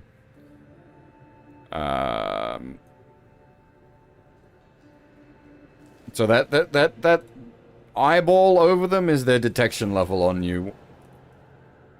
So long as it doesn't go red, they haven't actually seen, like, they haven't detected us as such. And so, like, we just poked through a bunch of their, like, storage boxes and whatnot. Which they'd get angry about if they saw us doing it. But because we're currently disappeared, it actually, yeah, we got away with it for free. And, like, you'll notice here, like, the hostile rat hounds, like, I don't really feel like dealing with these guys right now. And you can sort of, you know, with how good our stealth is at the moment, we can just sort of walk around problems. And, like, by being able to get around enemies, you obviously pick yourself a more advantageous combat position. Like, that fight with the other guy that stabbed the shit out of us before, I could have attempted, like, a stealth thing and tried to sniff him out and get the drop on him. One extra turn of combat may have, like, in our favor, may have actually made a difference there.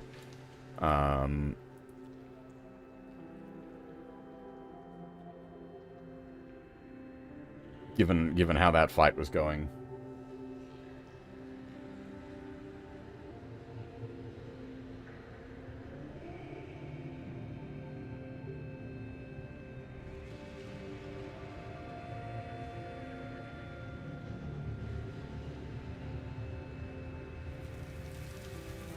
It's interesting because you don't normally have quite this level of, like, stealth in the, like, the isometric RPGs. Or at least you usually can't get away with quite the level of nonsense you can get away with in this. If you can, like, break enemy line of sight, it's very easy to just kind of disappear.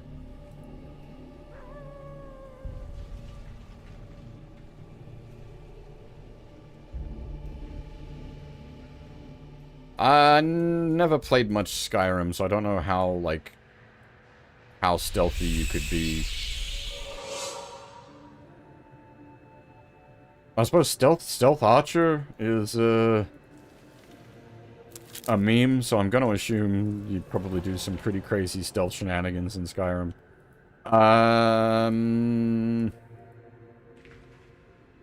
Well, so, like, Fallout, this is very similar to the original Fallout games.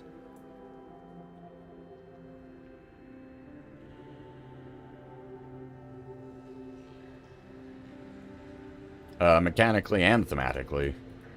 Thematically, it's as if, like, cross Fallout with Metro.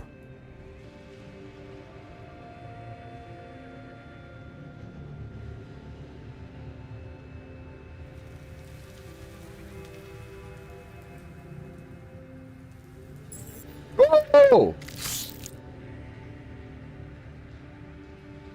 Hello, sir? Did that... It missed! Holy shit! How do... I've heard of these things. How do you, like, sniff them out?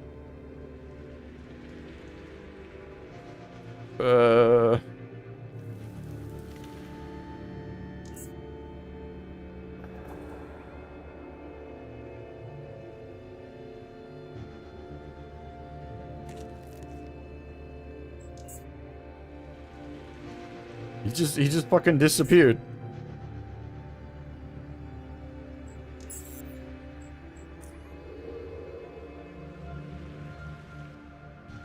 So this is, like, you can't literally walk into someone. It has what it's called a bump mechanic. If you physically walk into someone, that happens. You just saw the bump pop up there.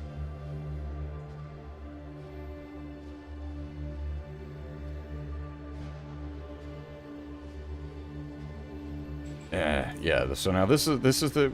Where did it just... Where did it go?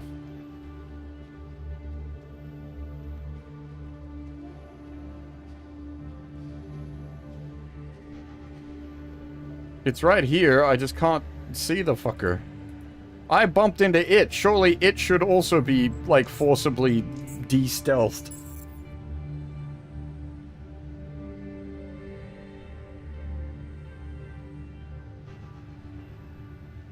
But yeah, as I was saying, the bump, like, if you physically bump into someone, it brings you out of stealth immediately.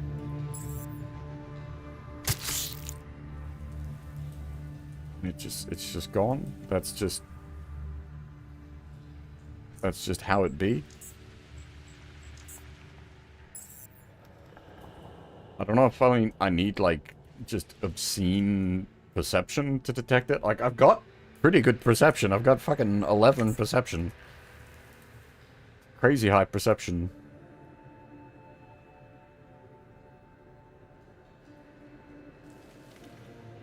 But it might be that its base stealth is so high that I just can't.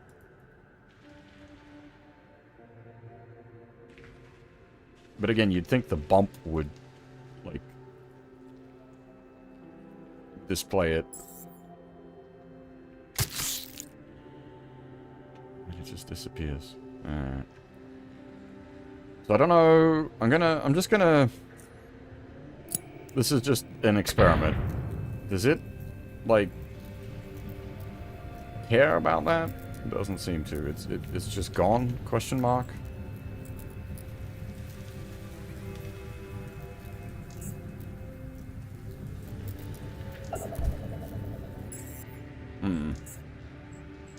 Alright. I don't know how to deal with this yet. So we'll have to leave that back cave to the stalker. I can just scooch around the rat hounds.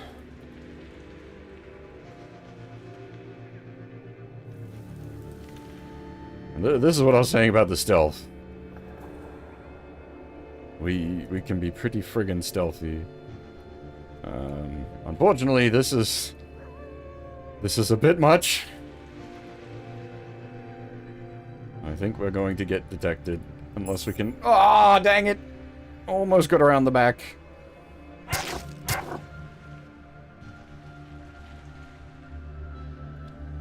See, now's where the trade-off is. Like, if we had our real armor on, this actually wouldn't be much of a threat, but... Getting into here, I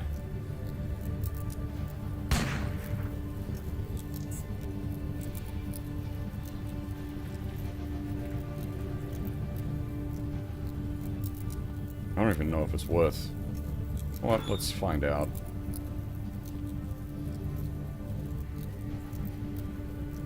Okay, this is probably stuff that we do want.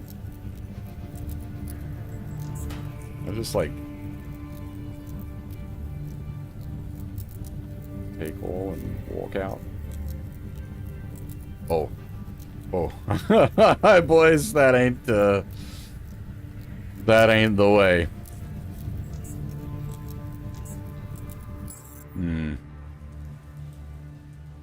We might be able to stealth finagle this.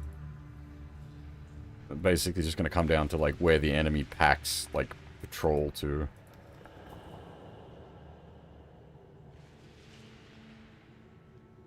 Go away, go away, go away, go away.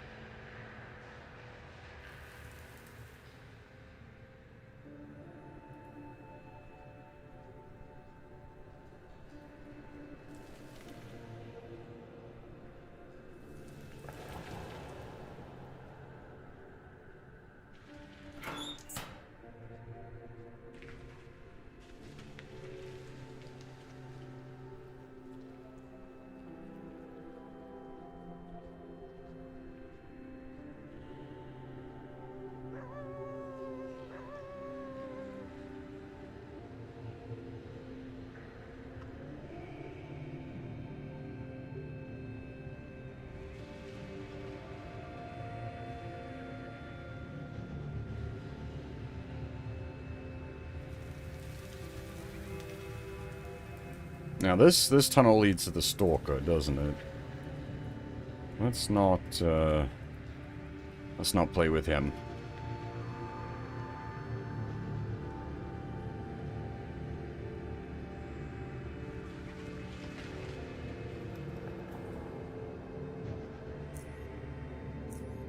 It's just a mushroom cave. We don't actually need the mine shrooms. We've got quite a big stash of them already. I don't use the psionics that heavily.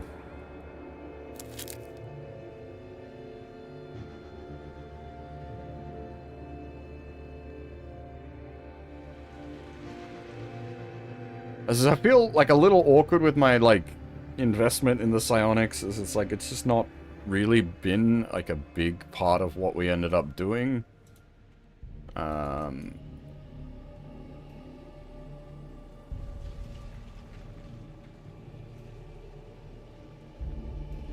Lava? No, just light. Oh, a flare. So what the hell's happened here? This is suspect as fuck.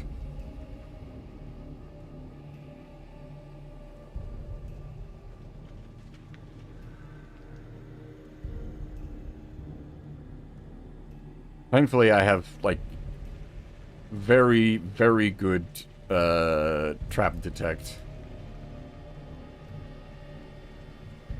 What the hell? Is there auto turrets, or are these boys just been taken out by the traps? Because this feels like, holy shit, look at all these traps!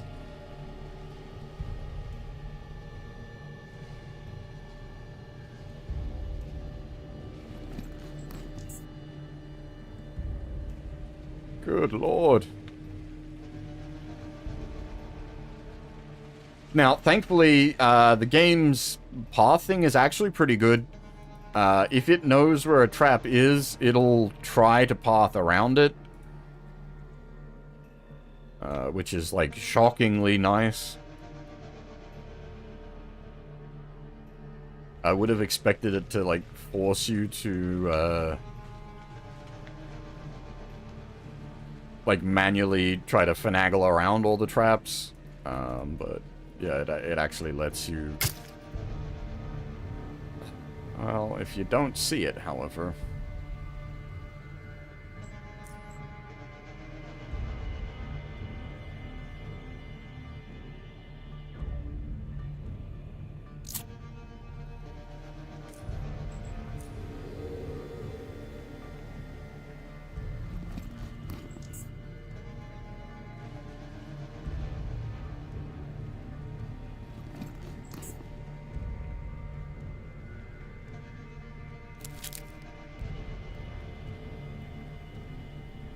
Now, I don't know how, like, we could also disarm all these traps, though. I think with a little higher disarm skill, I might be able to, like, recover the traps. So they can maybe wait. What is my traps? 60, effective 75, and then if I equip the doohickey...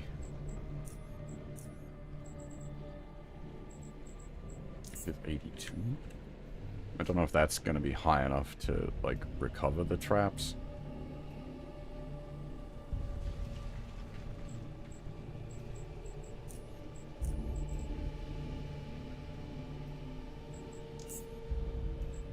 I have any dex boosting gear?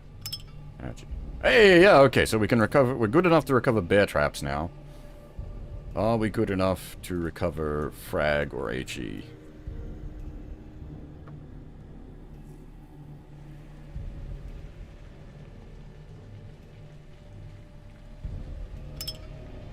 Okay, not good enough to recover frag or HE yet. But we can get bear traps at least.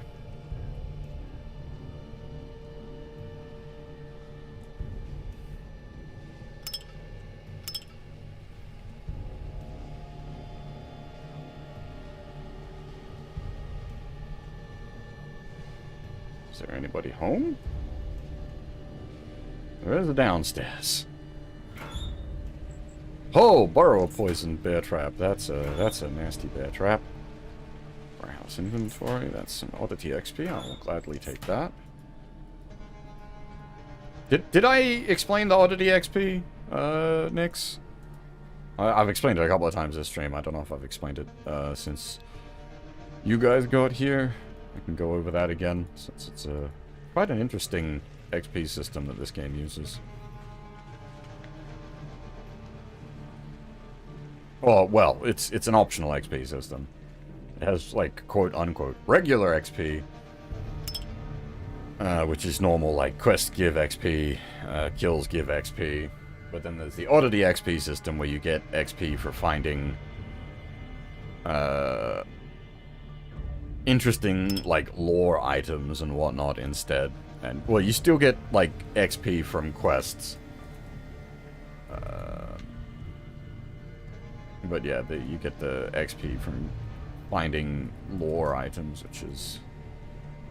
I personally find it's a really interesting way to do an XP system.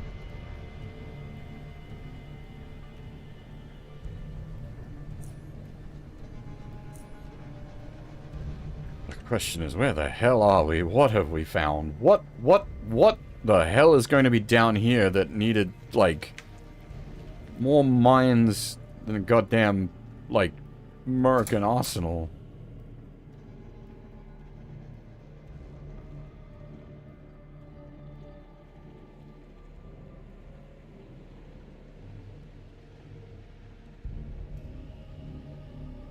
Well, so, like, ooh. Okay, can we recover burrower bear traps? That might be above our skill level. Like, we're sort of riding the line as to where our trap skill level is at. Cool, we can.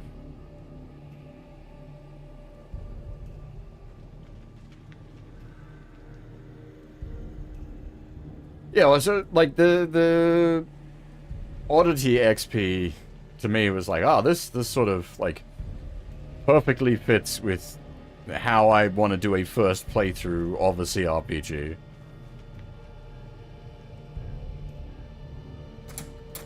I want to take my time, I want to, like, explore all the things, I want to, like, engage with all the lore.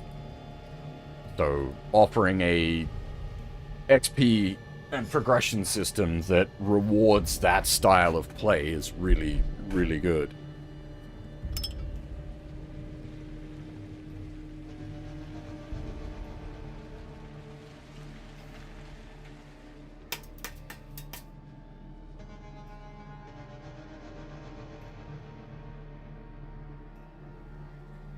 I don't actually have a reason for, like, being in this mine hell. I'm just exploring because I can. Where the heck are we that you can hear rat hounds but not see them? Rat Hound King Lair. Oh, I see. We may be not supposed to be here.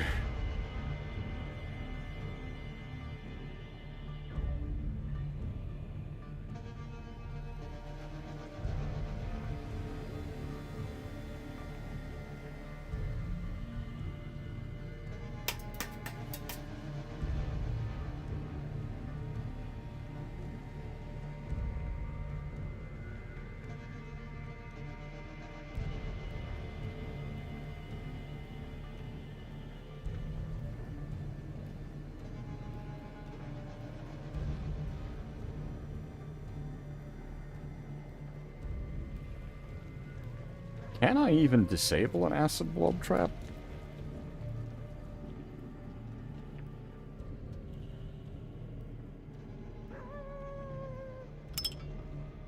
Trap recovered. Not only can I disable them, I can gather them. Handy. Huh.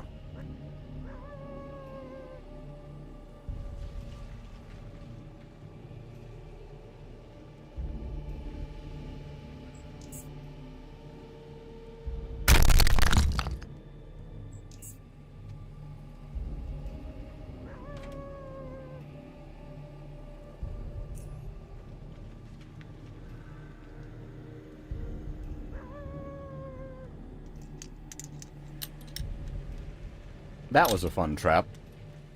Thankfully, my stealth was good enough. So... Jesus Christ.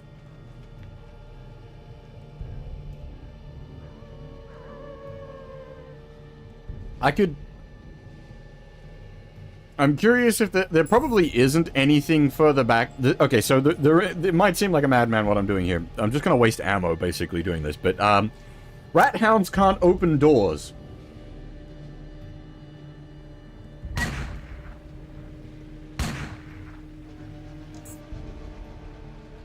This is just going to be indiscriminate slaughter.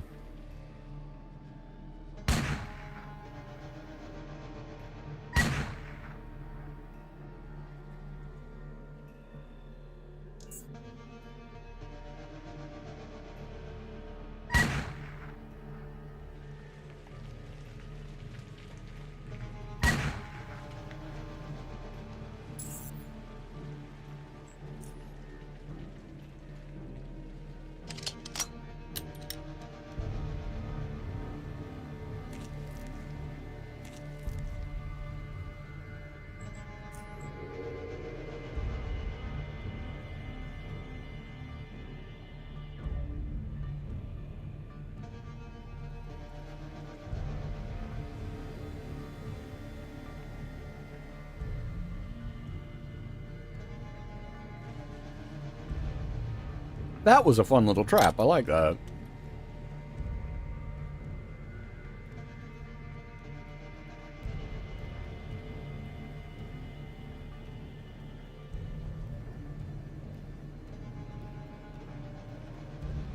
The maze-like nature of this place is as much part of the, trap layout, as it were. I do wonder, like, this looks like bombable wall, but it doesn't... I'm gonna just test a theory, because the ones that are bombable show, like, have health bars. I am gonna just try this and see.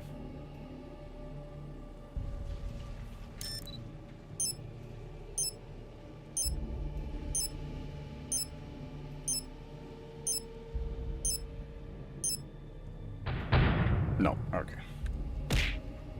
I didn't think that'd be the case, but I was curious.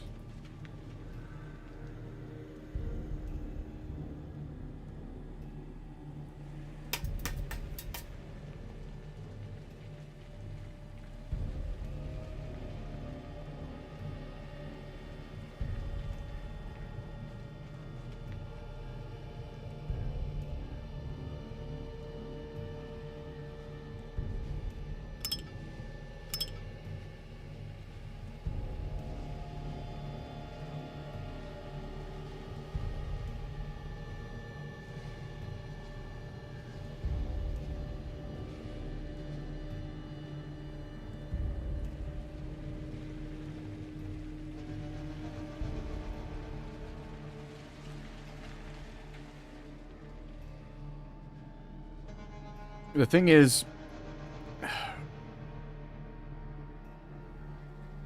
I know the Rat Hound King is vaguely quest related, and we haven't had a quest to, like,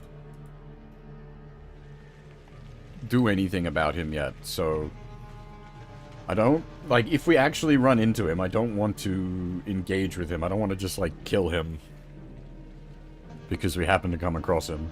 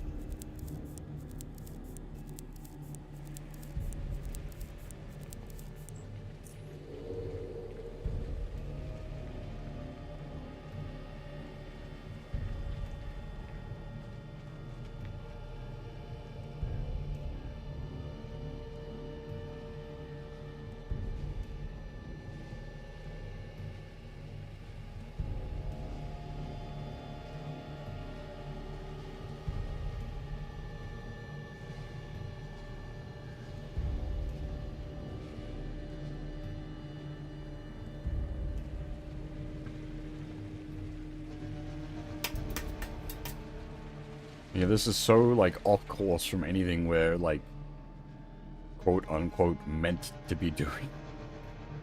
I'm just exploring out here because we happen to find out here.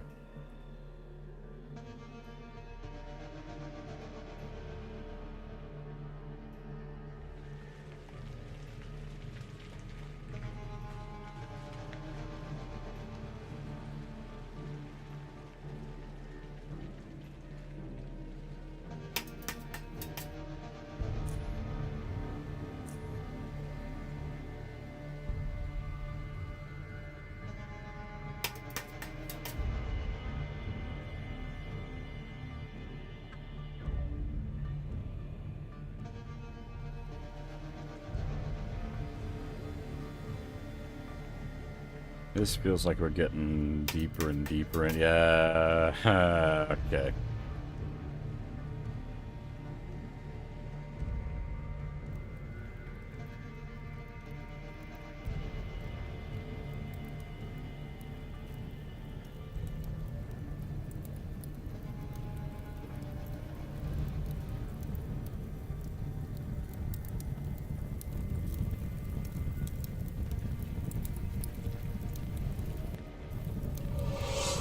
Wait, secret door?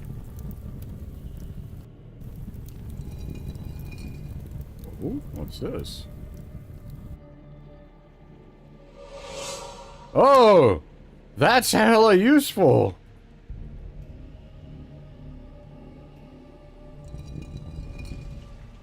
Does that really, like, skip the whole thing? Holy shit, that's amazing!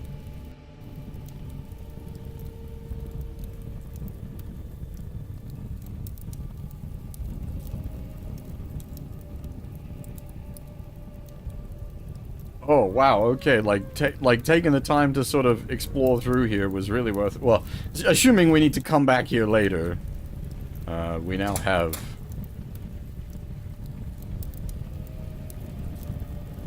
So is he gonna...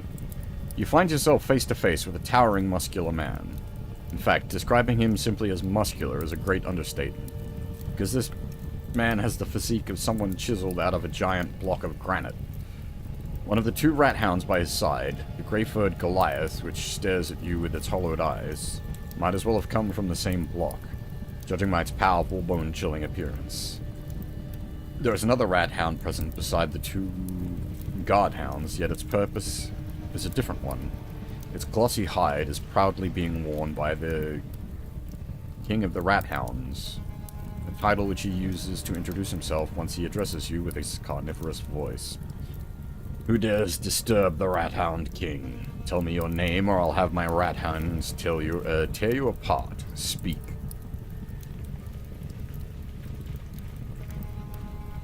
My name is Bear. I bow down to you, Rat Hound King. Ha! You bow to me? Bursts out laughing. It's all very amusing. A man manages to avoid all my well-placed traps, strolls right into my lair, and bows to me? I've never seen anything like this before. So, why are you here? Why have you come to my lair? I was just exploring these caves, nothing else. Ha! Just exploring. If you say so, I find your visit quite amusing, so I'll allow you to stay. But know that if you disrespect me or my rat hounds, you will be punished. Now, my amusing guest, let us speak. Give me a minute, Huff. Once we're done with the Mr. King here, I'll take a break. How did you become the Rat Hound King? Become? I've always been the Rat Hound King, for it's in my blood. These rat hounds here are my brothers and sisters, my pack. Make no mistake, I may be their king, and my will may be above theirs, but our respect is mutual and our bond is strong. We hunt together, we eat together, and we kill all those who dare disturb us together. Who dares disturb you, Rat Hound King? Evil men and women of Camp Hathor, of course. They despise us, want us gone from this world. Those people have no respect for me, my rat hound, my land. They call themselves hunters, but I spit on that. They're nothing but weaklings, coal diggers who think they have it all figured out. I'll kill every single one of them who dares enter my land. He grins. My traps have already taken care of many of their lives, and every death pleases me. Camp Hathor? A small camp of miners turned hunters. It is north of my lair. There are many, and they have weapons, but they are weaklings, both in body and mind. He spits on the floor beside them. Weaklings, I say. You sound as if they've been causing you a lot of issues. Do I? Because they have. I only want to be left alone and live with my pack on our land. But those of Camp Hathor just wouldn't leave me be. Especially one man, their former leader, Gideon. The name is snarled rather than spoken normally, and a deep angular frown appears on his forehead like a crack on a smooth rock. That coward, that pathetic excuse for a man. He claimed I was trespassing on their hunting grounds and stealing their game, while it belonged to me long before they stopped digging coal and decided to turn to hunting. My rat hounds, my dirty rat hounds, my vermin to him, insisting they were attacking and hurting the people of Camp Hathor. Fool. But that fool is now dead, not by these hands, sadly. What's even sadder is that his successor is acting in his footsteps. Still, I'm more clever and I'm more strong. They'll never defeat the Rat Hound King. What's with all the traps? The traps are there to prevent intruders from getting into my lair. Many wander into these caves, but not so many are cunning enough to survive. I've also built a labyrinth below to make things even more difficult. So far, no one has been able to avoid the traps and navigate the labyrinth. No one but you. Any more boring questions? Do you have anything to trade? Nope. Okay. About Camp Hathor. Have you tried making a truce? Don't be a fool. There's no way I'll negotiate with those honorless weaklings. I'm not putting myself in the position of a stunted crawler prey, just waiting for the final stab to end my life. They showed their true face to me long ago. We don't have Persuade, but what if I can help, you know, act like a mediator? As you said, Gideon is dead, and the new leader could perhaps listen to what you have to say. Can't say it won't work until you tried it. He stops to think about what you've said. It doesn't last long, however. He proceeds his reply with a headshake. No, they are not to be trusted, and that is my final word. I will not talk to them about this foolish idea of a truce anymore.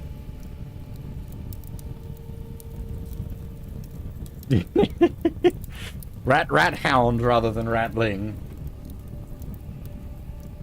I'll leave you for now. Farewell. Hopefully he doesn't attack us.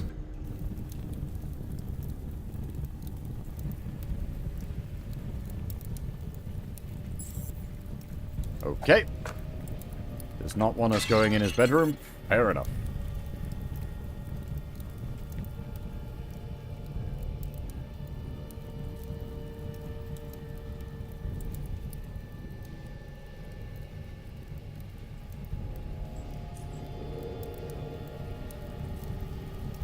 I wonder if I can, like, stealth finagle. Probably not.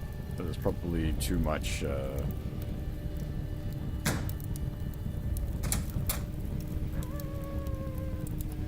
much distance to walk. And how quick it stacks up. Yeah, nah. Alright, well, we'll leave that for now. As I said, I don't want to, like, I don't want to kill the Rat Hound King. I want to look into, like, whatever's going on with Camp Hathor as well.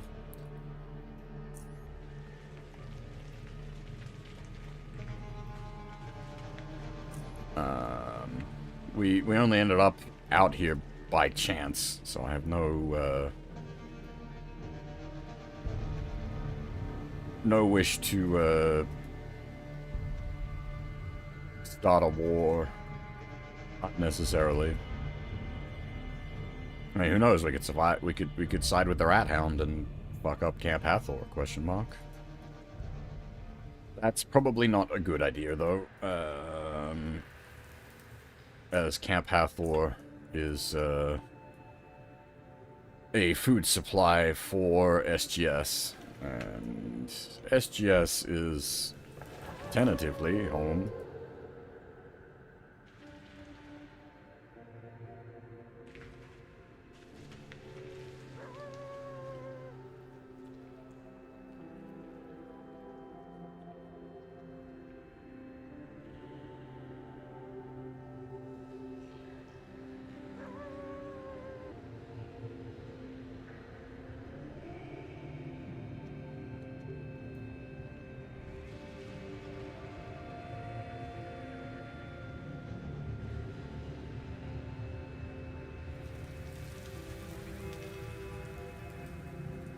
Bit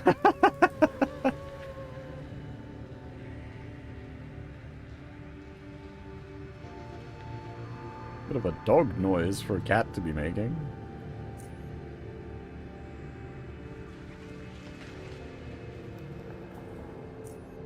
Oh, that's the battery recycling plant.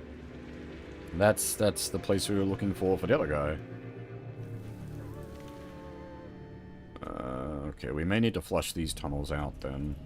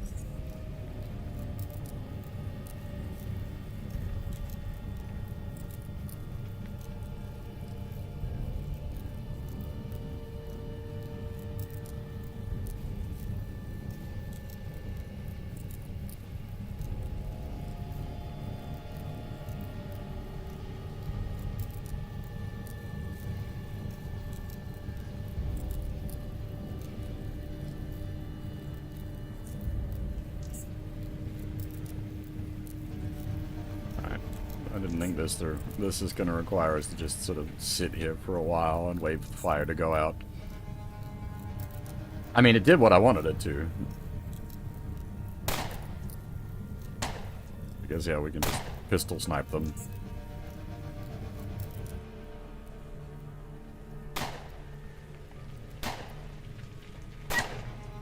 Maybe we can pistol snipe them.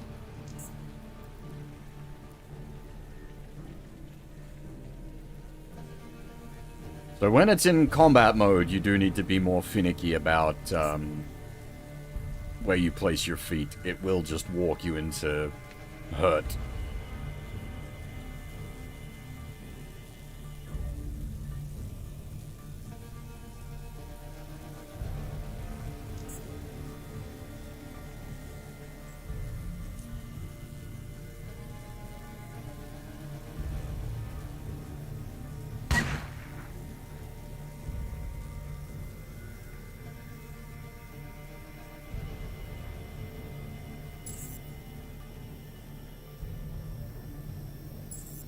Dang it, I didn't mean to...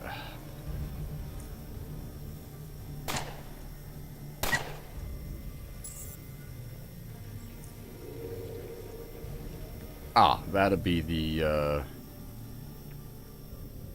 battery factory, question mark?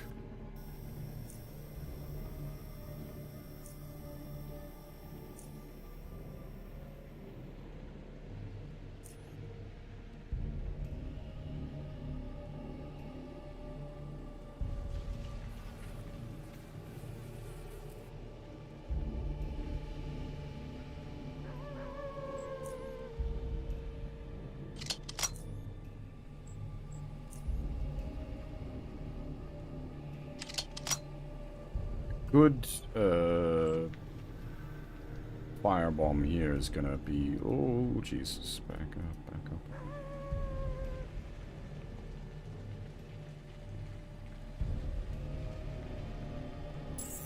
I'd like to get, like, multiple alphas. Ooh, if we land that, like, perfectly... Damn, nice. That was indeed very nice.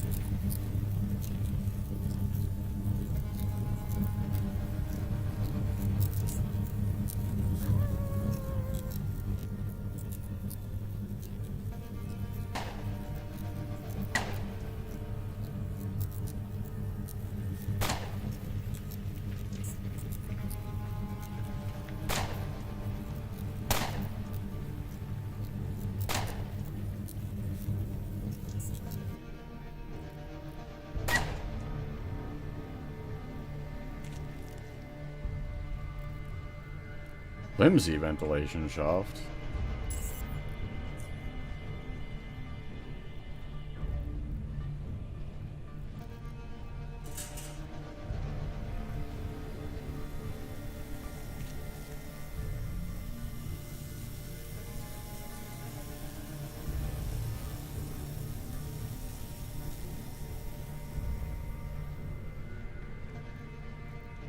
How are we doing on inventory? We're kind of okay.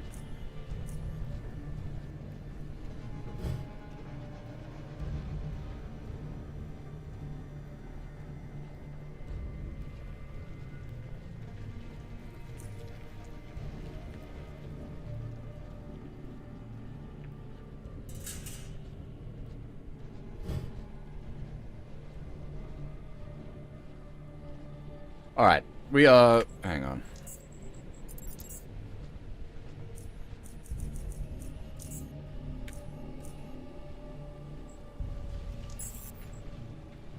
You know what? I'll leave it on the title screen. I'm going to take a short break here, because we've been going for nearly 5 hours. I'm gonna go have a stretch, get myself a fresh cup of coffee, and then when we get back, we will explore the battery facility.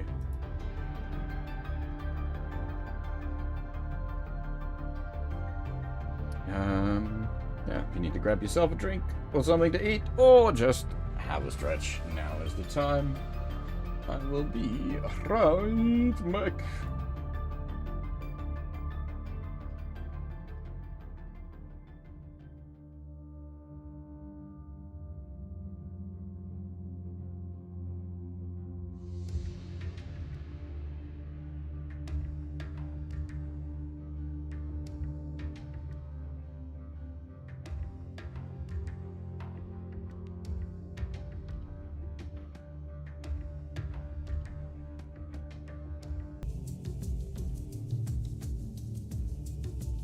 Alrighty, I'm back.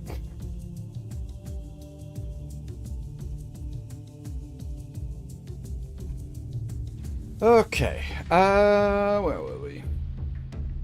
Oh, thank you. Aren't you up a bit late, Half, or am I'm... time zones are a bit wonky at the moment, it's hard to tell anymore.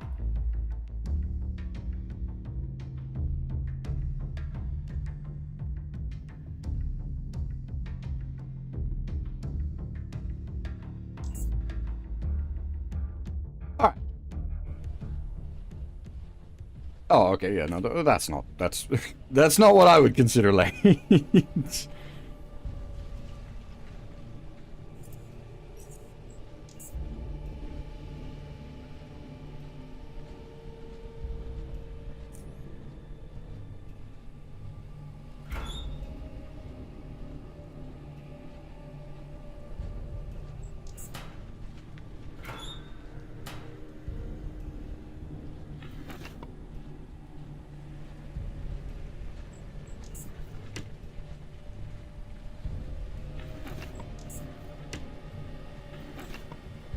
Ooh, utility bot remote control. Can be used to control the utility bot at the recycling plant near the SGS. Huh. Okay. So, is this a puzzle dungeon? Interesting.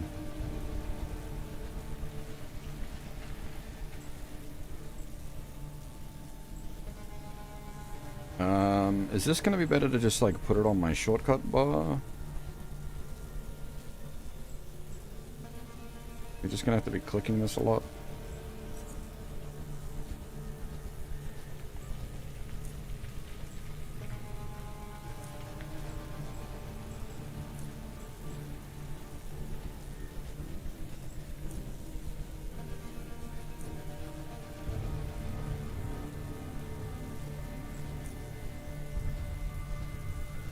Ah, interesting.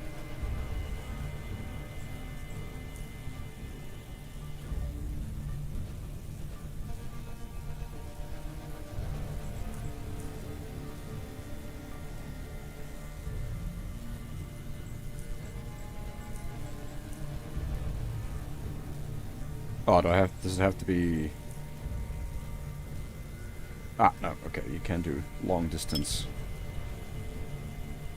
Okay, so that ain't doing nothing.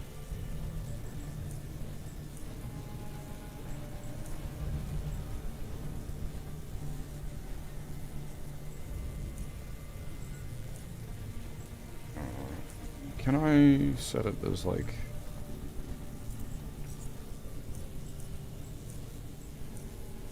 So we can just sort of do like that. I don't need to even muck with the menus.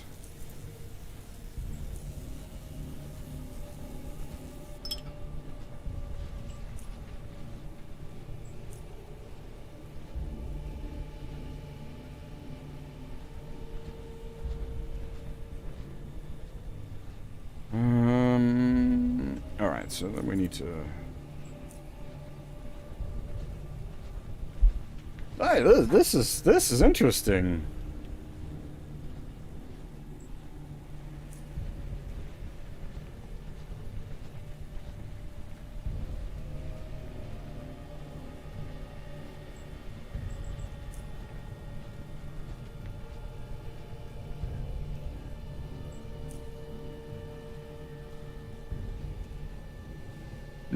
Now that I've said that, however, it does need to be, like, careful that it doesn't become tedious with it.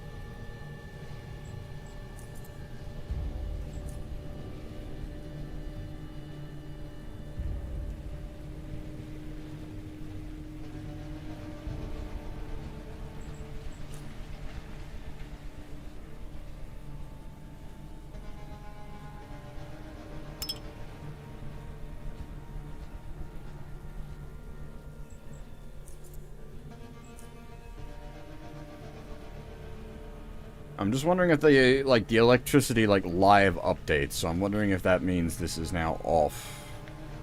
Yes, okay, you don't need line of sight, thank goodness.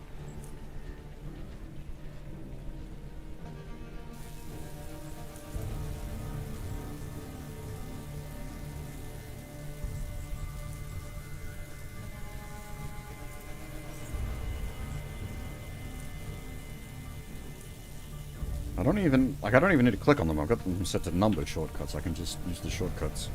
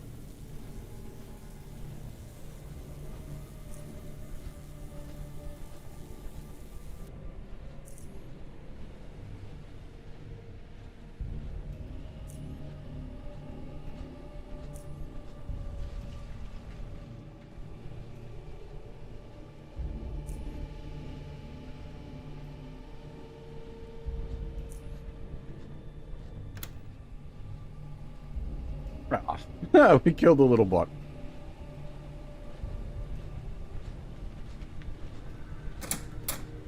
Ah, that was a neat puzzle. I like that.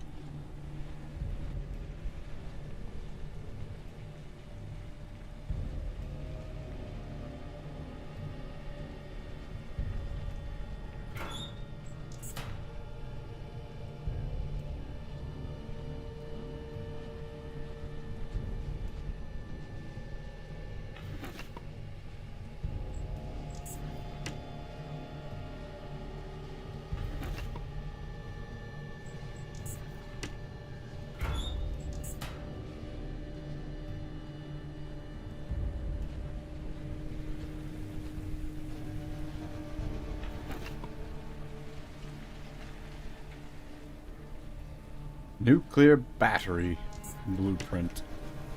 I'm assuming we can't use it for ourselves.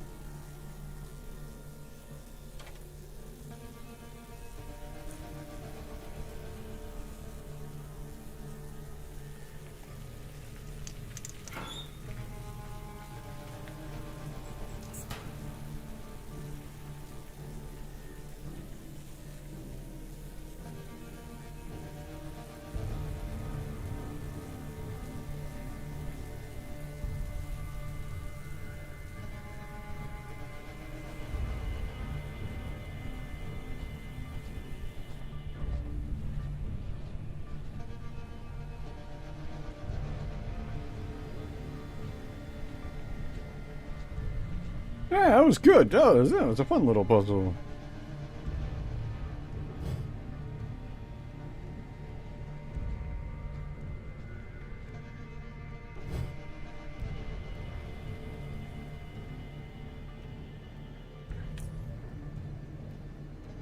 Yeah, we can't use that blueprint for ourselves, unfortunately.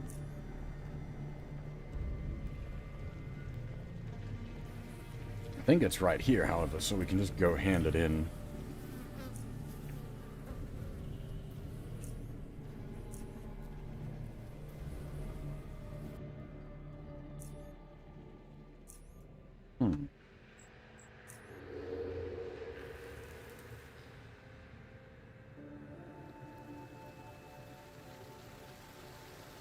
Where is this?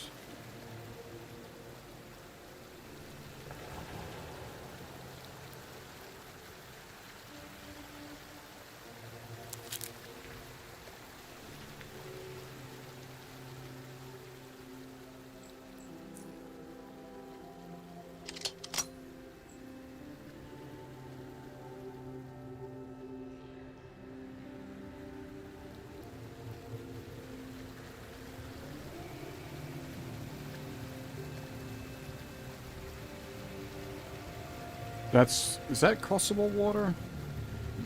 Hard to say. It is.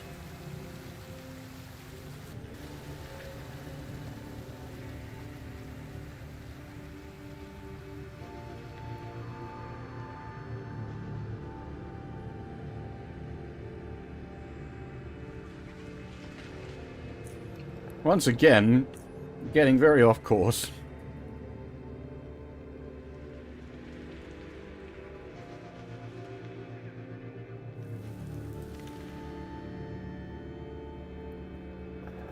I was like, I'll just go back and hand that that blueprint we found in. Ooh, more caves.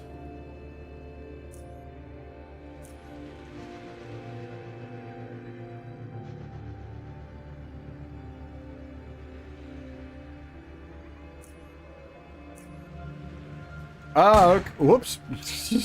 Fucking fire the shotgun at the rocks. It's not necessary. Alright, so we could dynamite those rocks, but I don't think there's a particular reason to.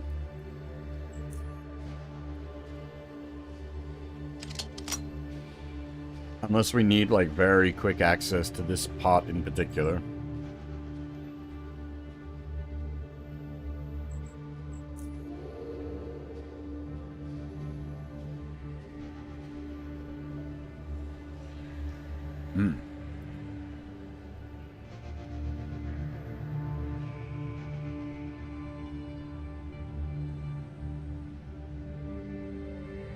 That's different.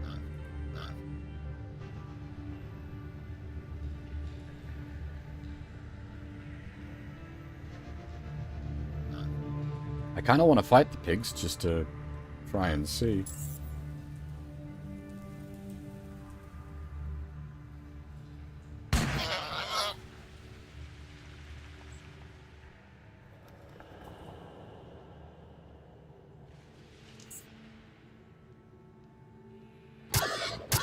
Oh, I see. Do not give them distance.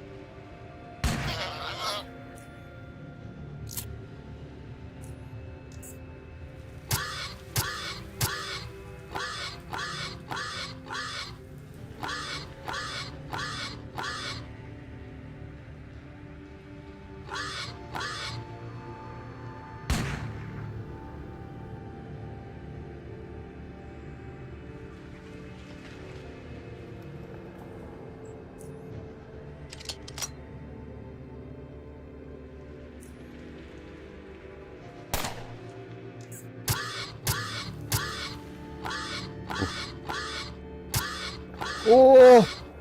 One of the little shits actually managed to get some damage through with a crit.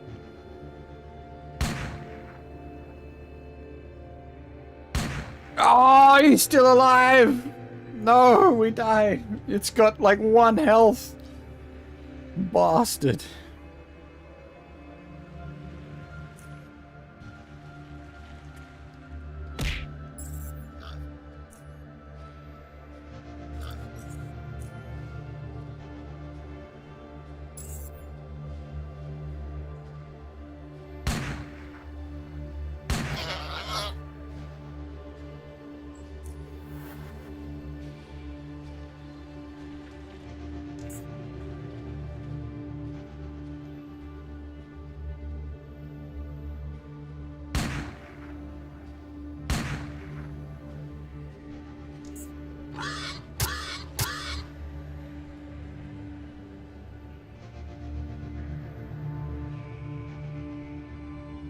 So we're gonna play this a bit more smart this time.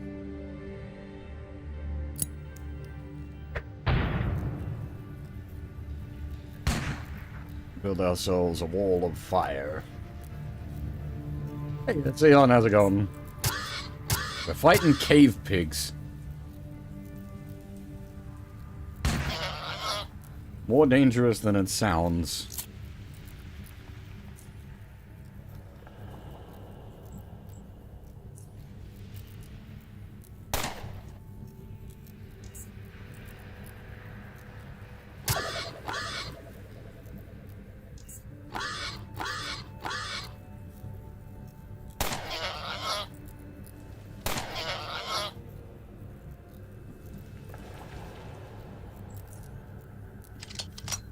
With the Molotov cocktails, we might be making some cave bacon.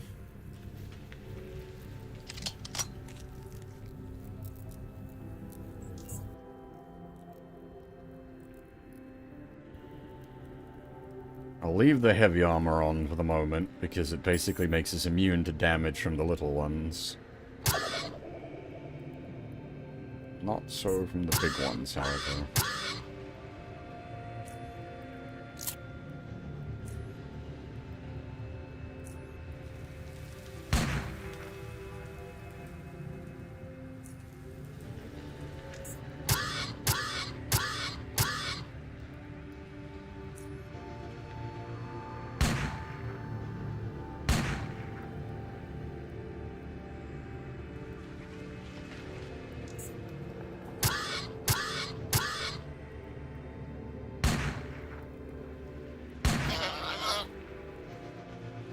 It doesn't feel like the solo doesn't feel bad to me, however.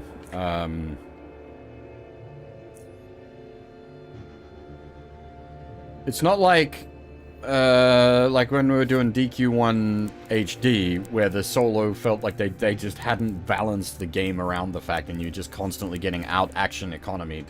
This feels like it's like really considered the fact that you're rolling solo.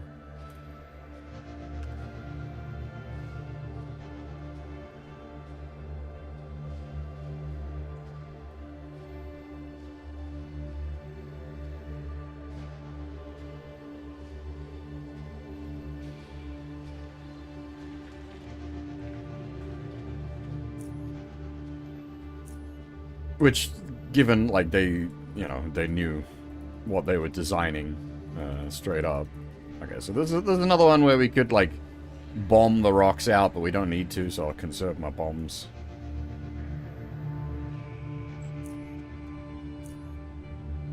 Because that'll just, like, link back up into that network there, which, yeah, not, of particular importance to us right now.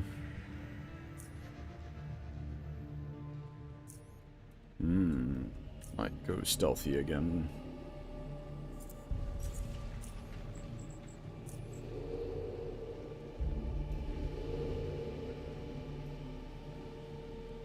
So the armor makes us pretty dang damage resistant.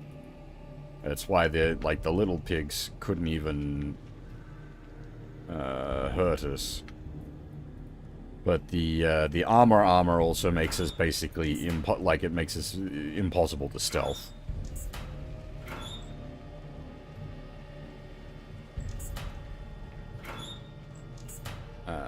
Whereas this armor offers no armor bonus, but like plus 30 to stealth or something ridiculous like that.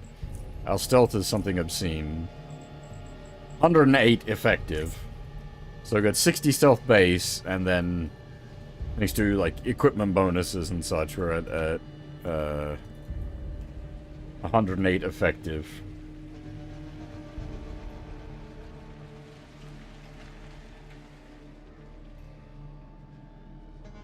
Yes, the ambush bugs are definitely still a problem, but that's because they just high alpha.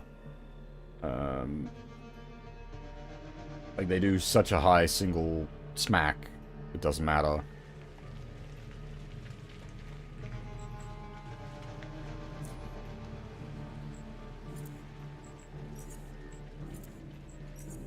Like, the damage resist on our armor is not, no worries, Hoff, take it easy.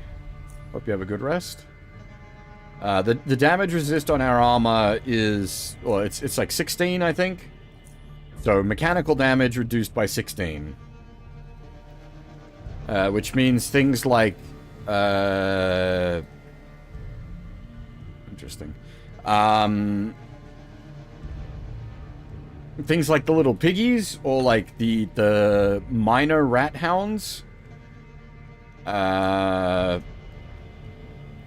basically can't hurt us, because their whole thing is just to rapidly hit you for a whole bunch of small damage. The bigger things, like the big piggies, or anything that's hitting you for like a high per damage, like high damage per hit, the resistance is less and less effective. And like the damage resistance is a fallback anyway for us. We're definitely heavy on the stealth. It's just nice to have that damage-resistant armor. It's only mechanical damage, so we're not, like, there's gonna be plenty of things that'll just damage-type fuck us.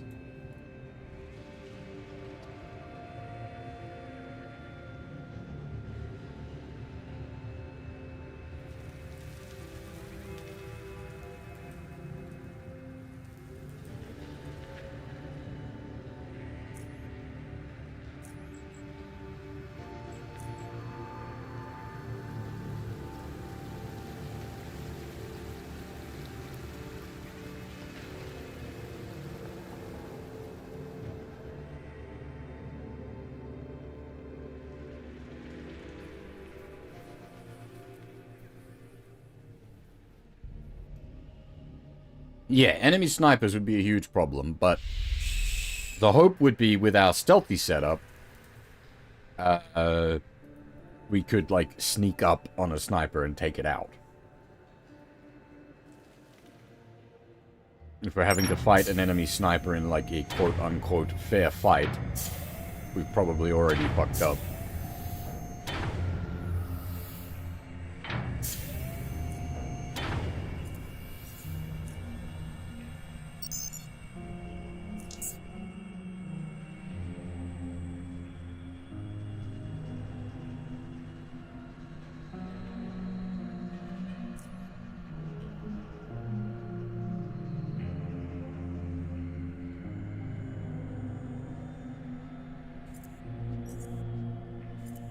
So I was saying, the kukri doesn't really do anything for us. We've got no melee skill. We won't have any melee skill, so there's no reason to hold on to that, basically.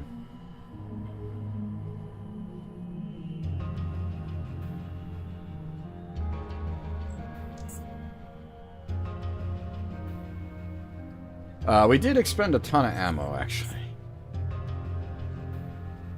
I will buy some shoddy shells.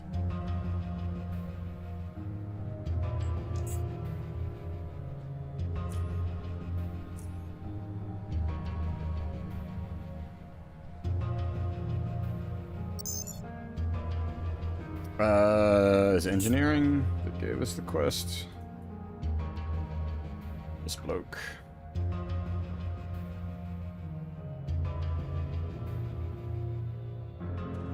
About the recycling plant.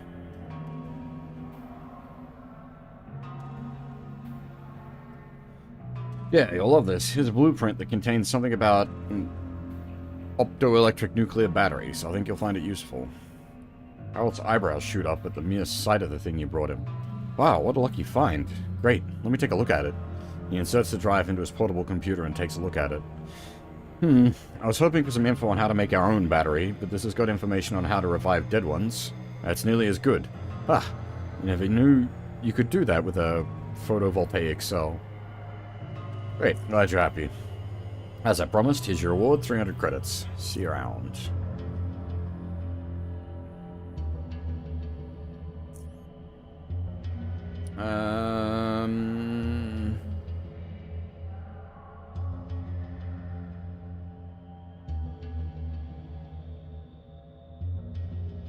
I don't think we really need any of this.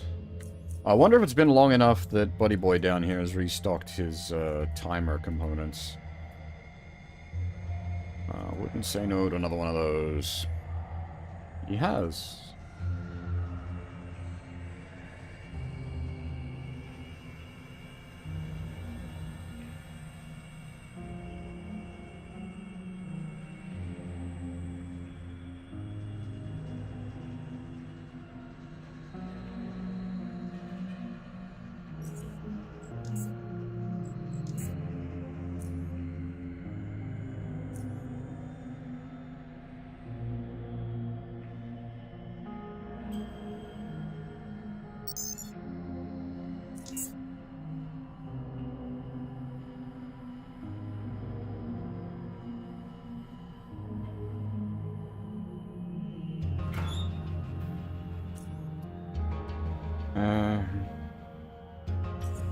Unfortunately, I just can't quite afford the inventory space to be carrying around multiple sets of armor with different stat buffs on them.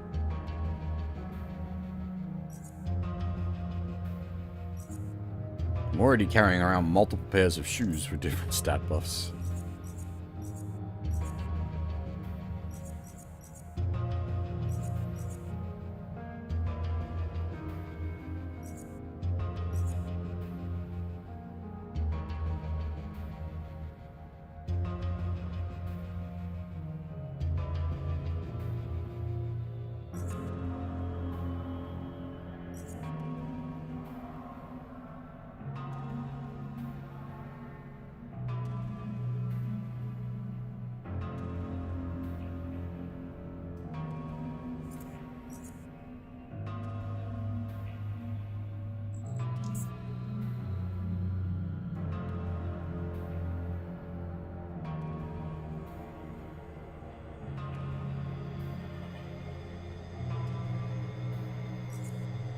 What is causing so much weight?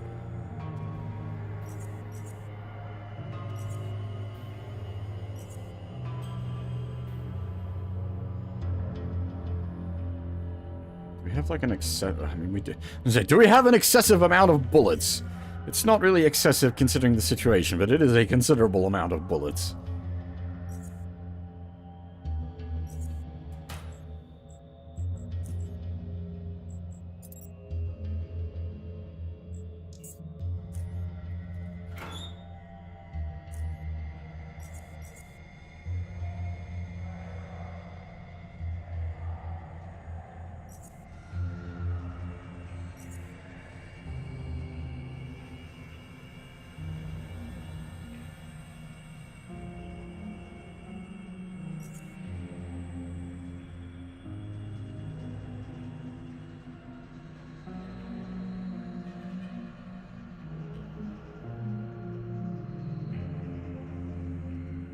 The TNT is weighing us down quite heavily. I might go use some of that just to get it out the inventory.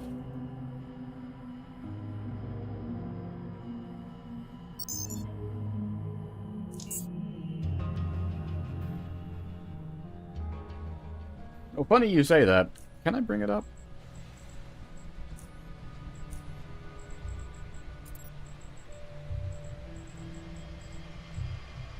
Background.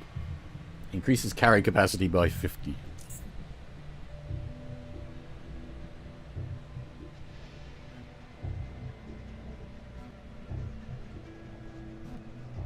But it's one of those, like, do you really want to expend a feat for this?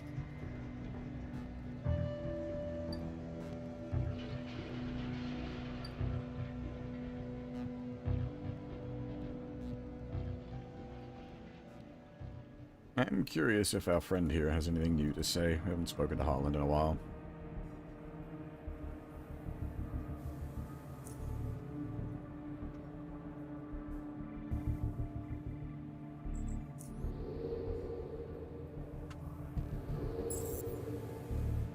Never mind.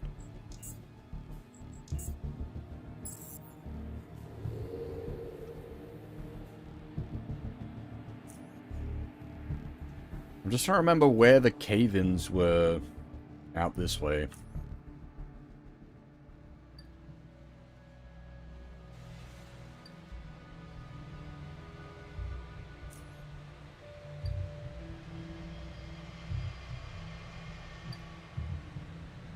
Oh, we probably don't even need to stealth through here at the moment. The things in here, like the armor we're wearing, would be able to absorb pretty much all the damage they're outputting.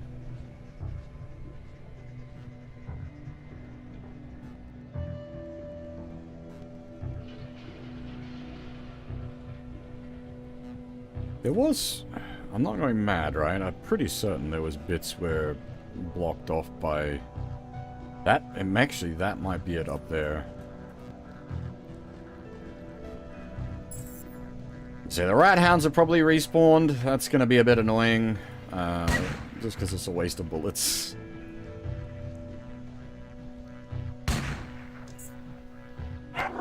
So the... yeah.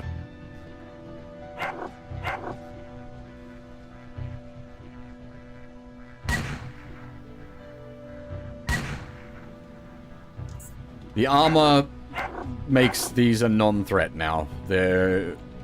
The damage they hit us for is less than the armor's damage resist.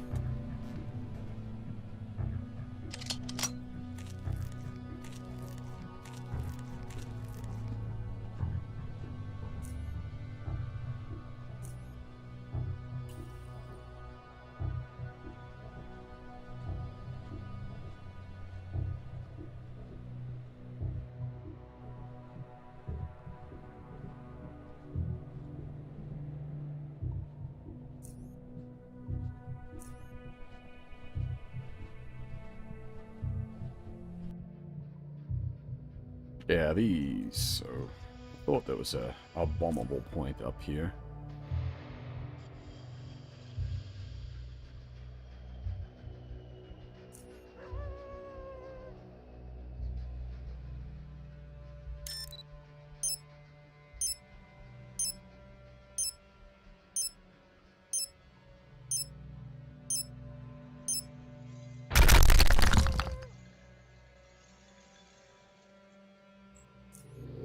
Stealth mode isn't really going to do us much good, because we're in, like, so much negative to stealth, it doesn't really matter.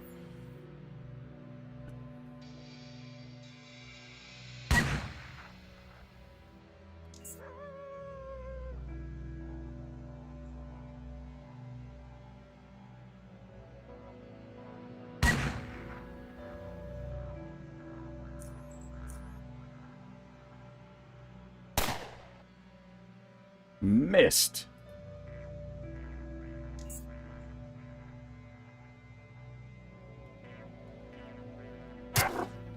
Now, yeah, the alphas are still a problem.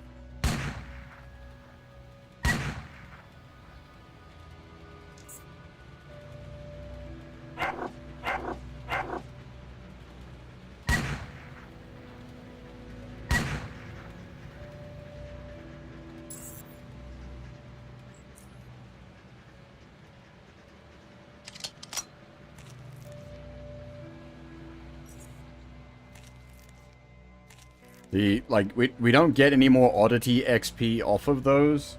I'm just collecting them for the sake of keeping score, basically. Oh, that we still get a bit of Oddity XP off of, at least, which is nice.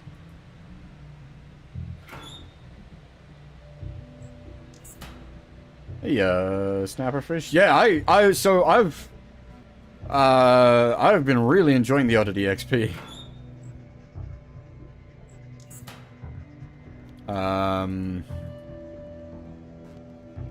I've said a few times, like, I definitely think on repeat playthroughs, like, regular XP is probably the way to go. But for a first playthrough, the Oddity XP system is a really good idea.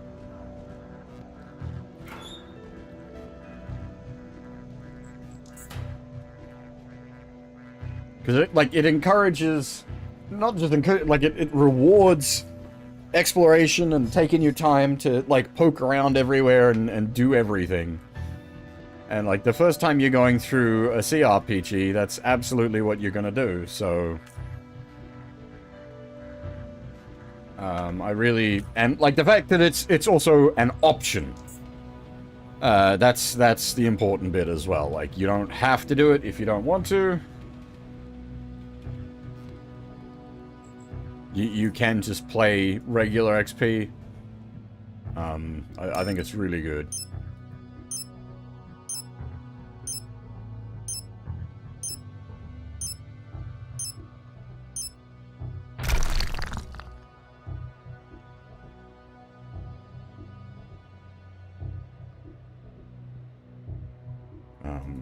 I am, like, enjoying the heck out of this game.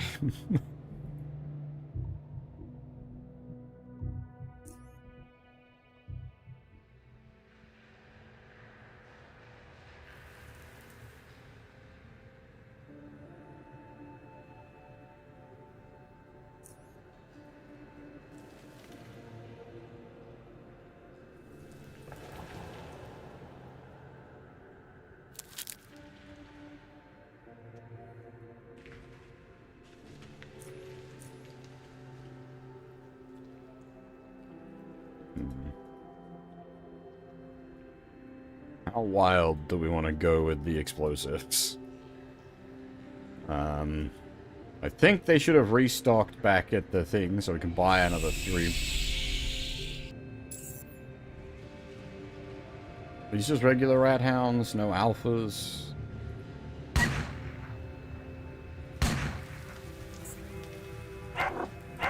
was gonna throw a Molotov, but, like, if we're not really...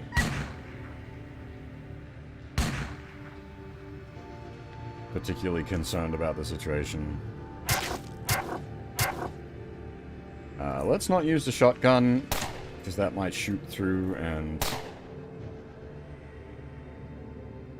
explode the explosive barrel.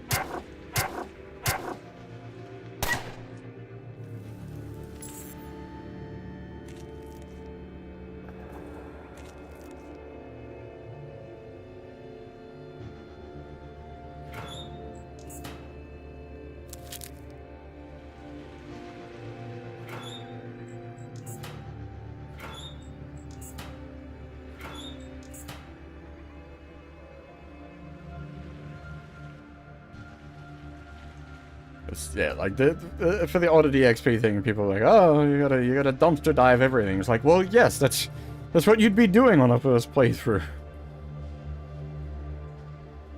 You want to look at and poke as much as you possibly can. And like they give you little lore tidbits as well. And like enemies dropping oddities related to them as well is nice. It's the like cap on how much XP you can get off of each oddity item balances that well.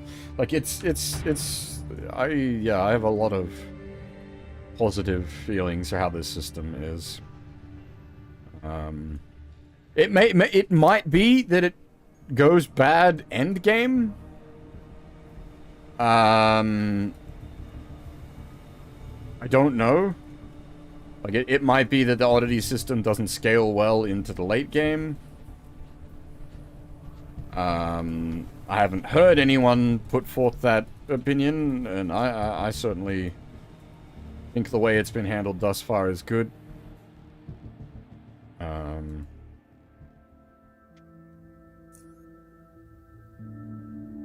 The fastest research. I do not think we're supposed to be up here.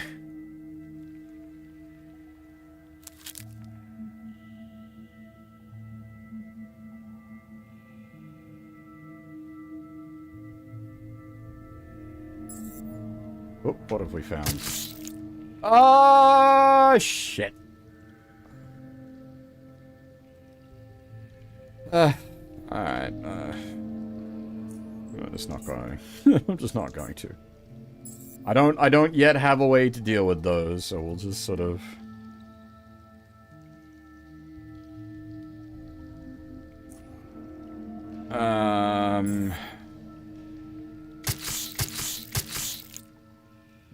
Oh, see, now that time it stayed down. Normally they just disappear. Can I, like...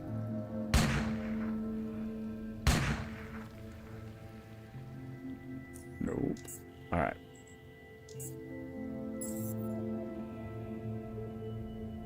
We're just gonna, like, stick our heads in and then back the fuck out. How do I leave notes again? Shift click, yep.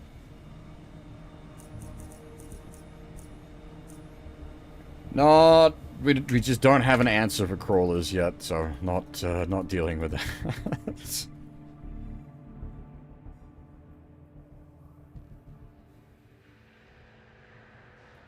Later me's problem.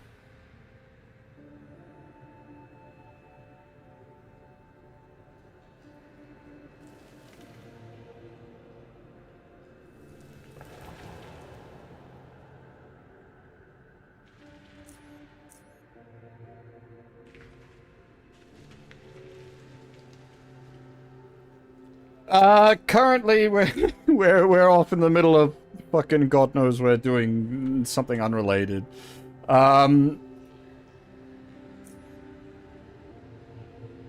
Main story-wise, the Faceless just crashed everybody's party by digging through the walls and causing a big fuss up near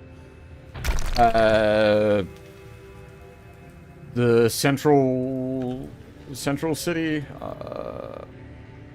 Oh.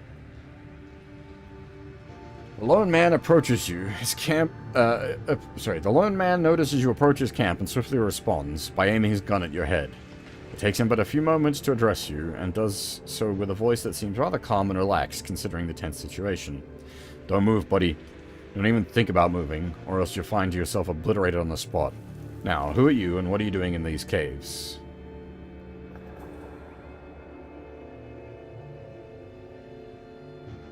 Oh, don't shoot, man. My name's Bear. I mean no harm. As you may have already noticed, we're in the middle of a cave, and you just happen to have stumbled upon this little camp here. I'll be keeping my eyes on you, and you'd better make sure I don't spot you doing anything funky, or else. Just think of my introductory statement again, and you'll know what'll happen. Now, tell me what you're doing here. What are you doing here all alone? Well, first of all, what I'm doing here is none of your business, but alone I am, at least for the moment.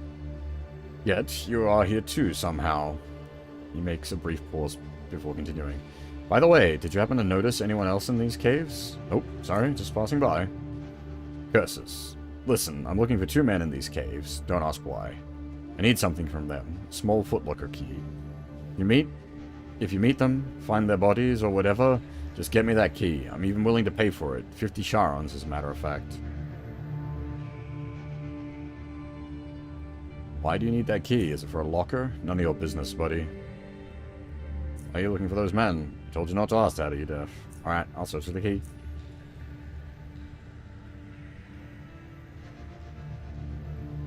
This fucking guy is, like, stuck in here due to a cave-in, and he's all up in my business. Like, mate, calm your tits.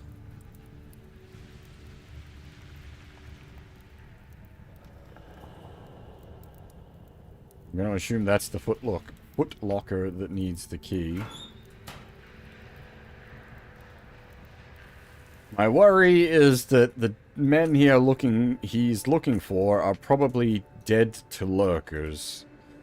Not lurkers, crawlers. Which means they're gonna have to go into crawler country to find that key.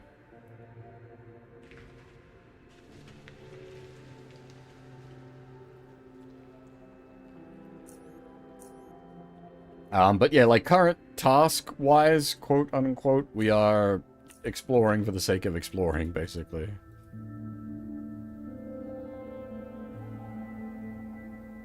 Main quest wants us to head out and inspect what's going on with the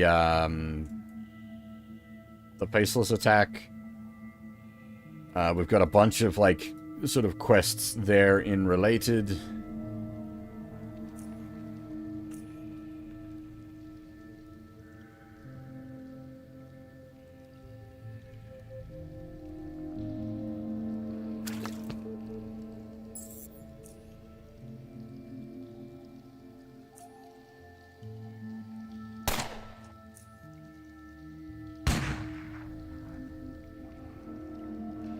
We can kill a siphoner. I don't know if I can be bothered.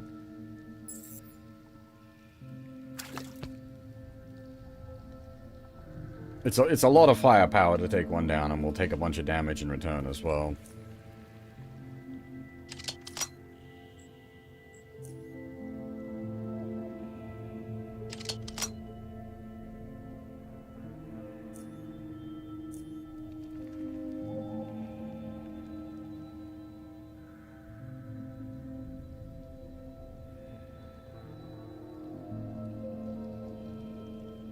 Oh. And before the hole is just there to get you to step in the trap. Ah.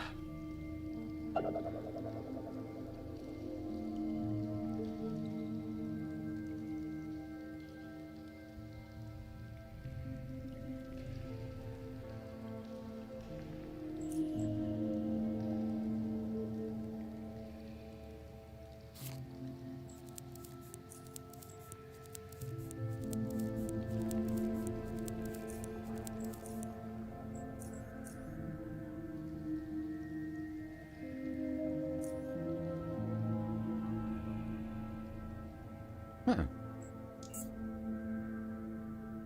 Somebody stashed some stuff here.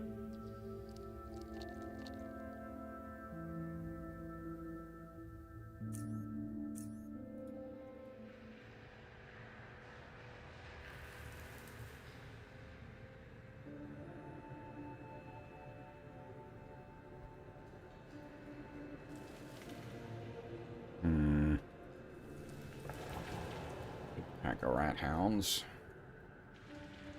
Not like the big pack of rat hounds is not much of a threat. It's just a matter of, do I want to expend the time and resources killing them?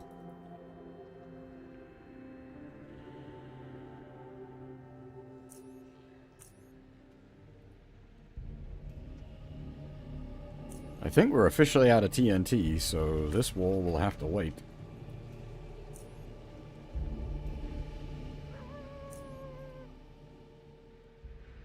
That was basic. That was what I was initially doing.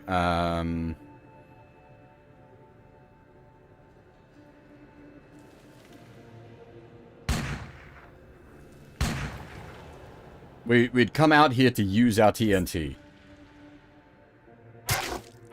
That was literally my objective. Was to get out here and use the TNT, because the TNT is very heavy. So I wanted to get it out the inventory.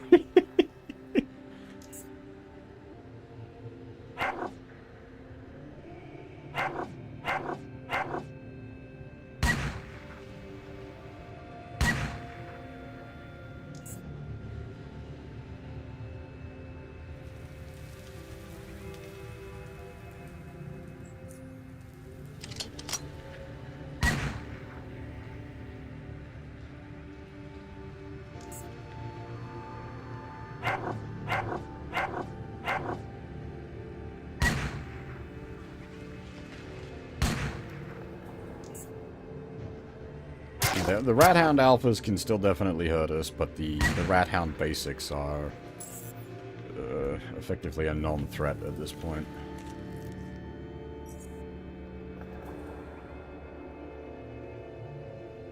Now that we can actually climb over if I do some jiggery-pokery with my gear. This might be the man with the key. Indeed it is. Well, it was Rat Hounds, not Lurkers. That's... thank goodness.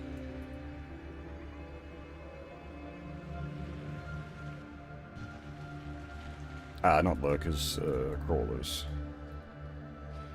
Lurkers and Crawlers are different things.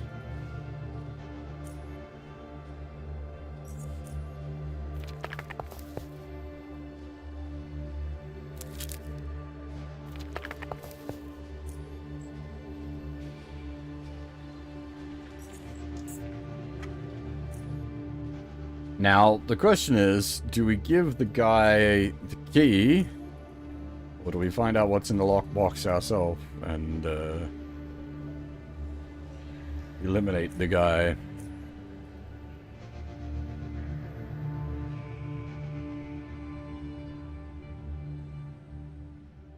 Oh wait, was this where...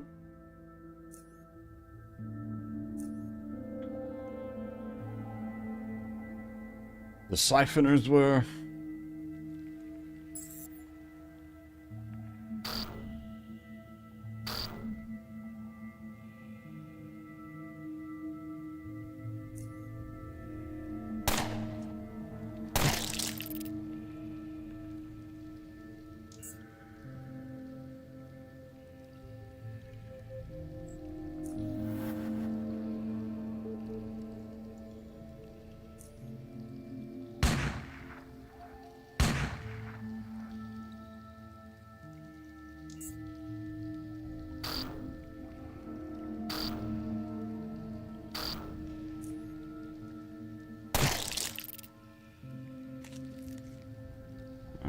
Shit.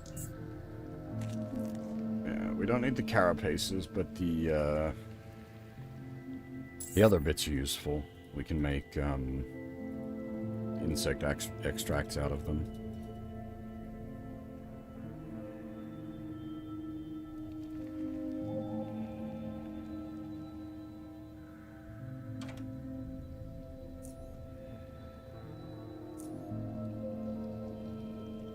Be lockpicking to get through the door and then hacking to get in the box. You need to double dip. Oh no, okay.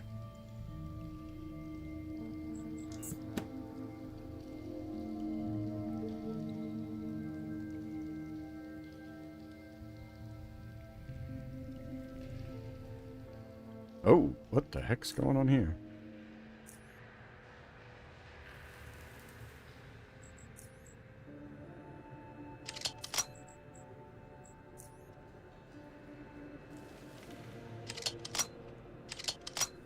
Yeah, I mean, this game is basically built for saves coming.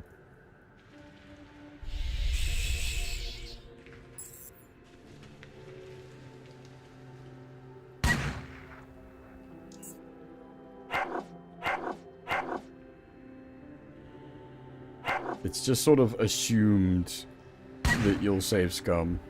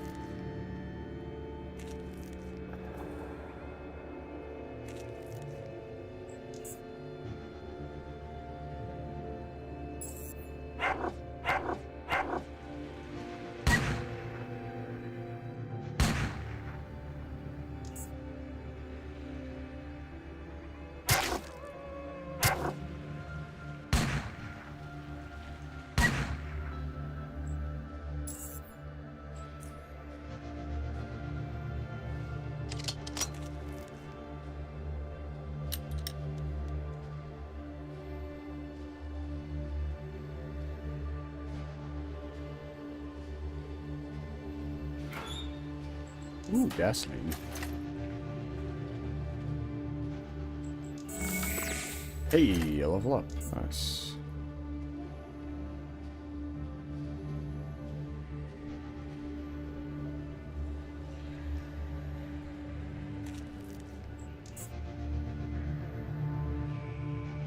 What happened here? Is it just they got overrun by rat hounds?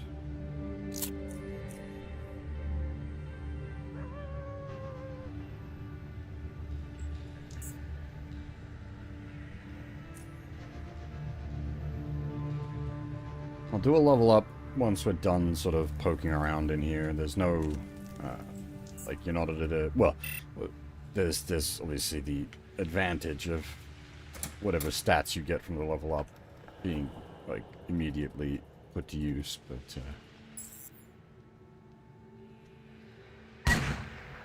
you're not missing out on XP by not leveling up immediately. If we acquire XP while at max XP, it'll just add to the next level.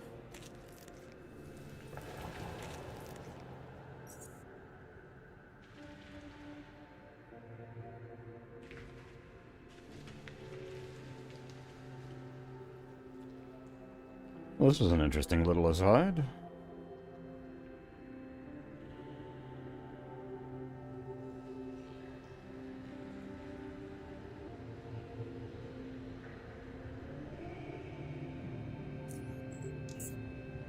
Have to hit what? Level 11?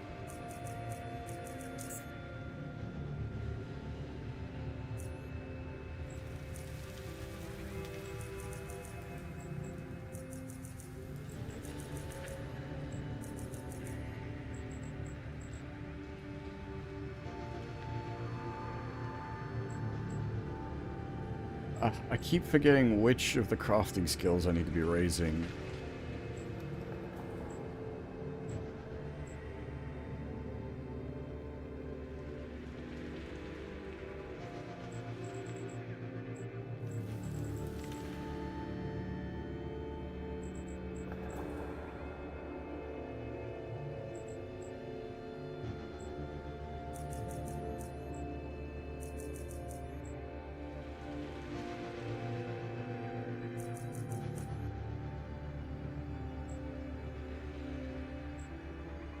That's right, I wanted tailoring to 15.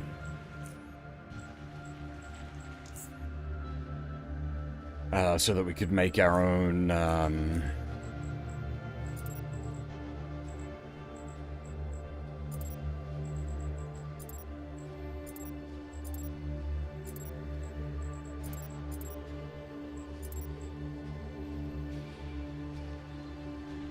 Oh, 25, shit. I thought it was 15.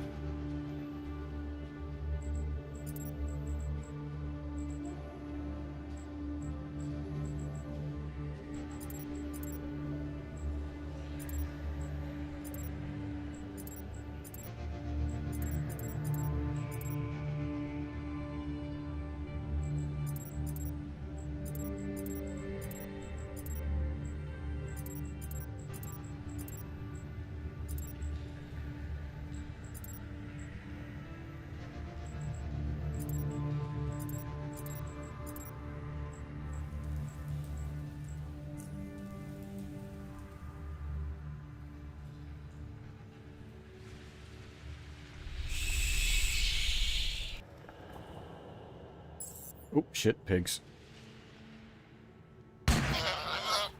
The actual pigs are fine. If some of the warthogs come out, we're in trouble.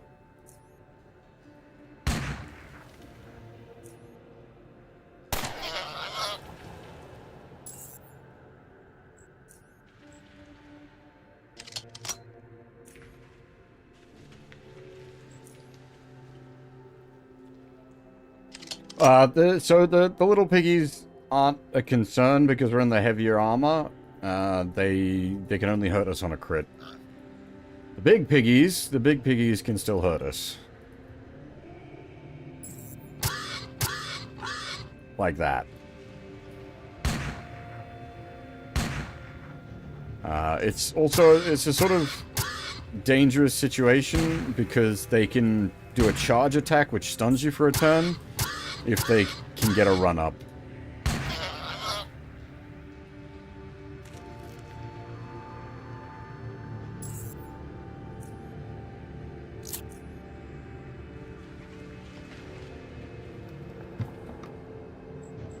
All that for a lockpick? Oof.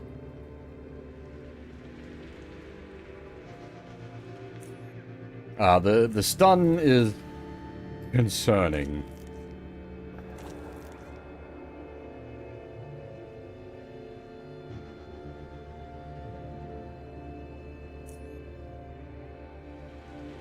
Hang on, no, I should make notes of places where I can use bombs that I haven't used bombs yet.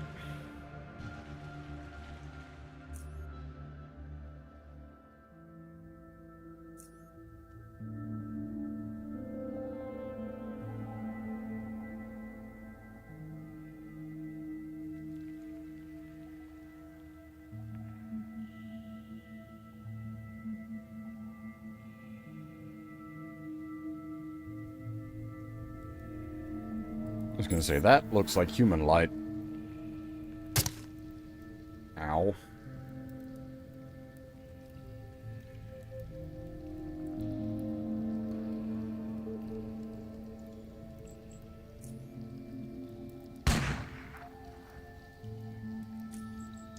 God damn it.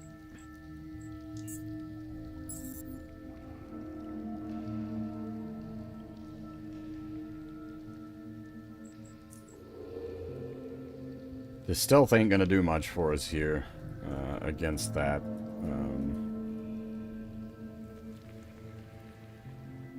Hopefully it'll just let us sort of set up, question mark? I don't even know if this is gonna be worth fighting, I should say.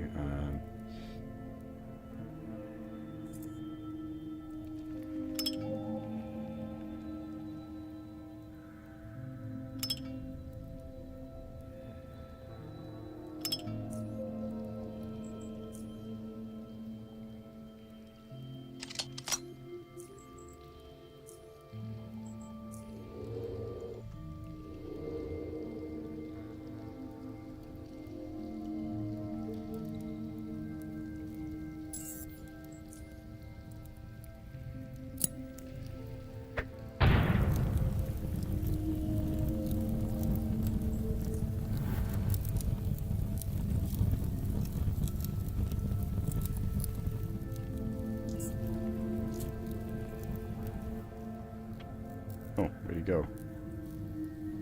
I had expected him to close distance with us.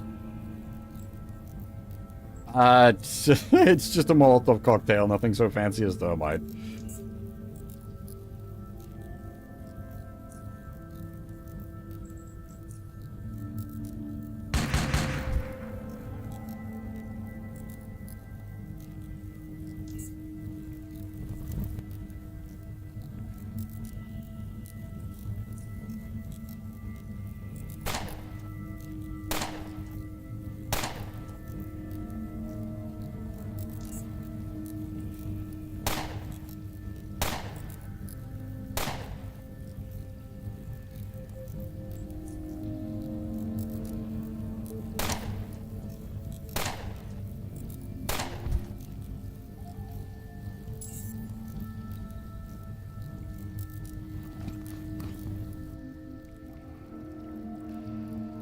That might be better than our current stealth suit. No, it is not. Our current one gives us 32 stealth. It has a negative on the perception, which is not the best. Oh, there's bombs needed here as well.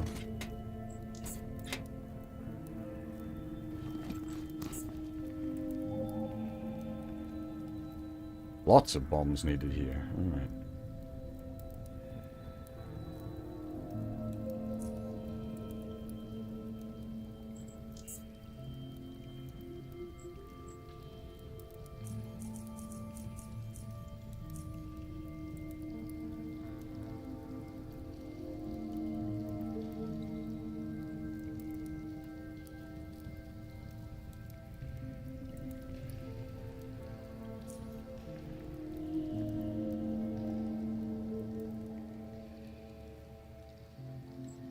Hey, we got no, like,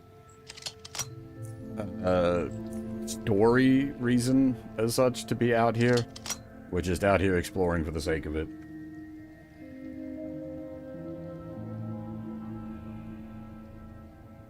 My curiosity.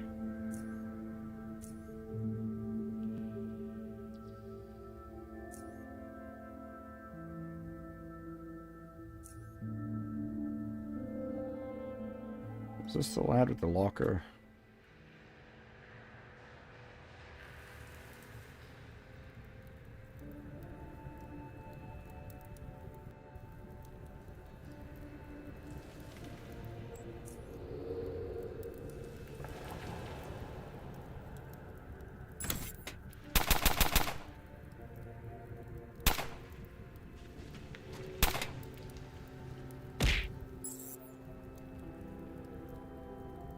Hey, I found that key you were looking for. Really? Give it to me. I promised Sharon's and I have them right here. Just give me the key. What? I had to risk my head for this key and that's all you can offer? I want double. You derailed? Don't bother with me unless you desire a bullet between your eyes. Choose 50 Charons or a bullet. Alright, here's the key. 50 Charons, please. He hands you the money and takes the key. Great, that's it. He pockets the key and looks at you with a satisfied smirk on his face. As for you, buddy, you better be on your way. See you later, or not.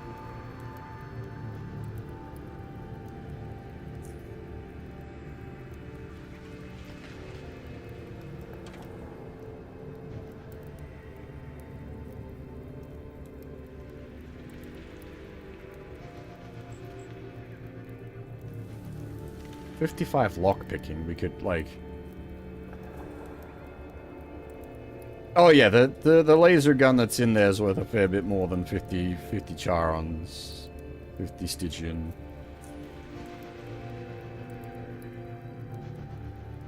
I wonder if I can do some silly shenanigans.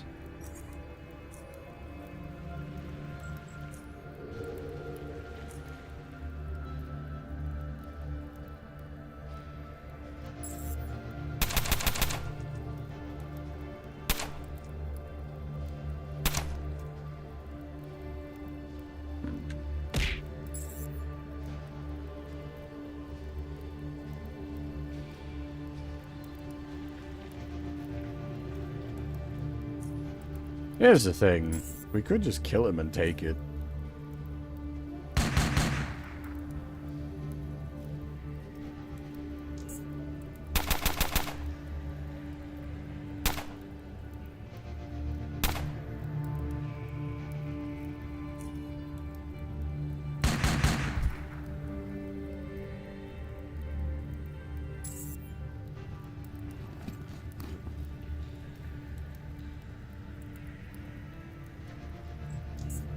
Yeah, I did a quick look, sort of cheaty look earlier.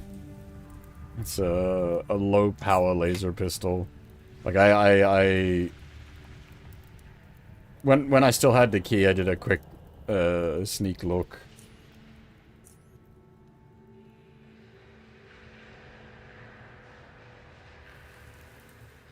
I suppose the question there is, does that then have a knock-on? Like, will he come up again, kind of thing?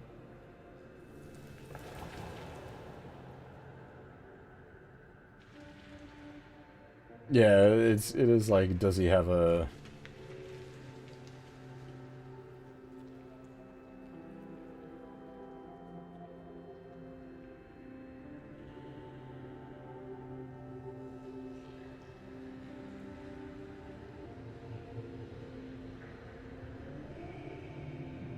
Well, that's it as far as I can see. That's the end of it.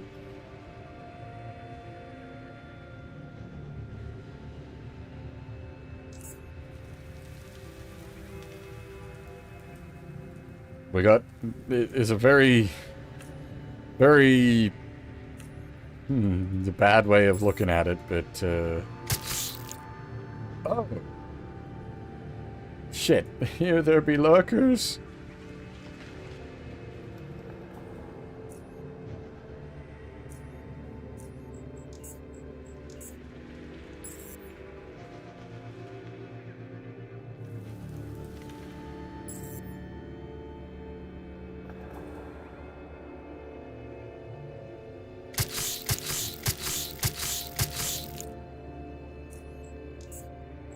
I did not realize we either we did get through here without aggroing them, or I realized earlier and did some shenanigans to not fight them.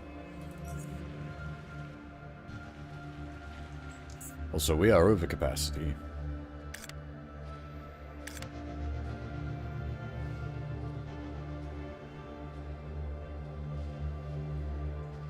By 7. We are significantly... I'm assuming that,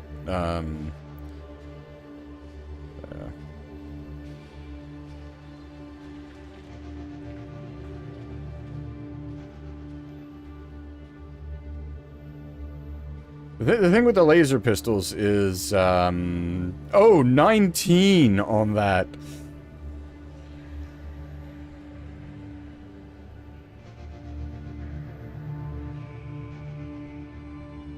Anti-thermic, galvanic, anti-rifle overcoat. Holy shit.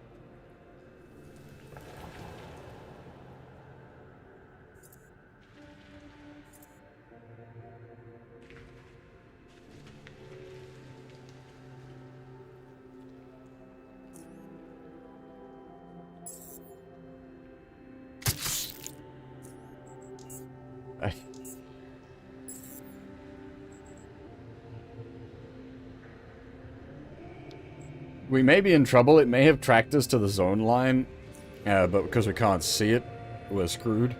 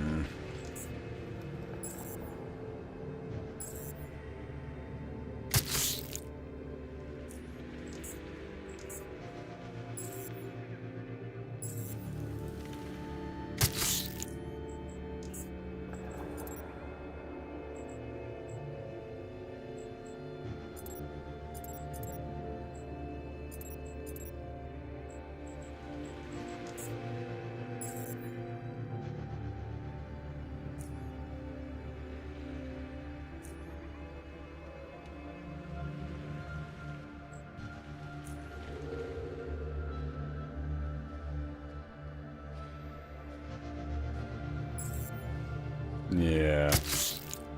It's camped on the zone line. I don't know how to deal with that.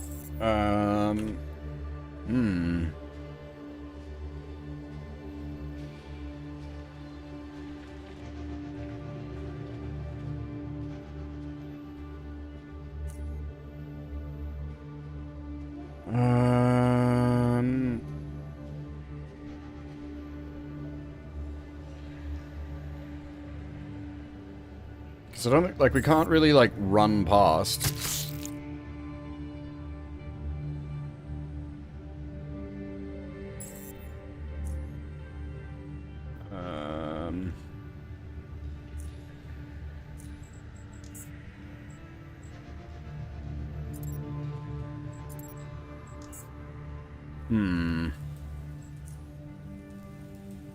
And this is literally the way back.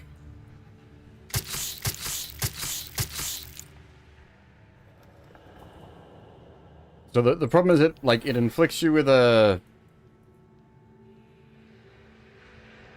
toxin that when it pops, it'll stun you for a turn.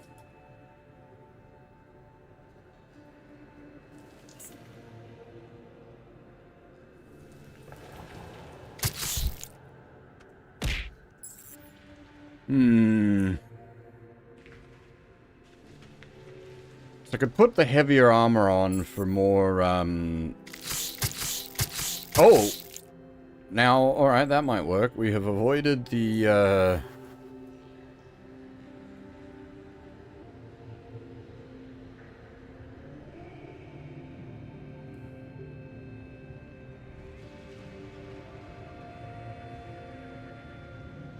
Oh, Jesus. This is a bit much, game.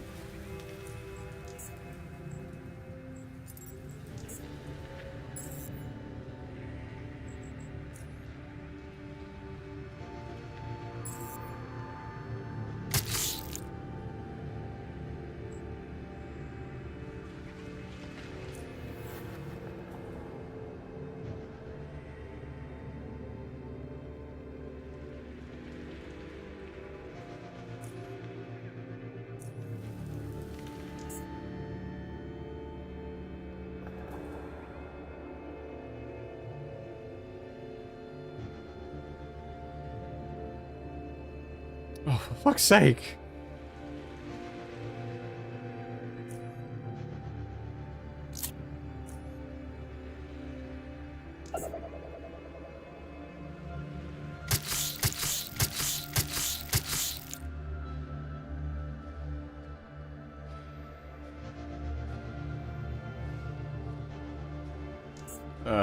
I think we're just stuck. Because it's gonna...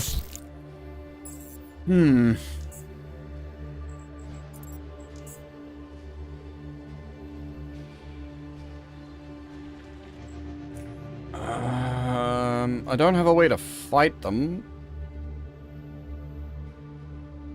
Can they be flashbanged?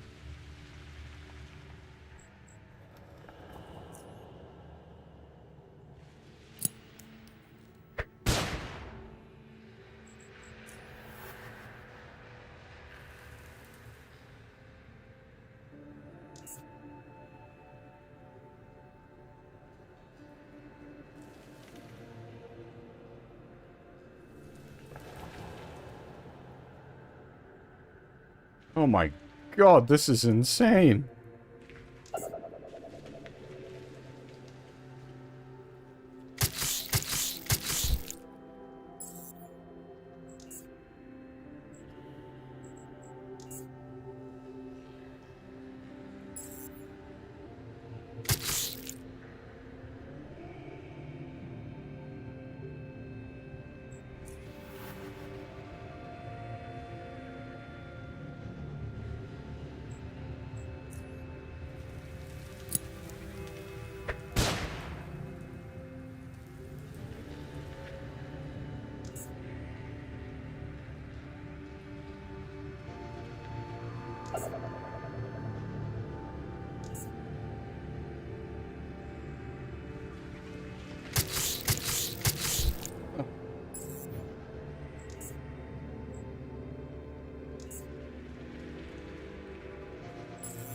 The problem is I can't, like, flashbang through the wall. Like, I can't flashbang on the zone transition.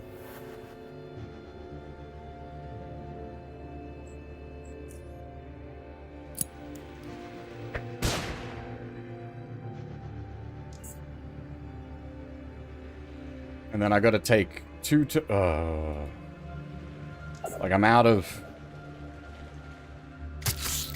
action for 2 turns, and then it enters that, just the death loop.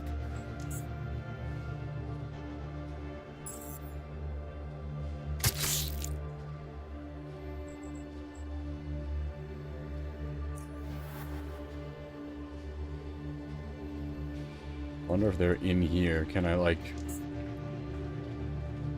run the fuck away in here?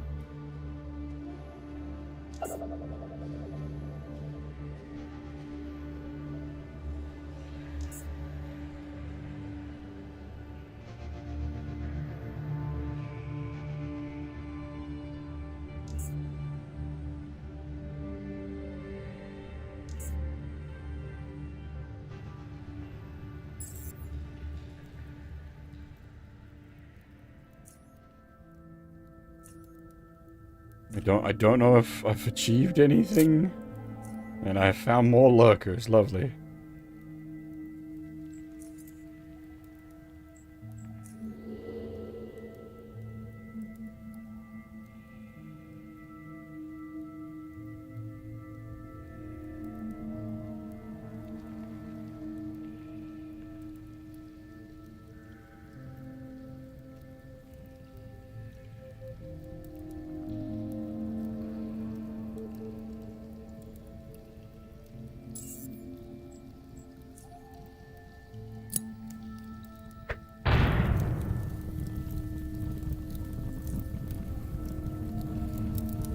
Click! God damn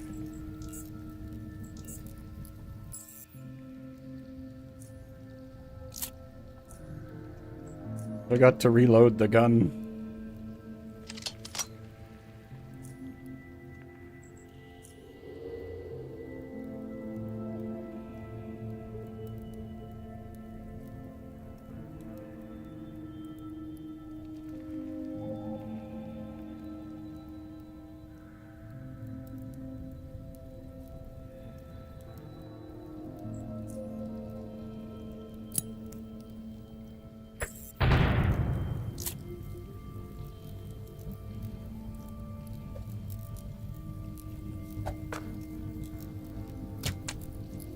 Ow.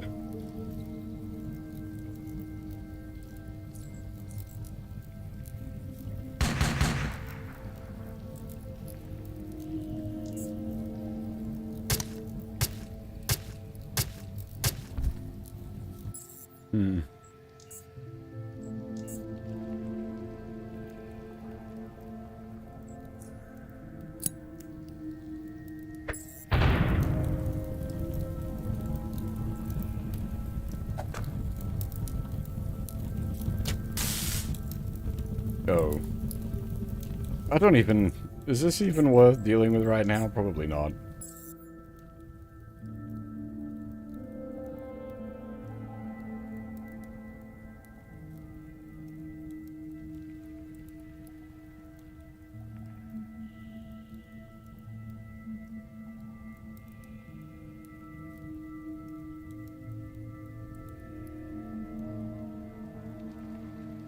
Now, hopefully, the...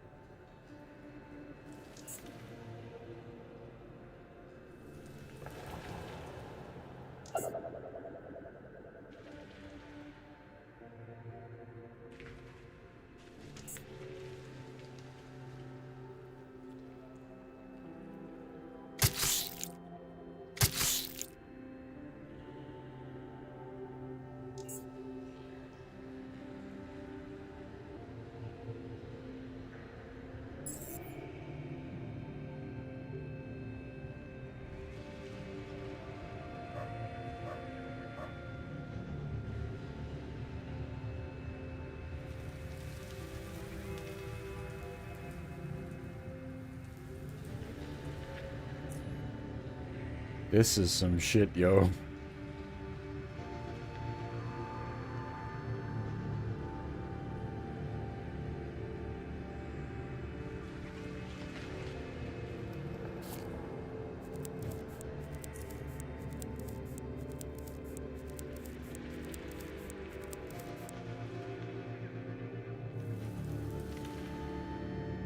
We're not stuck.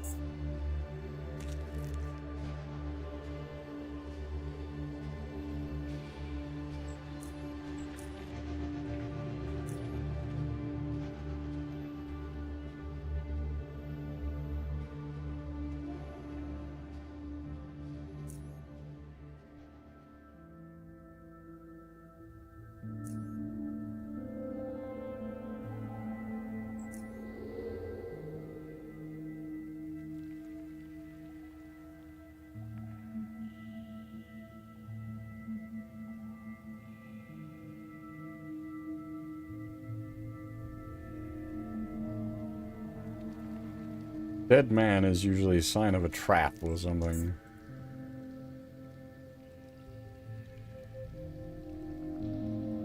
Why is there a dead man? Are there stalkers on the roof? Okay, does that sound mean... Oh no, that's side beasts. Eh. We can deal with them, but we don't need to, so let's just not for the moment.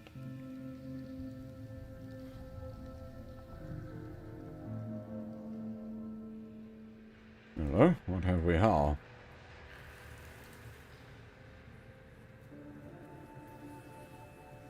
Another place we need explosives.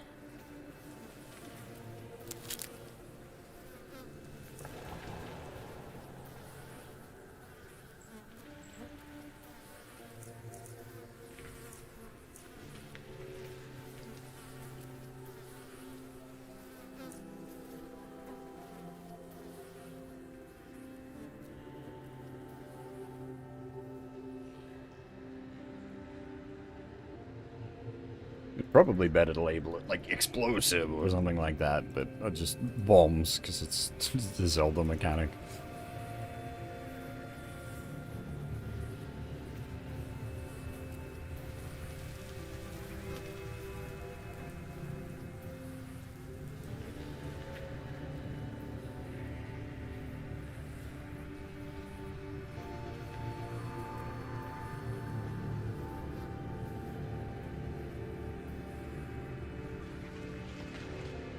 I don't know, that's hardly fair either, calling like bombing a wall. It's the Zelda mechanic, any mechanic.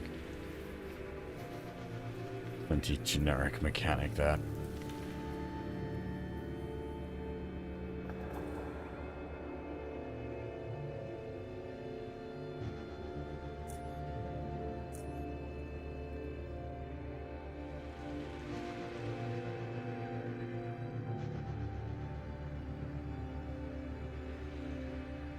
Man, these caves really go on for quite some time, don't they?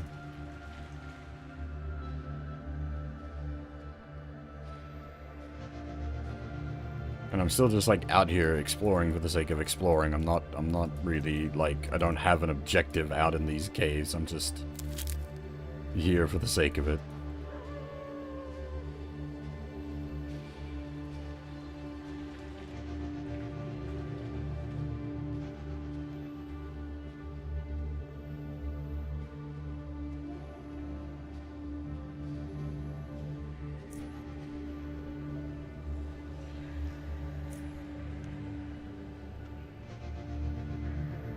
Exactly.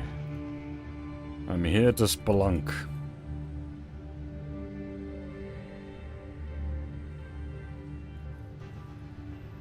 Took some ranks in speleologist.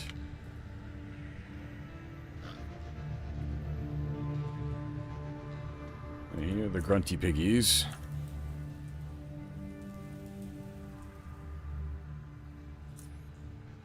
I am wondering, maybe through all this like network of caves and such, there might be a way back home.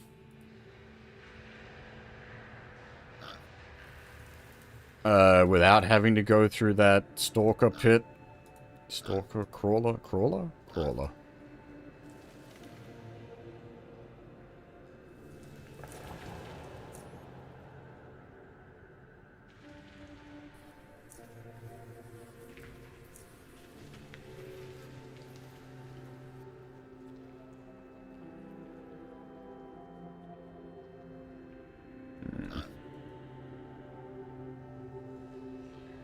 I really don't want to have to fight all the grunty piggies.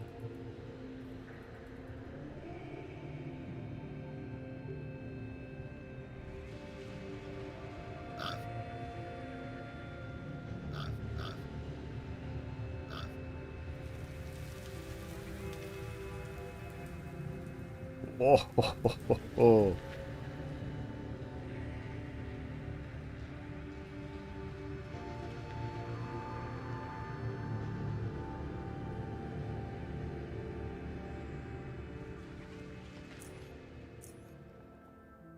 Power of invisibility. Ooh, that's a bigger one. Haven't seen one of those before. Supposedly those act like an extra, like, locust node for the little ones. Makes them more powerful.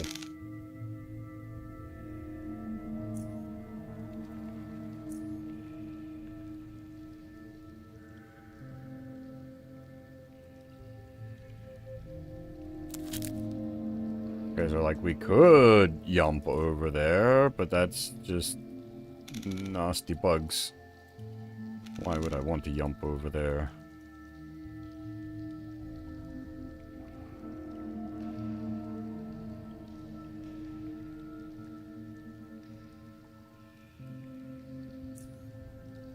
We are getting so far afield.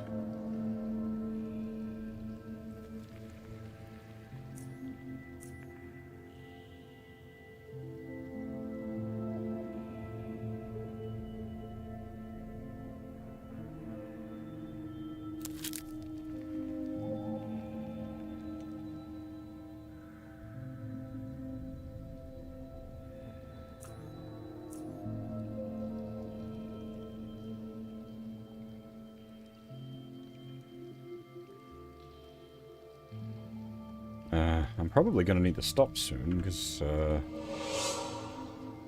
secret stash. What's that about? Because I need some lunch.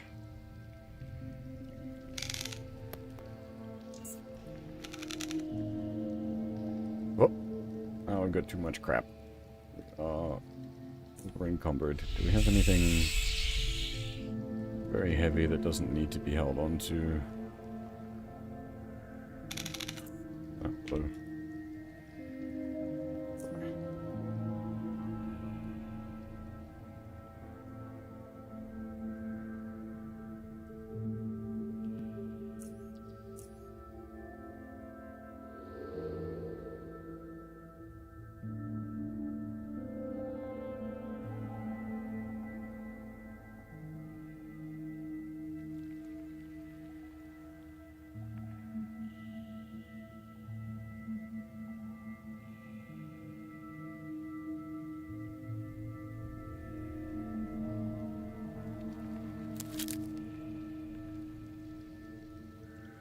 Oh! Hi! Ah. These bastards.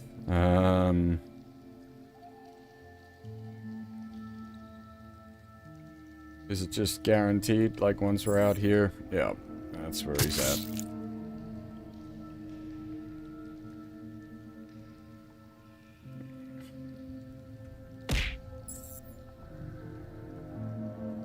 I need a way to, like, deal with these guys. I don't know if I need, like, something that can, like, massively boost my perception. Oh, there's another one. They don't seem to be immediately spotting me with this, like, particular stealth setup. So that might give us some hope for the other places.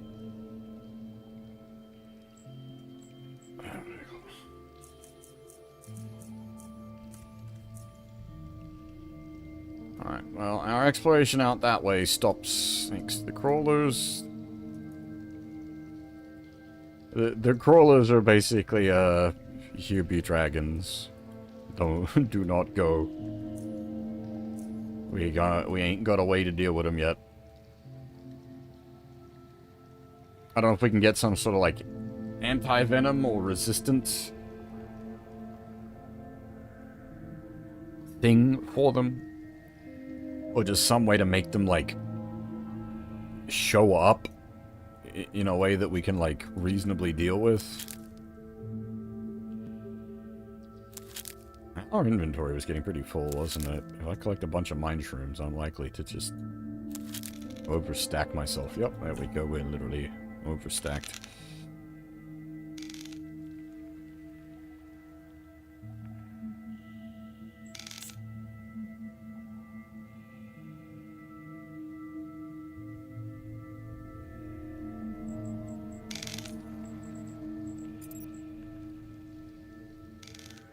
I don't have any ampules, dang.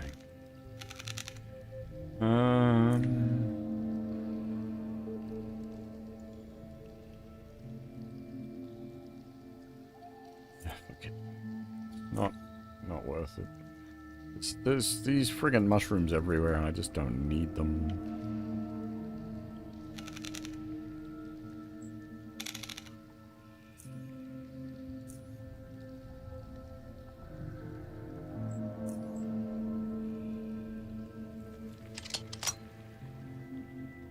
I don't particularly desire to go over there yet.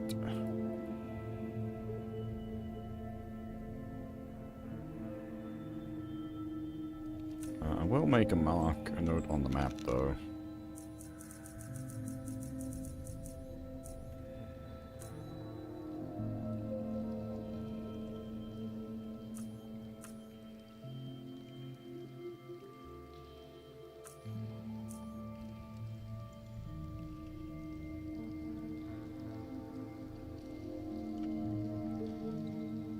Now, we can make that Agi 7 if I equip the Agi boosting boots.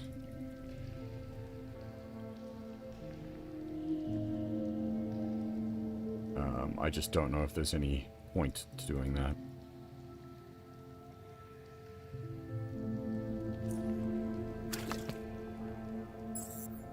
Oh!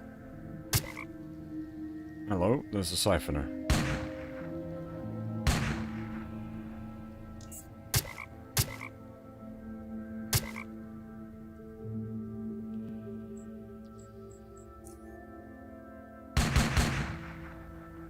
It didn't die. God dang it. And we did. I turned the stealth off because I was like, let's just go fast. Of course, then something comes up from the water. Bastard.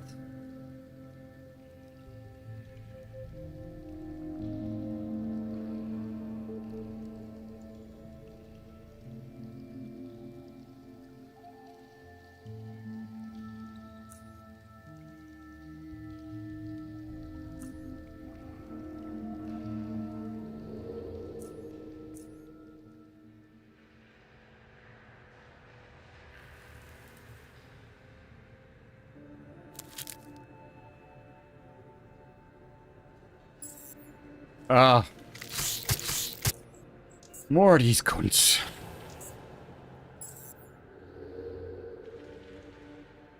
How far can we get before they get us?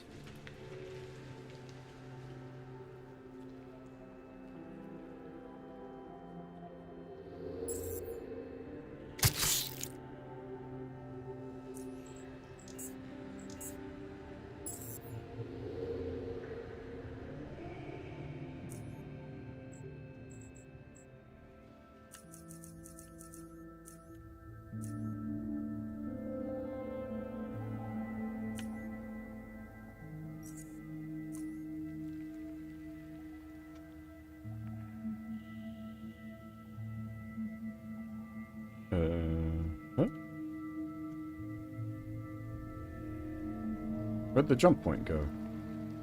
Hey? Huh? Ah, there it is.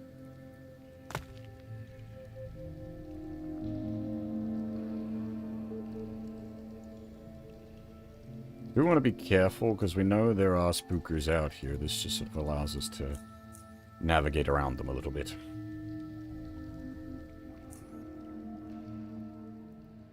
Hanging rat.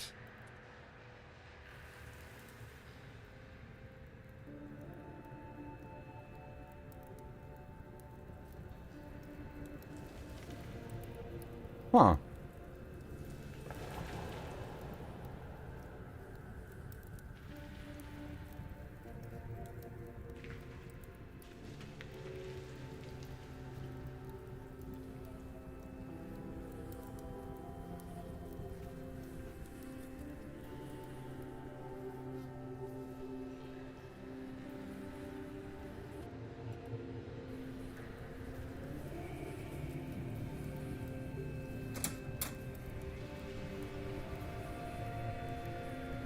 Hello, my dear. Oh, it's you. The charms dealer. This untidy woman quietly observes you as you come closer to her. Her eyes are big and vividly blue, with a hint of orange gold around the pupil. A very rare sight. Even though she doesn't utter a single word, her sad and lost look speaks for her, telling you that she needs help. I think she's messing with our head. Hello, Amber. Who are you? Her pupils dilate and wander off to the right. It's apparent that she's trying really hard to remember, but cannot. Frustrated, she replies, I don't know. I can't seem to remember. I try and I try, but nothing comes up. It's been a month, 2, 3. I just don't know. I don't know anything. Can I help out somehow? Information gathered from her eyes and her words are in conflict. I don't need your help. Leave me alone. You can't possibly help me. I know I'm a stranger to you, but you're also a stranger to yourself. Allow me to help you. Right, you are a stranger, and strangers can't be trusted. Yeah, we don't have persuade or intimidate, so that ain't gonna help you. Rude Rob. You catch the barkeep wiping a glass with a dishcloth, one which happens to perfectly match the color of his hair. Whether that's intentional or not, you aren't sure.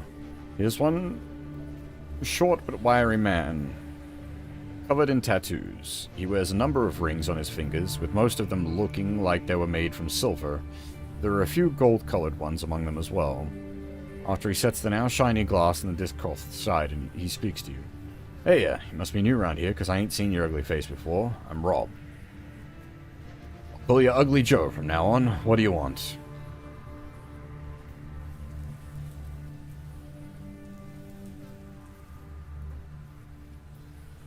There's the woman in the corner.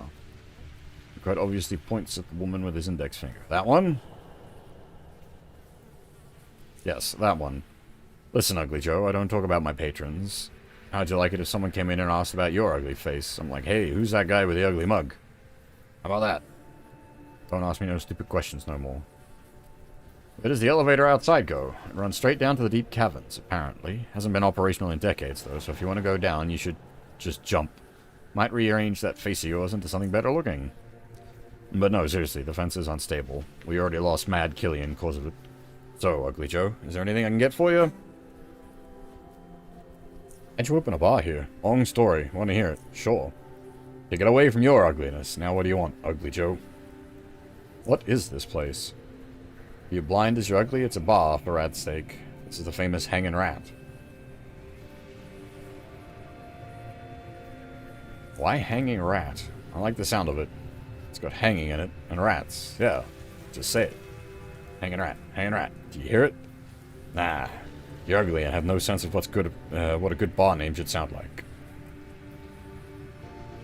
You this nice to all your patrons? I try to treat y'all equally and respectfully, sometimes. But damn it, Ugly Joe, you got the nastiest mug of all the folk that walk through this place, and I've seen some who look like they cleaned their face with rusty barbed wire. You're not worried about losing customers with your rudeness? Losing customers?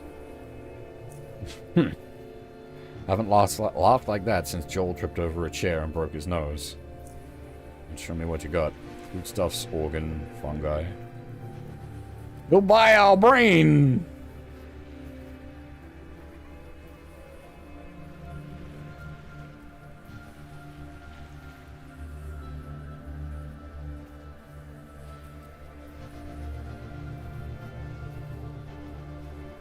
Really need to sell any of this. I don't desperately need anything that he's selling. More grenades? Eh, we got plenty of grenades.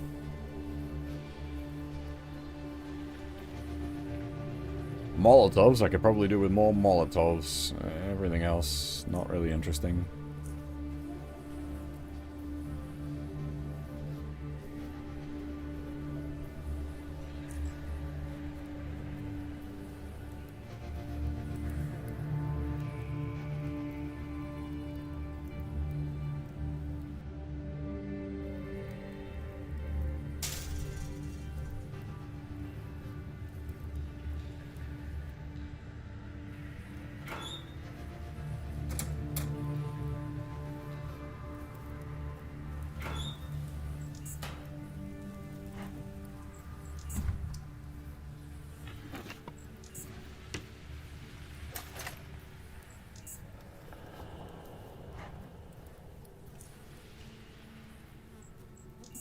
We need to dump off some weighty stuff.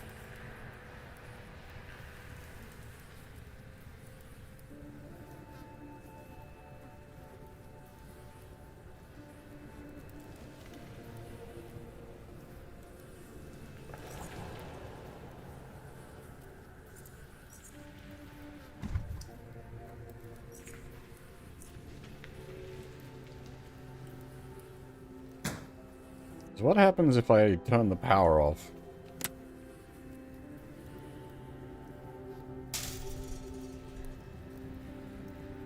Does that then cause him to, like, go running out the back to see what happened to the power?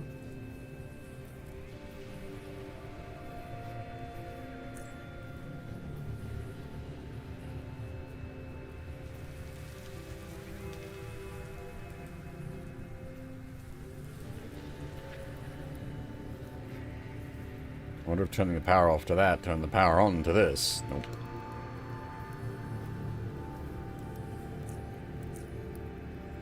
Alright, well, this is here. Though the elevator down to the deeps, I suppose, should be why that's a point of interest more than anything. What the heck was that noise? Oh, that's these skittery bastards. Also, we should probably disappear. And I should equip my little stealth boots. Where are my stealth boots? There.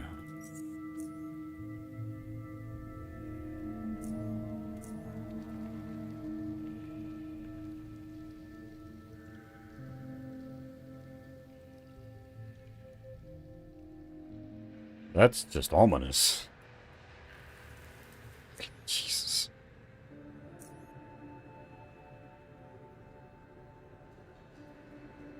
Just the darkness. Oh! Look down. The drop from the... Wait, the drop from this side isn't that bad? There's even a rocky ramp descending to another ledge? What the heck?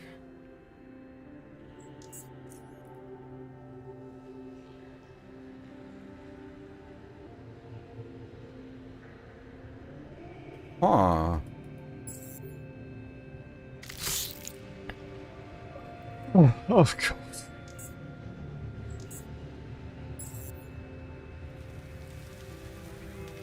Anywhere fun or interesting, these fuckers show up.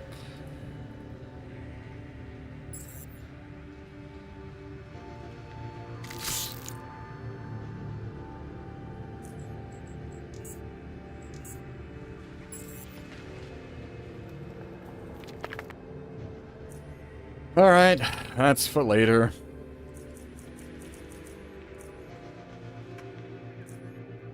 I gotta come up with a way to deal with the damn crawlers.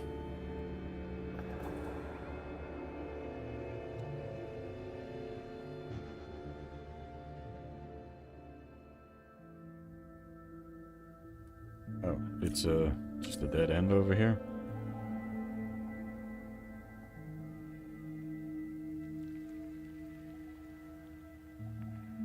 What was... Crawlers. Crawlers.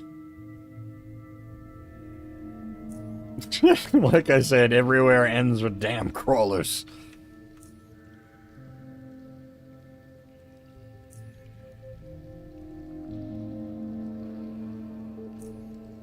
That's right, we need the boots for the extra energy to yump.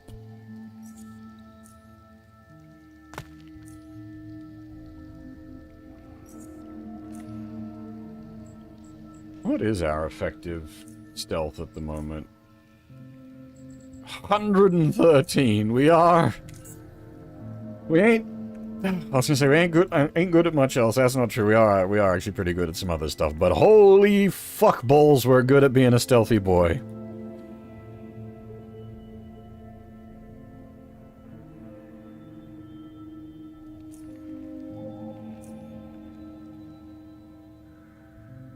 Unfortunately, the crawlers are better stealthy boys than us.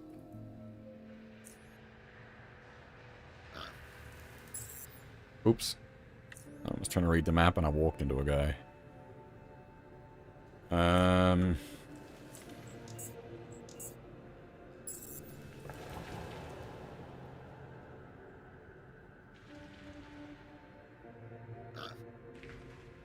Oh, that's right. This place was a little bit tight to navigate, wasn't it?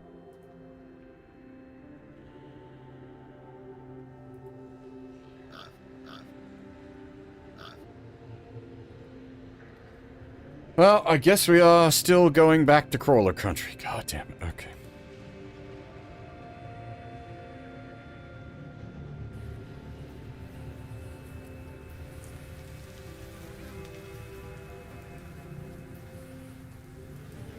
We have made a pretty goddamn serious expedition out here. But all roads lead to crawler country. Oh, actually, where does this lead?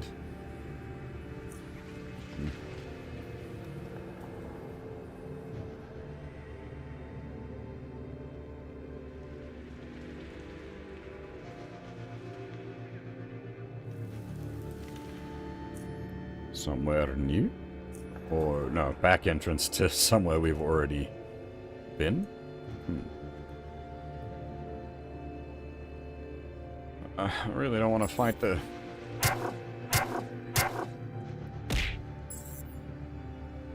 See, I really don't want to fight the rat hounds if I don't have to. But, it might be easier just to punch through this time around.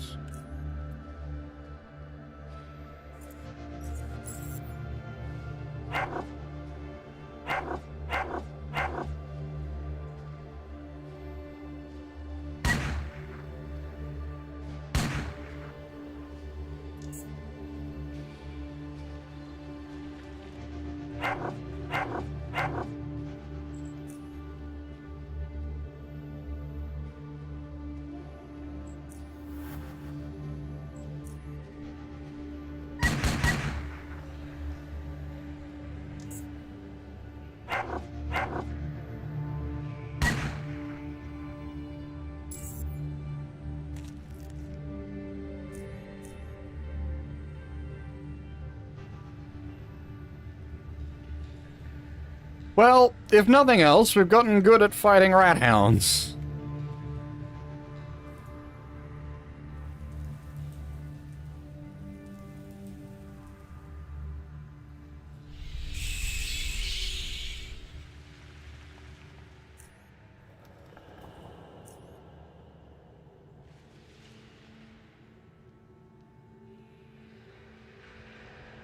Why does this feel like it's going to lead back to the stalker, the crawler caves? Where was, okay, so that's... Okay, Okay, so that's not actually... That's still the crawler caves down there. If we can, like, circumnavigate the crawler cave, that would be really nice. I don't know.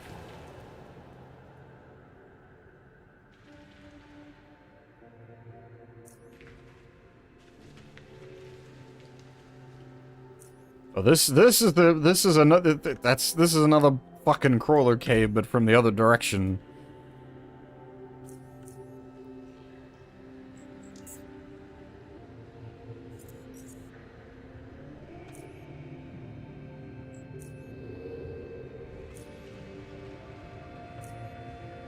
All roads lead to crawlers.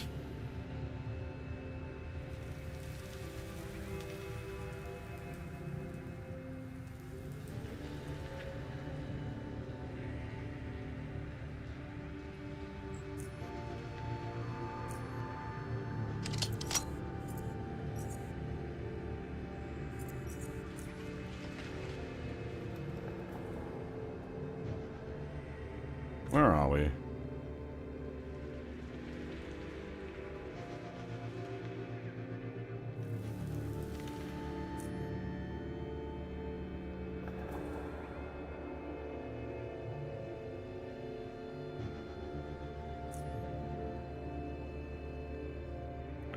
This just leads further to here, which does not get us back home. Oh. Oh, wait!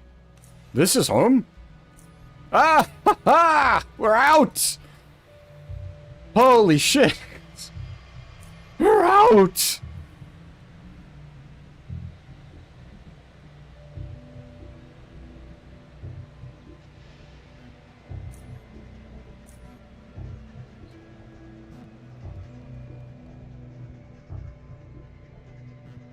Hey, Gruber, how's it going? This be an isometric RPG.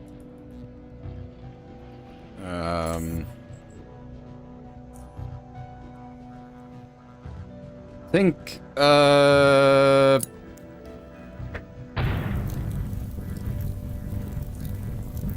Fallout meets Metro.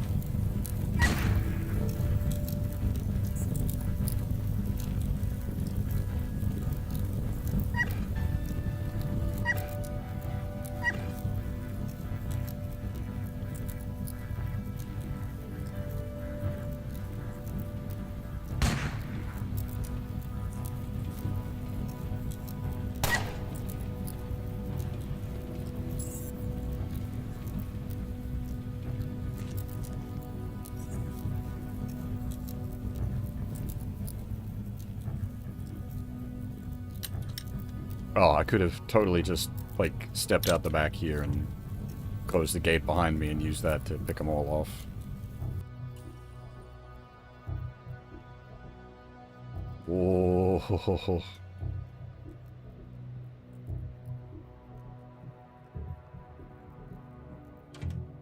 Lockpicking 80?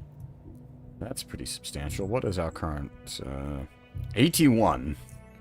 Without, like, I can buff up my lockpicking a bunch, so we could definitely do more than 80. That's not the, that wouldn't have stopped us.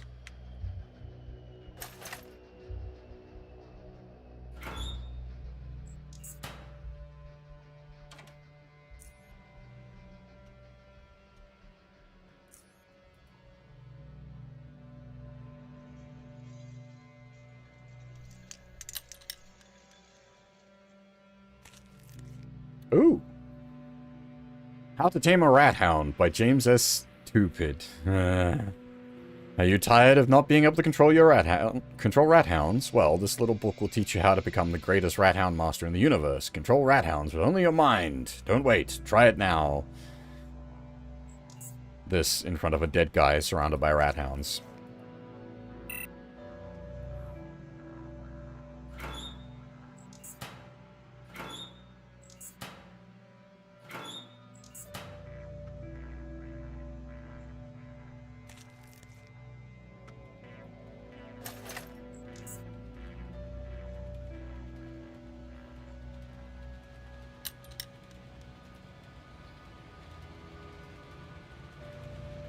Ooh, there's a...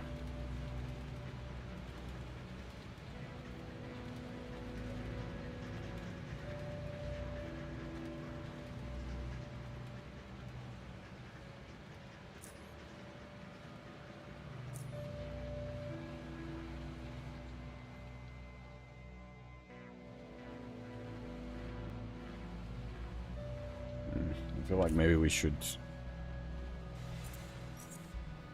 re-equip the stealth stuff and disappear. Who knows what's out here.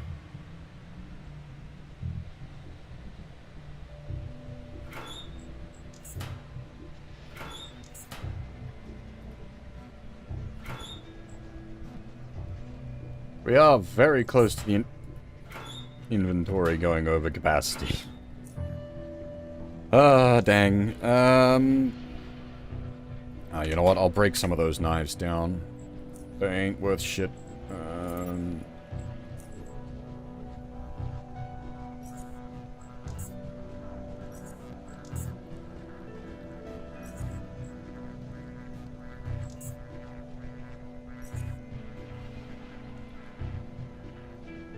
Any of these guns just garbage?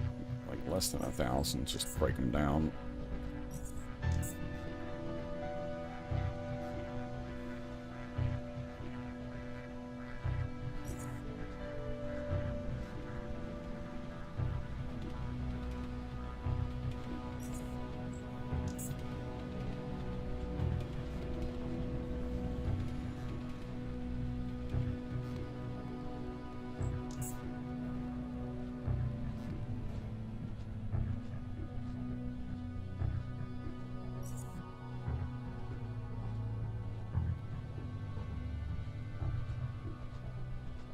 Oh, that freed up quite a lot of weight. Nice.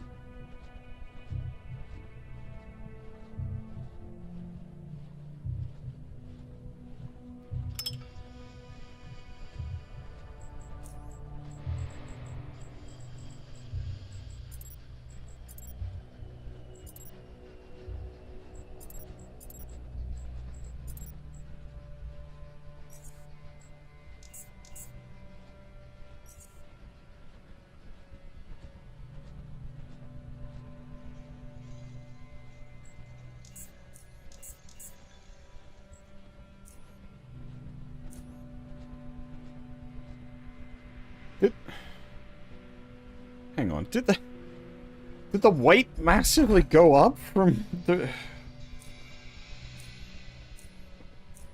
No.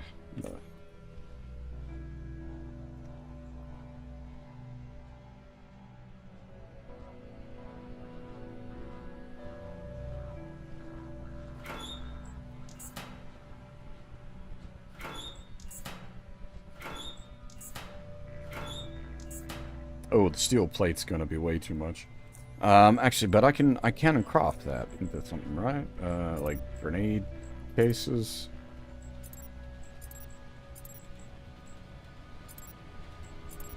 What else needed plating?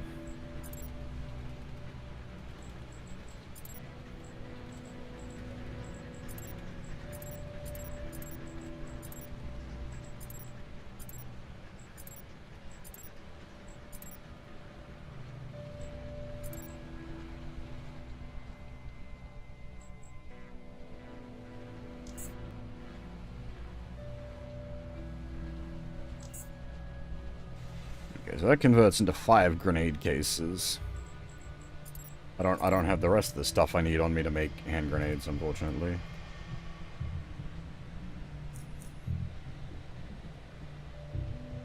Not that we don't desperately need grenades at the moment anyway.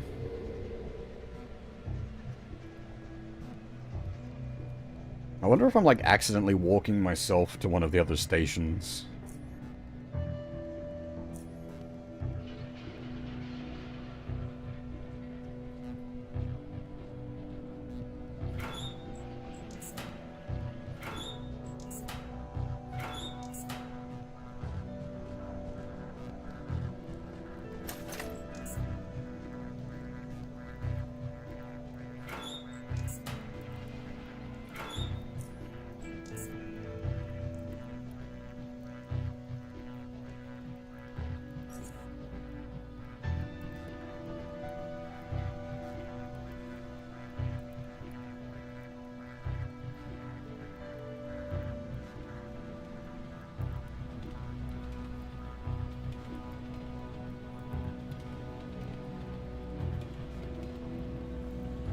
Like, the main reason I'm having so much trouble at the moment is I'm carrying around 2 very heavy suits of armor.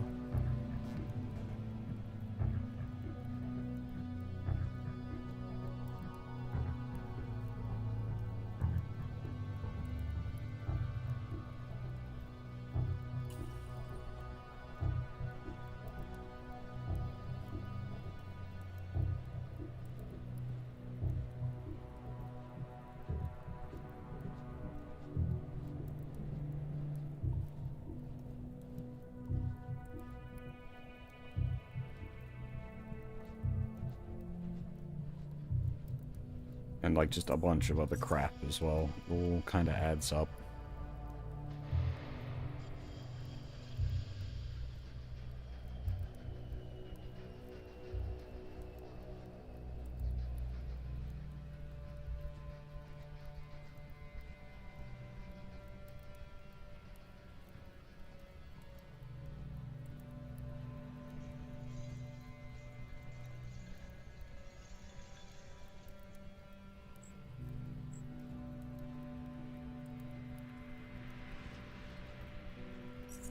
It's not really...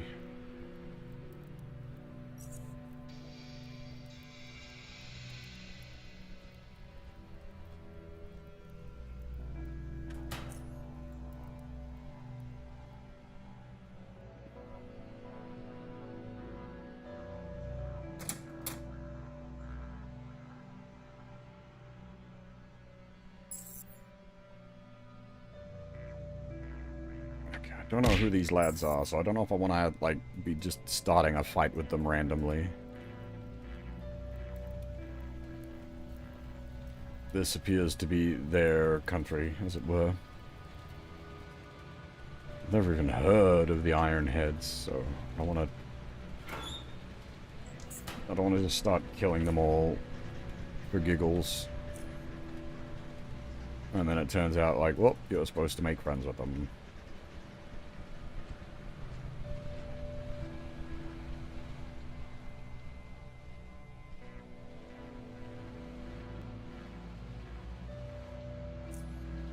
Once again, we've, like, come so far off course.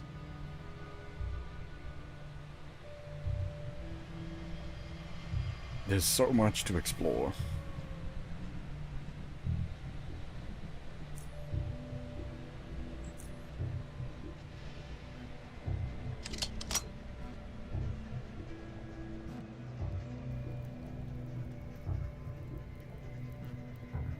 Oh, it's a security camera. That's...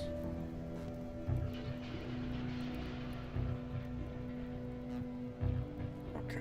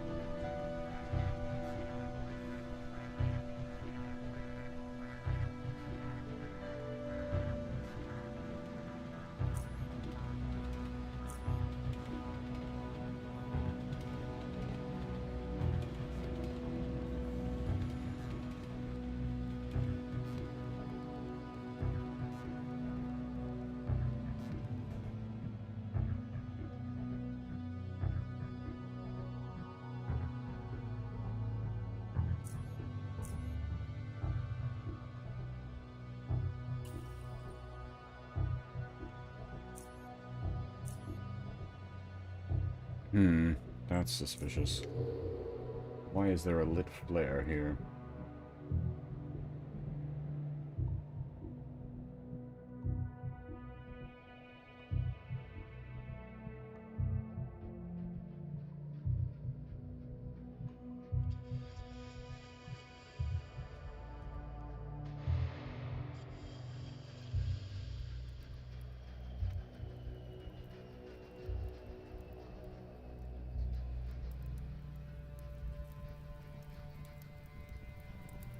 Does he have a whole bunch of friends, is the question. He do indeed have a whole bunch of friends. This is not what I'd consider impossible or anything. I just don't feel like trying to kill these guys right now.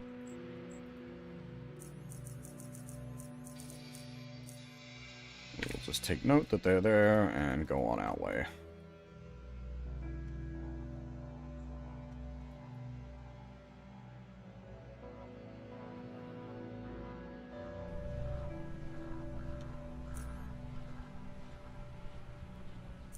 What was...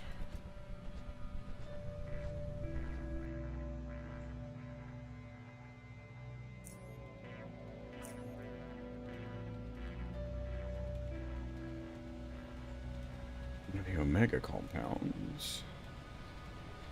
Okay.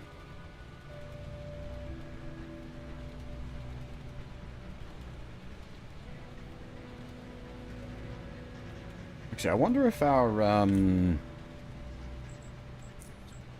quick math. What scales, traps? I don't think we have dex boosting gear. We got agi boosting gear, but I've got this little thing.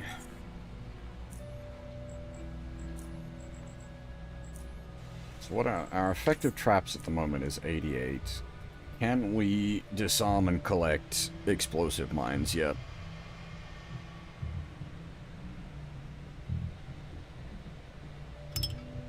Hey, we can! Not that we really have the carry capacity for these boys right now. Our inventory is kind of full and these things kind of heavy. Yep, there we are. We are overburdened.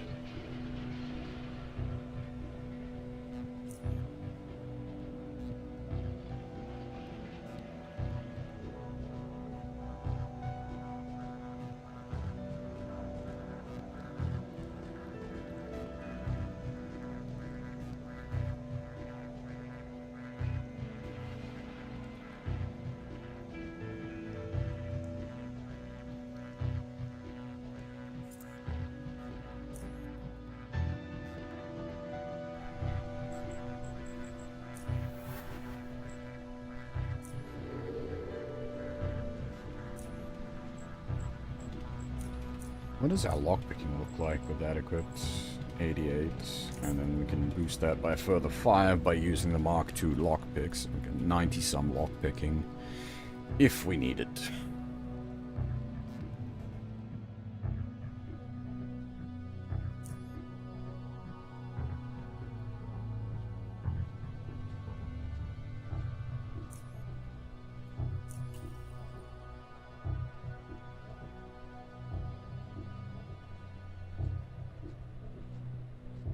Why have we not explored? Was this place held by... Oh, well, there's rat hounds now.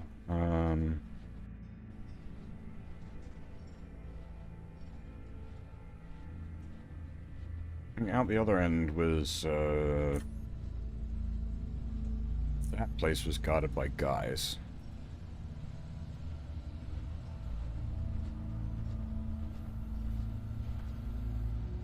But I think we wiped them out, didn't we? Yeah. Ah, this is where we need some more explosives. Okay. And that's pretty close to home as well, so that's an easy run to make. Especially with everybody, you know, being dead. That is literally just across the way from home.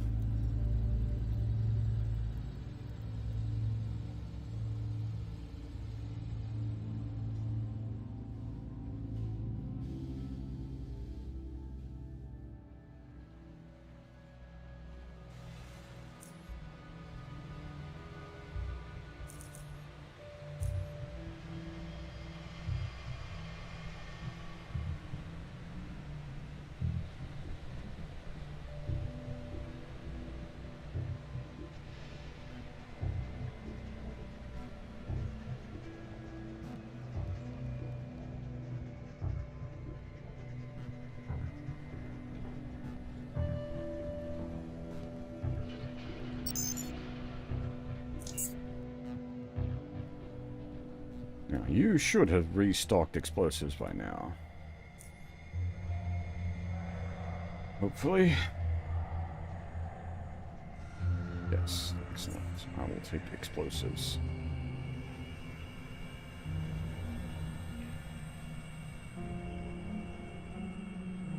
Do you want one firearm? Alright, what's our most expensive firearm? Well, that one's a purple.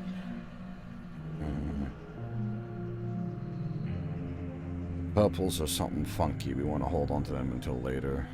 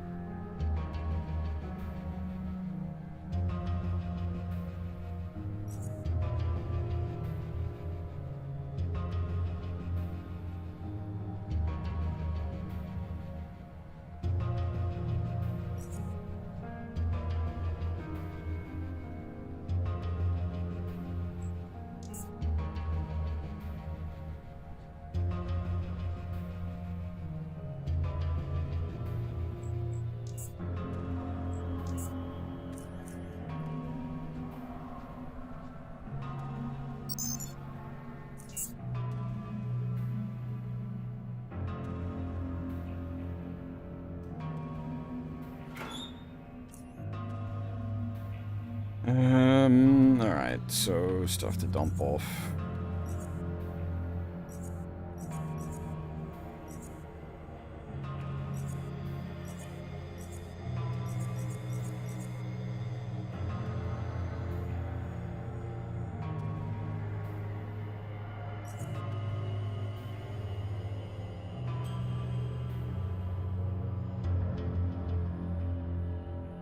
Anyone in here want to buy a taser?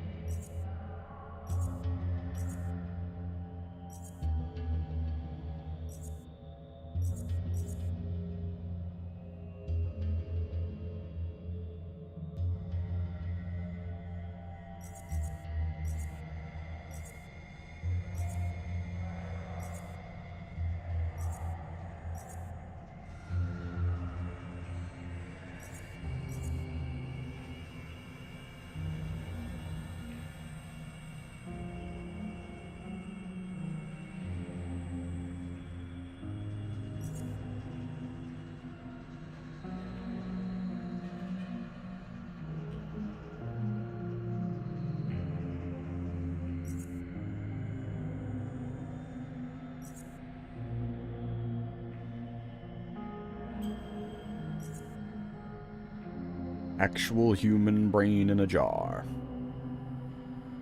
So we'll hold on to some of these for just interest's sake.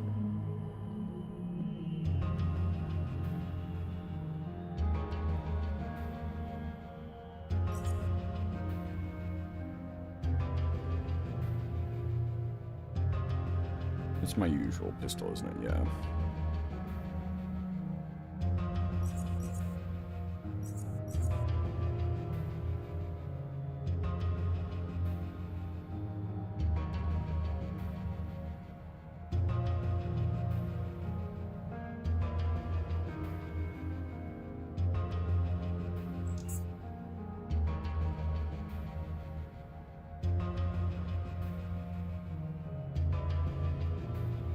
Oh man, we actually we burnt through our shotgun shells. I should restock. Damn.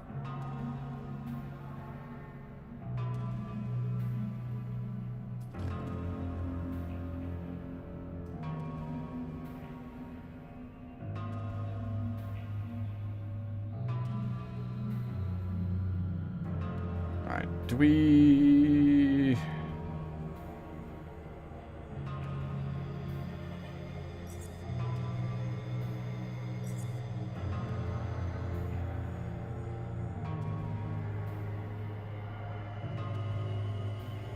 What does he trade in? Weirdo electronic components. Do we have any, like, expensive weirdo electronic components?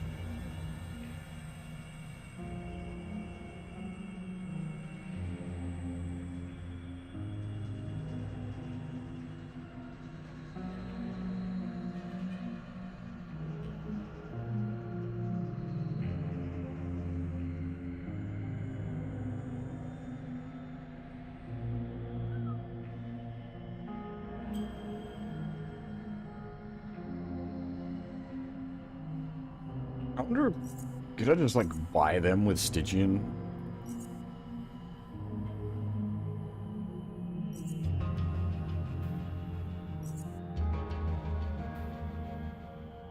We could.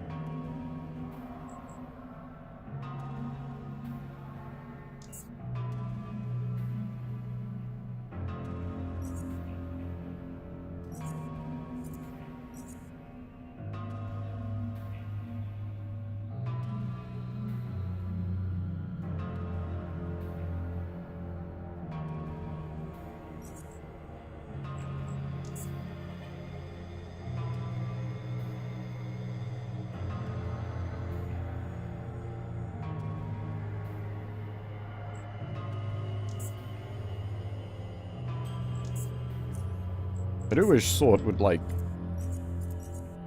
restack your money for you. That would be nice.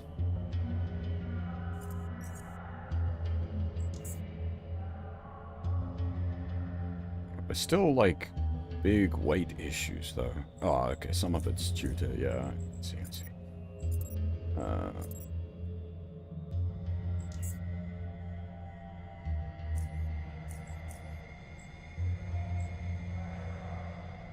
You don't sell...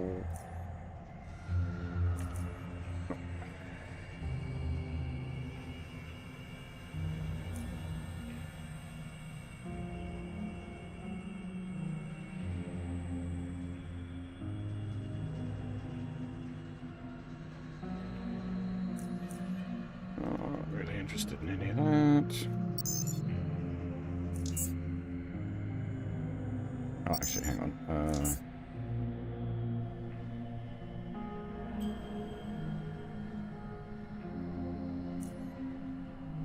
You have more... Yeah, take that.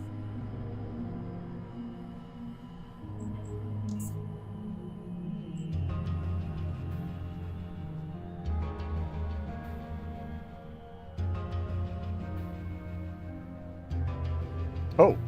You got more TNT at some point as well. That's gonna blow out most of ours. 500? Was 500 Stygian cover it? 500 Stygian would more than cover it.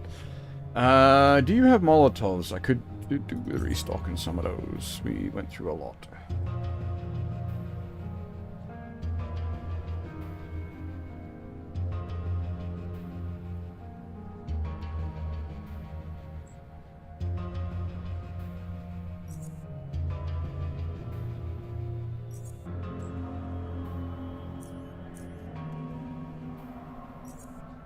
Ugh, really?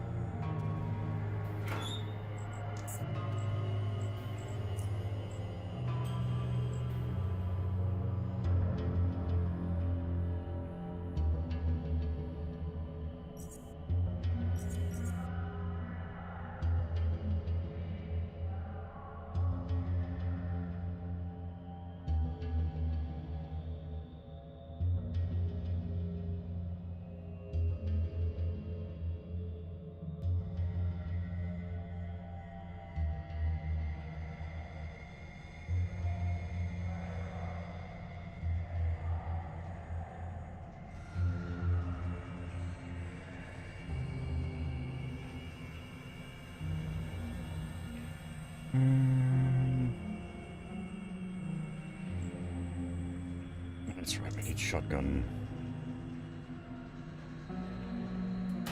Alright, I probably need to stop. This is just gonna keep going forever.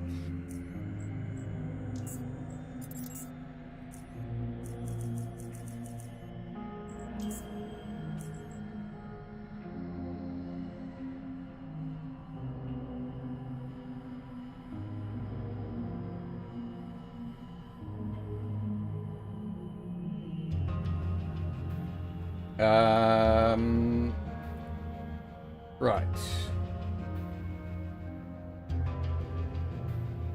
Yeah, I'm gonna pack the stream up here.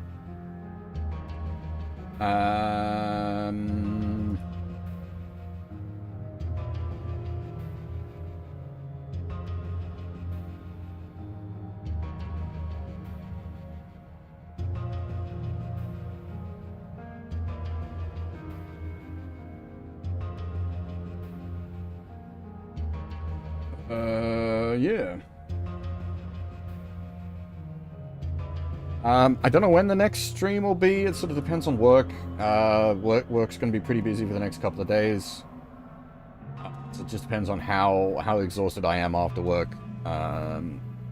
If I can get a stream in, I will. If not, then at the very least Monday we'll be back with more Ho-Ho and Squares.